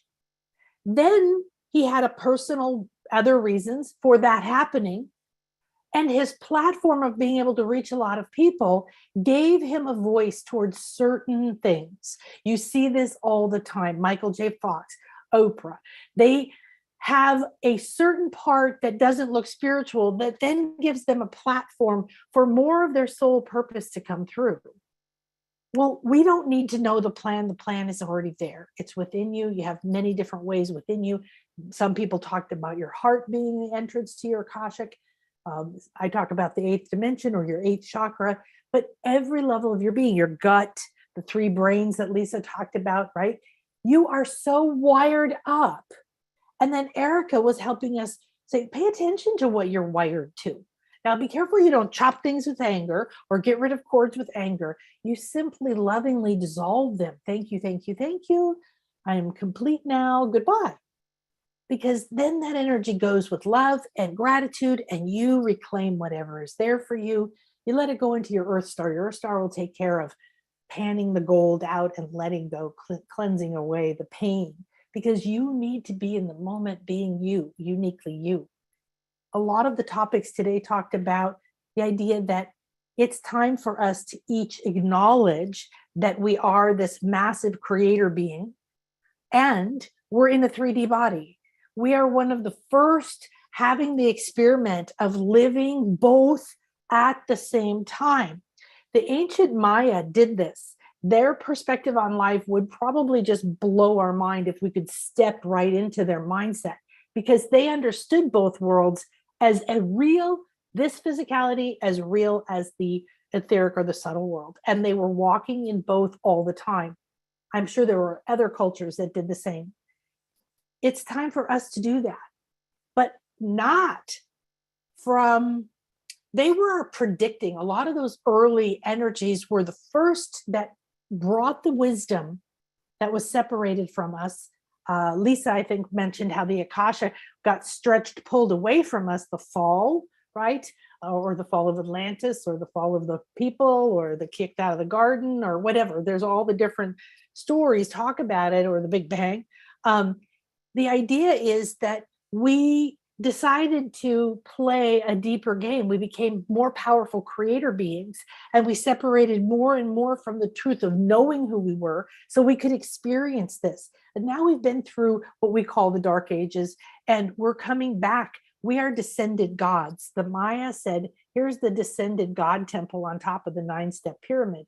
We came down And we went all the way to the bottom, and we've helped to create this entire reality. And now we've reached the top. We're back to unity. We haven't exited though, because our opportunity is to stay in our bodies and become light while staying in a body, and live a life while being spiritual. And yes, it's wonderful to have 3 hours of meditation, or to go for a week-long retreat on a mountaintop and meditate and don't talk, or whatever. Those are wonderful. But we are meant to be here as creator beings. So what I'm going to do to close this event is lead us in an Akashic Records journey. Okay. And first, I want to invite you to come and get this afternoon. We're going to put up a flash sale for soul readings with me, which we usually put up for sale at the beginning of the year. So, and it's a very, very powerful journey.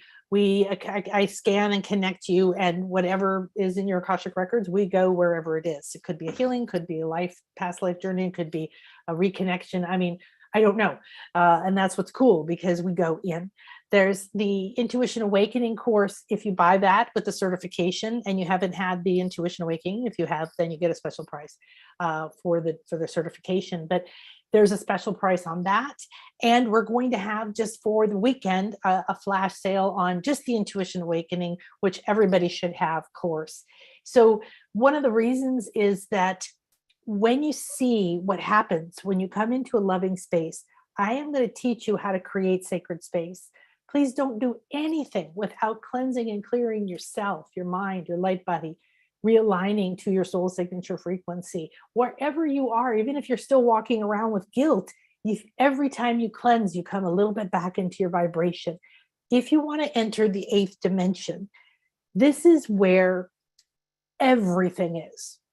So this is where you go if you're fully embodying, like Lisa was saying, she's always in the records. I feel like that. You know, I talked to you about when I had the massage and all these things that started happening and showing me.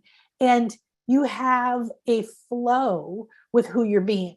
Well, this requires practice in activating your light body and doing it consistently the way you would take a shower. And so the steps of what to do, how to do it, what is a light body, without having to learn all the sacred geometry and all the ancient teachings and everything that I've been through for 33 years, you can just distill it into step by step. And when you activate and you see these groups, I will never forget the look on some people's faces when they're like, okay, you're going to do a reading. And right there, the person they did the reading for, and they're terrified and they're judging themselves and they're not thinking they're good enough. And they're like, oh, I can't do this. And that person was so good at it. And what if I fail? And all the things we all have. You get to see everybody has that. And it starts to be a story that doesn't serve you anymore. You might as well just let go of it and come play in the playground. So in our intuition playground, we accelerate. Somebody else was saying the acceleration that happens when you're in a group. We're doing these group readings. We're doing these group healings. And in the certification, you don't have to do it as a job or anything. You just learn these steps, what to look for, what the patterns mean, what the symbols mean. And the Akashic Records 8th temple gives you this really powerful way of stepping into a space where you then can see all of the 360 degree and multiple dimensional facets of someone's records of their field. And you are simply, and this is so great because this is reflected in so many of our speakers today, right? You're simply standing in the center being you. So this is do it for yourself to become more you, to have a practice to go into your own records, go into your dog's records, go into your house's records, right? Do it as a thing for you to keep expanding your intuition. Because when that person tells you, oh my gosh, you were right on, this happened, you said this, I meant that, this is over here. Somebody said some purple crystal, and this woman just picked up the crystal and said this, and they were like, that was exactly what they saw. And they didn't know they could do it, or they didn't trust themselves to do it. And pretty soon, the more you have that feedback loop, the more you realize, oh, comparing against this lady isn't worth it, but I get to see all these different ways that people are receiving. Their intuition is connecting. They're being guided into the records. You might have a guide. You might have an animal guide appear. You might have the sacred chamber I teach you to create might begin to morph into a forest, or it might open into the soul star or the earth star, and you enter a particular energy center that holds a whole world of information or vows and other stuff. There's so many levels of people, of you to go to. You could go down into your cells, into your DNA. You could go into your meridians or your chakras. Each of them are like a different world, holding different vows, different energies, different blocks, different powers. And the fun is you're getting to realize who you are. You're getting to play with who you are. So this is supposed to be fun, right? Awakening is fun, fun, fun, fun. So let's get rid of that. Thank you. Oh, very slow. All right, give me a minute. So what happens when you don't have to call it the Akashic Records. I really never used to call it that. When you have this incredible opportunity to get to know yourself better, then, like I said, I would much rather that you left today, whatever you do, whoever you get their bonuses, please explore all of these wonderful women. Come to my community, come to my spiritual weather reports and my weekly meditations on Mondays. Come to the readings. Just be in the flow of what is attracting you. Why are you here? What did you get today? Are you thinking about what you didn't get, or are you thinking about that you missed it or that you wish something? Are you doing something that's denying what's in front of you? Is this beautiful gift, and it's recorded for you, and you can get access to it instantly, and you can repeat any of these healings, and you can remind yourself what someone said. This is such a gift. And so when you say, oh, you know what? Of course, there's a version of me that's happy, or that may still be in a wheelchair, like Christopher Reeves. So, but he didn't stop him from living his purpose. It didn't stop him from finding a joy. I'm sure that he grieved a lot, the loss of his physical abilities. And yet there's such power in everything that happens to us. And then we move to a different level, a different life. You can move into a different life. You can move into the flower of life in the center of the earth and rejuvenate. You can do all kinds of things. It's not the end of the world, but to be here in a body is such a powerful and amazing experience that you have never really fully embodied. Did you notice how many people said that it doesn't feel safe to be in the body? Well, the reason it doesn't feel safe to be in the body is for lots of reasons. Just look at history, okay? What we've done to each other. And then in my lifetime, so much heavy judgment around your body image, or are you a good person, or as a woman, this or that, or something else. And so what happens when you, okay, no, cancel. I don't know why. I'll just leave it. What happens when you decide to get to know yourself? Well, when the first thing to do is to say, somebody sat down and said, hey, by the way, guess what? By the way, tomorrow Mercury goes direct. Now, it takes a little while to get up to full speed, in a week or two. However, what does that mean? Mercury embodies the messenger information.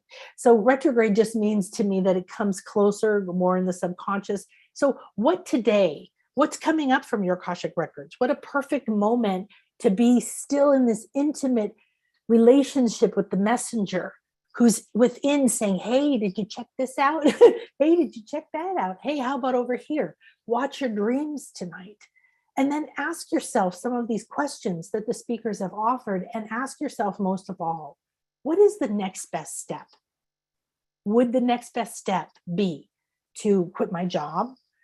Would the next best step be to do a soul reading, or join the intuition awakening, or do a session with Baljit, or do these free healings that people are giving you, right? Is the next best thing to take 3 days off, or to just go sleep for as long as I want? I want you to be open to pleasure, like Baljit said, but what does it mean to you? When was the last time you actually felt like you deserved to be happy? You deserve to choose what you wanted when you wanted. I truly feel like so much of my life completely disassembled. I worked really hard to do everything I was supposed to. I kept buying houses and bigger houses. I owned 80 properties in my real estate investing business. I owned art and investments and la, la, la, la, la. And then I went through a divorce and a bankruptcy and I ended up with nothing and so on and so forth. And so this is like, was that a failure or was that, what was going on there? Well, I could go find out if it's really important. And if I enter into my Akashic Records, which I want you to do now as we're ready to go in, is enter in always. Don't come desperate, even when you feel desperate, okay? Look at yourself. Are you shouting? Are you desperate? Are you reaching out to people? Can you breathe into the center and remember you're connected to all the solutions. You already own the blueprint. You already are here on the fully funded mission and you don't have to remember. You're the tip of the iceberg. And all of this is about getting to know yourself better, getting to release the ideas about yourself that are harsh and mean and cruel and judgmental, and don't recreate anymore. Your future self, this has been coming to me for about 6 months. It's really forming, and I saw people. So my Akashic Records, my messages from Spirit, my messengers from Mercury, my messenger friend, my beautiful messenger, were coming through today through the other speakers. So did you hear things sprinkled throughout that maybe weren't really relevant with what they were saying, but were super relevant to you? Well, mine wasn't. I keep saying you need to have a class where people go and connect to a future self. This has happened in 2 of the recent private sessions that I've done. And we used to call this future pacing when I was in my master hypnotherapy training. And this is different though, because we're working interdimensionally and multidimensionally, and we're going in and creating a whole new reality. So you just need to be willing to slow down and sit in your center. That was a message that came right over and over. The messages were coming to me, future self, future self, future self. And okay, I get it, I get it, I get it. It's almost overwhelming now. That's just the message for me. You probably heard some other things. Maybe you didn't. Maybe you'll listen to a replay and you'll hear something else. A lot of my clients re-listen to their sessions. A lot of times because it's required, it's part of the healing and integration. There's a healing and there's all kinds of stuff happening in the session, but also they'll hear something they didn't remember or they didn't hear at the time. So as you open to a new reality. Rumi has a poem and it's something like, you can never know the whole truth. So my client that I was telling you about, who was like aware, I have this need to know, I got to control, I want a certainty. And that's a resistance that's blocking everything and is going to lead to certain disappointment because nothing can unfold even the way that she wants it to with that kind of intense energy, right? So as you become more aware that you can sit still in your center, you can watch, you can remember that you have that seed, it knows what to do. In order to access the 8th dimension, which is the Akashic temple that is the most powerful, the first thing you must do is go to the soul star in the 8th chakra. This is what I call the home of the higher self. And it is to me, mine, I imagine it is the I Dream of Jeannie inside of her bottle with the pink couches. It changes because I have a whole course on Soul Star Awakening where you go into the Soul Star over and over, and it's a world that opens and changes for you. Because within this level is an access to the Akashic Records. You've heard Lisa or some other people say through your heart. A lot of people are very, very locked down in their heart. So this is a difficult way to reach your records. And then you judge yourself, right, for not allowing love or loving yourself or having walls around your heart. We have the gut, which is all about power. If you're afraid of your power, if you're afraid to speak up, if you have memories of retribution of some kind of being yourself, then you're going to have a block here. I put on the big belly. Your sacral and your root hold, I'm not safe in myself, and a lot of other things, the shame and really holding back your really powerful powers is usually in the sacral center. as you move into a space where you're just saying, I accept what is, and I allow it to realign and release whatever is optimal for me in this moment, you're not pushing to make it happen right now. You're not pushing to force anything to shift in a way that's going to cause you some drama or a healing crisis, as one person said it. We don't have to have a healing crisis. However, as a homeopathic doctor, I know that you have an aggravation sometimes to the right remedy by it getting worse temporarily. There was a boy who had nonstop ear infections, and pus was just clogging his head, and no normal medicines worked. And my mentor hit the right homeopathic medicine, and pus started pouring out of his ears, and it kept pouring out of his ears for months. And in allopathic medicine, everybody would have been trying to stop it. Everybody would have been saying this is a terrible thing. But in natural medicine, we knew he was holding all that toxins. He was holding all of that toxins. That is what? His pus. It's white cells protecting you. So he was protecting his inner voice, his inner hearing, his all of this area. This was clogged energetically. Think about what that means, because everything has a meaning somewhere else. So if you could go into his Akashic records, you could have seen and found some of these patterns as well, and it could have worked with it. But that would be an aggravation. You don't want to stop that. Once it stopped, it never came back, and he was done for the rest of his life, as far as I knew, for as long as that had happened. So you have these different portals within which you can access. Your biggest thing is to clear your intuitive channels, to give yourself permission to be seen, to be heard, to receive inside and out through the chakras.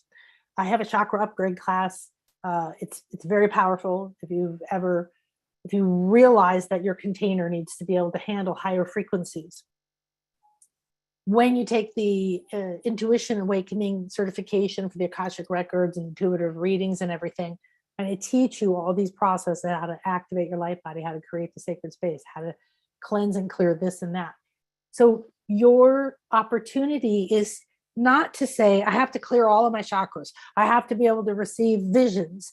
Everybody wants visions. I wanted visions. I didn't get visions for years and years and years and years. And now it's just like a nonstop movie. But maybe you'll never get visions, and that's okay. It's like Christopher Reeves never got out of the wheelchair, but he still lived his purpose. So if you're attached to, I need my body to change, I need my money to change, if you need anything, when I achieve this, then I will have that, then you're not moving forward. The path is there, and you're going, no, I have to wait around for this to happen first. So go wherever it opens, and maybe your third eye will open. I have a couple clients that their third eye is opening like this. I have a client who suddenly all of her childhood powers came back after a session, as she starts talking to dead people, or just coming and talking to her, not in a bad way. And just like, you don't know which way you are going to awaken. You don't know which way you are most optimally connected to, or ready to remember, or cleanse, clear, rewire, reconnect to your Akashic records and how you perceive them. And that uniqueness is what is needed. So don't become anyone else. Learn whatever method works for you in the moment. Follow your heart and intuition to what is the next step for you, and develop all of these skills intentionally. Please, please, please. Okay. So you can go to shop.nanakasha.com. You can get on the emailing list at nanakasha.com. You can reach out to me to chat about any of these things, and let me know how I can serve you. What else can I do to be of service for you to find your path on your awakening every step of the way? And I like that about several of the speakers we had today. They said the same thing. We're about empowering you, not saying you have to come to me forever to fix you. I'm not fixing you. I'm being a clear and open channel. And I have spent 33 years going through hell and back and up and down and spiritual this and that and whatever, to become a clearer and clearer channel, to be able to hold whatever energy. I can have somebody who has had the most horrific things happen to them. I have a lady in my intuition class. She's absolutely a stunning woman. She deals with human trafficking. And in that world would be so difficult for me to be in that world every day. And she is so powerful, and she is so positive, and she is every day taking a step to find more ways for her to be a strong, clear channel for exactly what these people need. That is really powerful, and doesn't mean you all have to go do that, right? That is her particular unique path. And right now, on her way. She's holding the space. So you get to then emanate, right? Emanate. And when you want to access the Akash, if you want to access, you're going to find whatever way is coming through to you is the way that can come through and is optimal for you right now. The other thing is if you expand up into your eighth chakra, if you soul star, if you go down through your heart, if you use frequency, tone, prayers to expand, if you do meditation, there's all of these ways are valid. Again, so you need to listen to what is it optimal, what is calling you. And then you're going to have your own experience. And then you're going to go back and you're going to have a different experience. And then you're going to want to make sure you don't crave an experience and you're going to let them unfold. All right. So I'm going to go ahead and start this. Oh,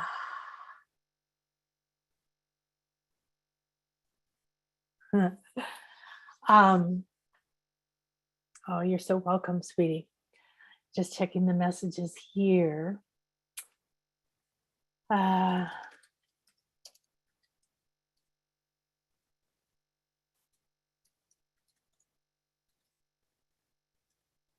So I'm just getting some private questions about doing some work. So here's my direct email, nan@akasha.com. And please feel free to reach out, ask me whatever. Okay, good.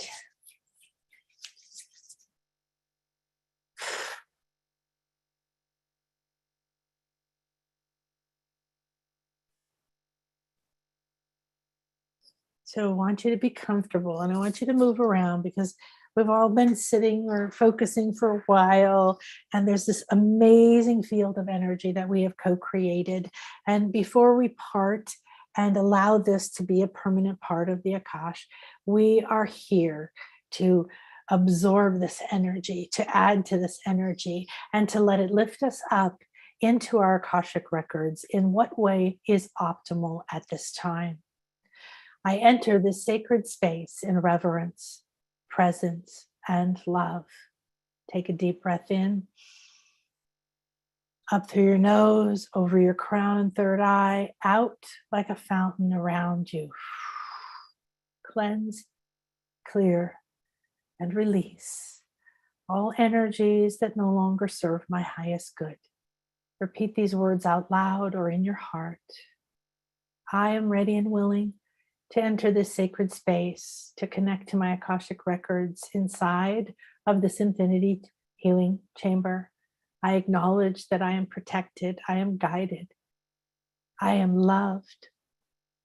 I accept the guidance, and I slip out of the coat of doubt, and I slip out of the heavy coat of guilt, shame, pain, past, parents, programs, failures, abuse, not enough, lack, scarcity.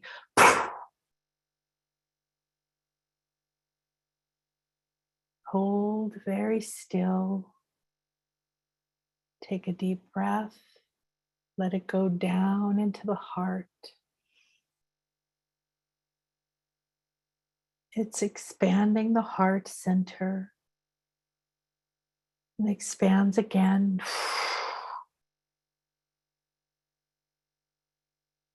I am ready to follow the guidance of my soul.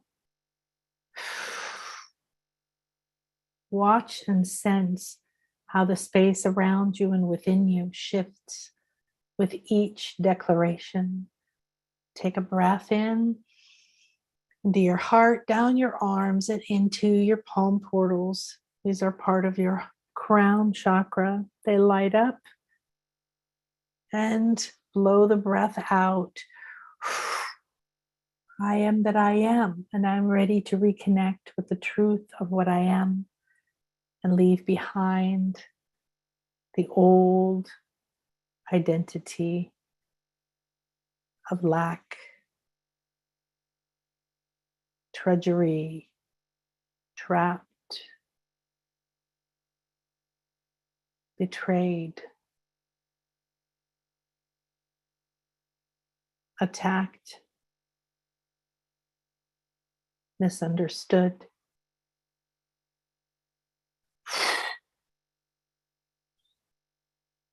You see and feel the space shifting around you, a glowing presence around you, behind you, in front of you. Where is this presence?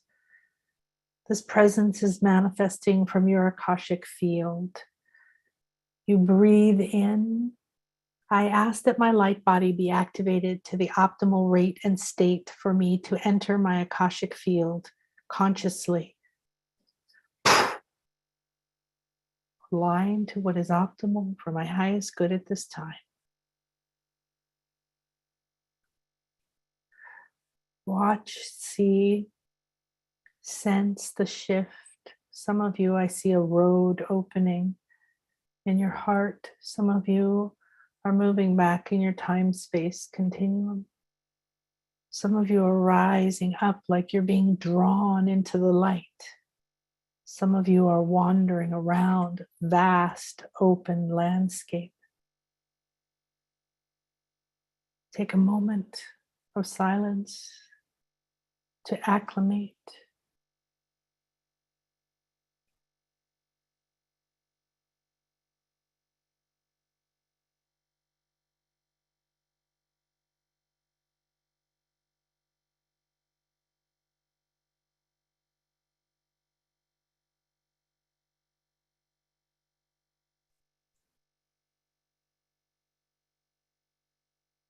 I am aligned with my intuitive network and ask to be a clear channel and an open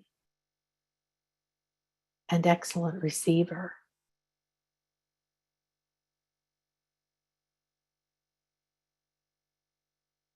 Each of you are having an opening.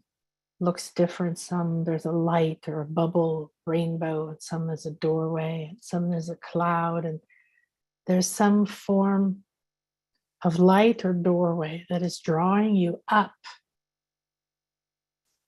But you're being asked to leave behind the burdens of who you thought you were and what you thought you had to fix. You must release that and you move towards this space.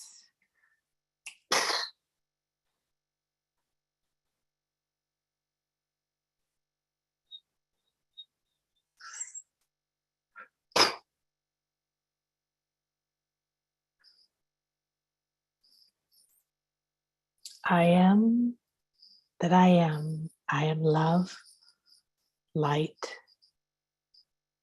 I am infinite and I am open to my infinite wisdom. What is optimal for me at this time? There is a gold lotus. It was tightly closed like a bud. In your heart, it is starting to loosen and open. There is a light shining down. Is it coming through your third eye, your crown? Where are you feeling and perceiving it? What color is it? How does it feel? Is it soft, warm, cozy, familiar, enlightening, peaceful, exciting, illuminating?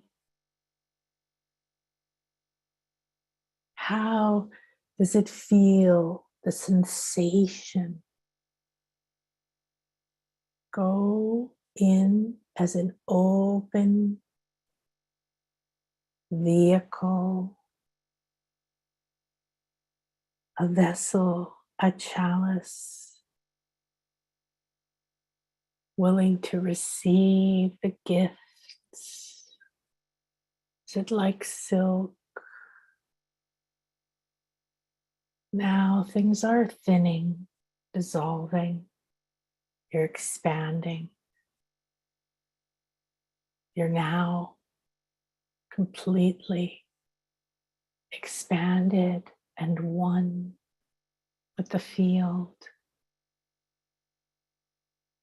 You are a receiver. I am here, ready and willing to connect. Ask a question if you want, or simply be open to receive the optimal guidance for your highest good.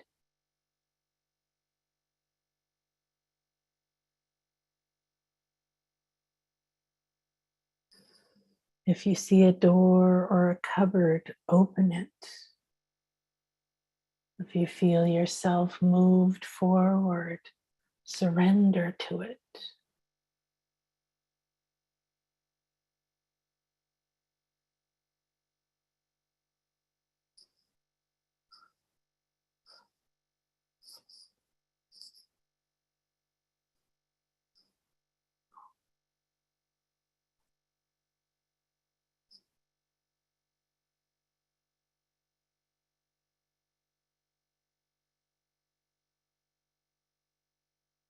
This is a place where you open to the left or the right, above or below. Feel the infinite energies and allow your inner guidance to focus in on one timeline, one memory, one energy, one book. Slowly connecting, connection clearer and clearer and clearer and clearer.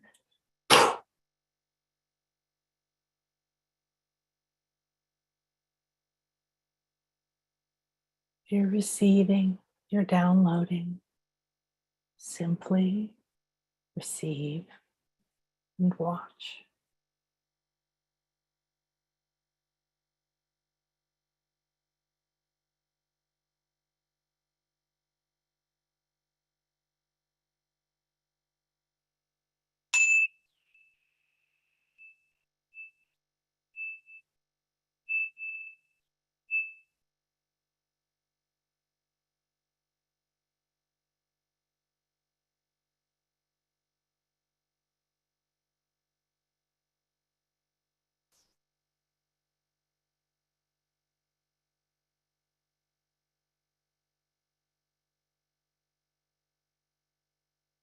There is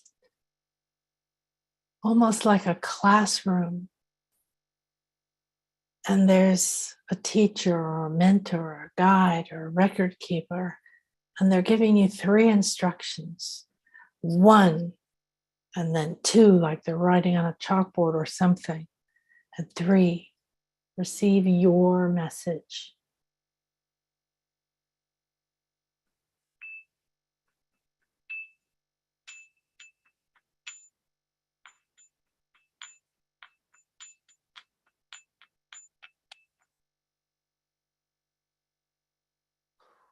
Two,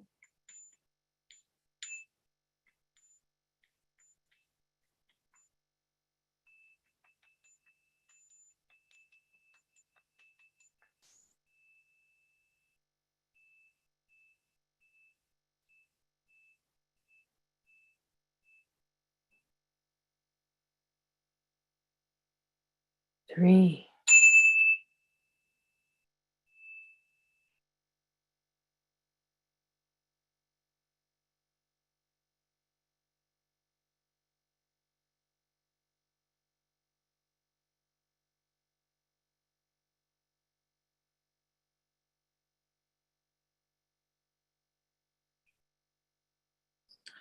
Now,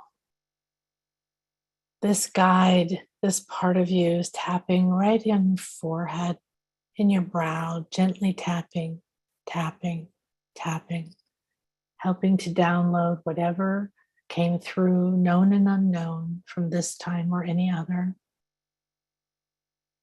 Acknowledge and accept I give great thanks for this connection, this healing, this information. And I gratefully receive it, allow it to integrate in whatever way is optimal. Stay open and aware to watch as it moves into my reality to connect me to my next highest optimal self.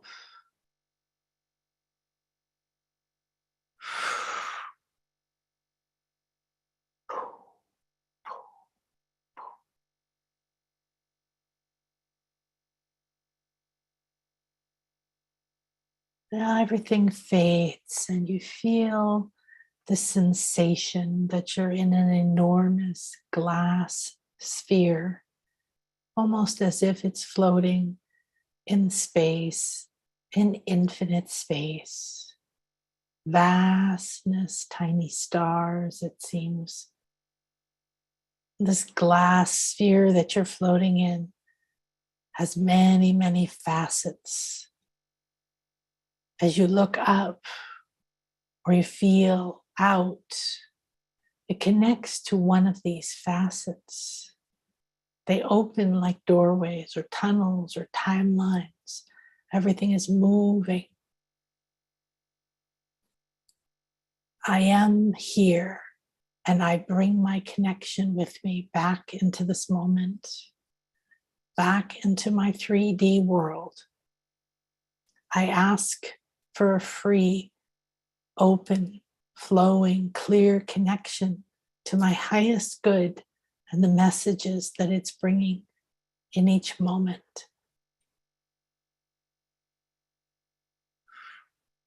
Draw in everything you've felt, everything you've seen, everything you've experienced into your heart. You feel this heart sphere around you begin to collapse and get smaller and smaller. Come into your body. Your heart is denser, richer. It feels like it's full, like it's been nourished, like it's been refilled, like it's been restocked. You feel and sense a richness to your body. There's so much more for you right here, right now, within your heart. Like a little kid, you run around and it's like, oh, it's like magic. It's like miracles. It's like the best day ever.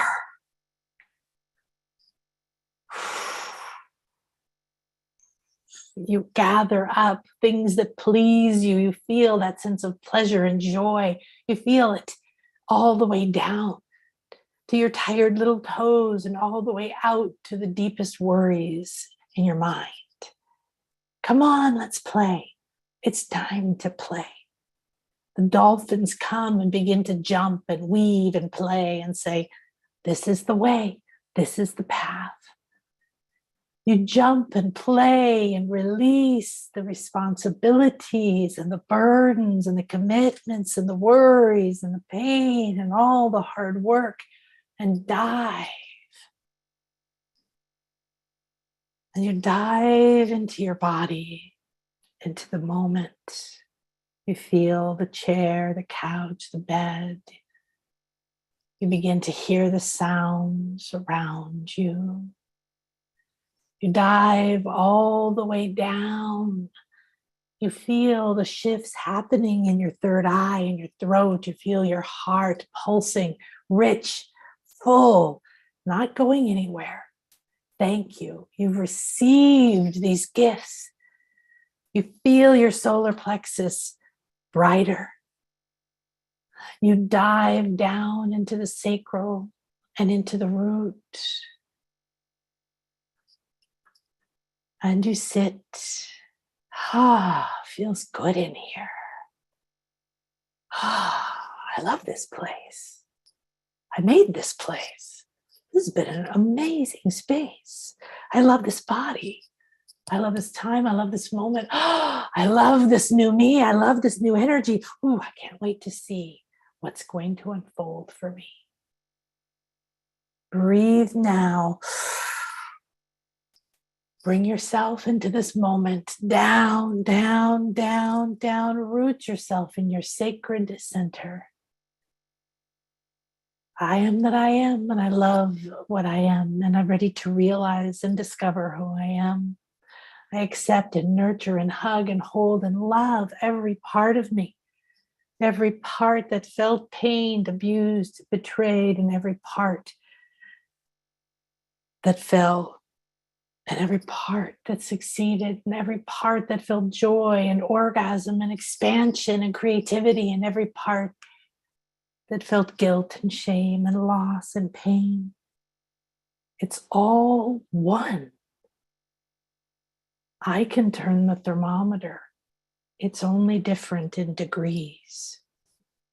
Lack, scarcity, and pain, up into neutrality, willingness, trust, inspiration, intention. Into acceptance and harmony, and feel the lightness in your emotional field. It is forgiven, it is let go. You're expanding and expanding. Your mind is harmonizing. You feel that you have transcended so much, and you're willing to anchor that into the moment, into the mind, into the inner voice and the inner vision, into the throat, into the heart, into the gut, into the crown, into the third eye, into the throat, into the heart, into the gut.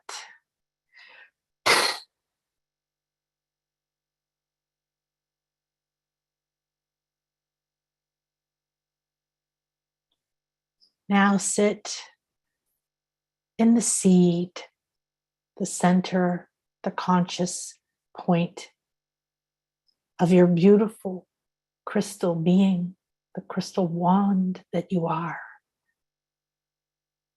Notice you're sitting on the temple, you're sitting on the pineal, you're sitting on the spires, you're sitting on the pinnacle, the capstone. I am the descended God. I am the divine goddess.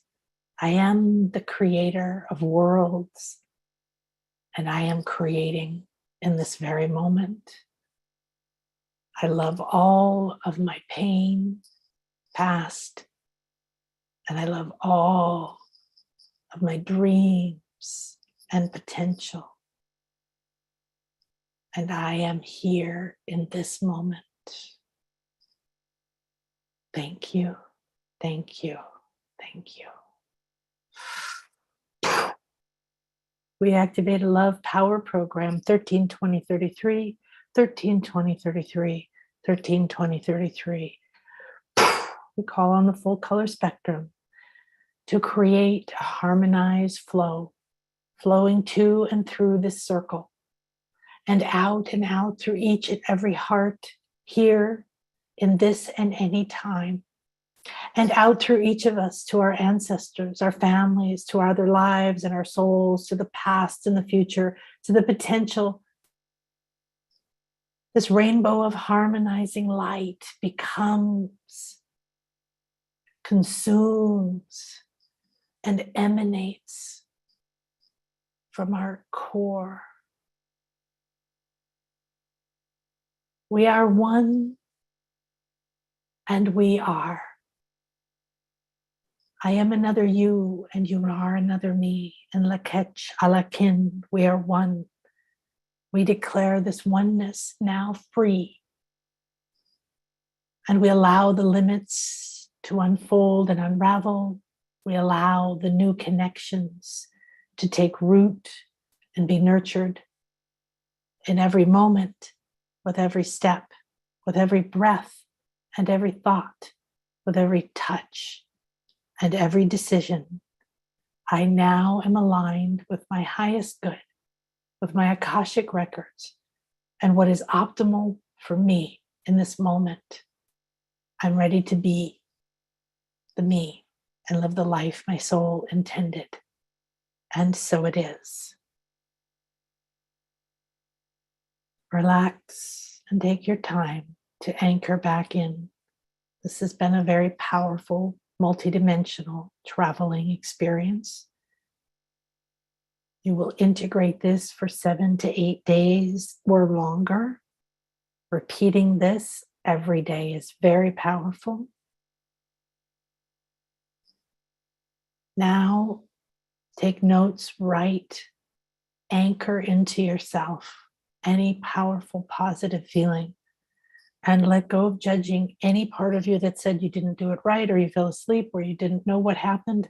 All of it's perfect. If you fell asleep, that was the optimal way for you to download what just happened. So your Akashic records don't have to talk to your conscious mind. Your conscious mind can only focus on one thing at a time. Believe me, when you work interdimensionally and multidimensionally like I do, you just downloaded and connected to many, many layers of your records and many, many lifetimes, many, many powers, all kinds of healings. You don't need to know all of them. You may over time. Some of them will come to you in your dreams or when you're doing the dishes. Just respect and honor all of it and know that you're in the right place at the right time and you're deeply loved. You are here regardless of whatever's happened in your life because you are more than worthy. You are a creator. And I'm so happy you're going to be stepping into that. Thank you so much. You're so welcome. Thank you for today. It was very interesting. You're so welcome, Candy and Karen and Sandra and Annie. Oh, thank you, everybody. Thank you, Elizabeth, and Destine. I really feel that this was powerful, and I'm so honored to be here with you and that all of you came and helped to create the space that is now going to be in the Akasha for anyone to access. Any little wisdom that came through today could be what changes somebody's mind, helps them heal, helps them take the next step. Who knows? And you get to go out now and be that bright light in your own life. Know that every step you leave light. You're activating those key codes wherever you go. You're bringing something, you're receiving something. You're releasing something, you're completing something. You're opening a new door. And believe me, just like Linda said, just like many of the people today said, there are doors where you thought there were walls, like Joseph Campbell said. When you follow your bliss, and sometimes that felt so abstract. I don't know what my bliss is. I don't even know what happiness is, right? Sometimes that feels so far away. And yet it's just that little step, because when we're aligned within, all the answers are there. You're just like the seed. You already know. Don't work so hard. Go have fun. Find something pleasurable. Play. And I hope I will see you on Monday for the spiritual weather report, so we can look at the energies for the week. We have a full moon in a week, and we have the Intuition Awakening certification class starting in a week. So I hope you have a beautiful and blessed weekend. Thank you. Ciao, everybody. Powerful, wonderful, fun day. Oh, you're so welcome. Thank you, Lori. Bye. Maybe if I want to unmute and say bye. I don't know if I'm able to do that. Bye. Bye. Thank you. Oh, there's only a mute. There's not unmute. So Thank you. Thank you. you're so welcome. Thank you. Thank Isn't you, it Nan. Thank you, Nan. Thank you, everyone. Thank you. Isn't it See you fun that Monday. we're Thank you. good? We're connecting this beautiful light grid all over the planet. I love it. Ciao. Thank you, everybody on YouTube. Bye. Bye. Bye. Ciao. Mwah.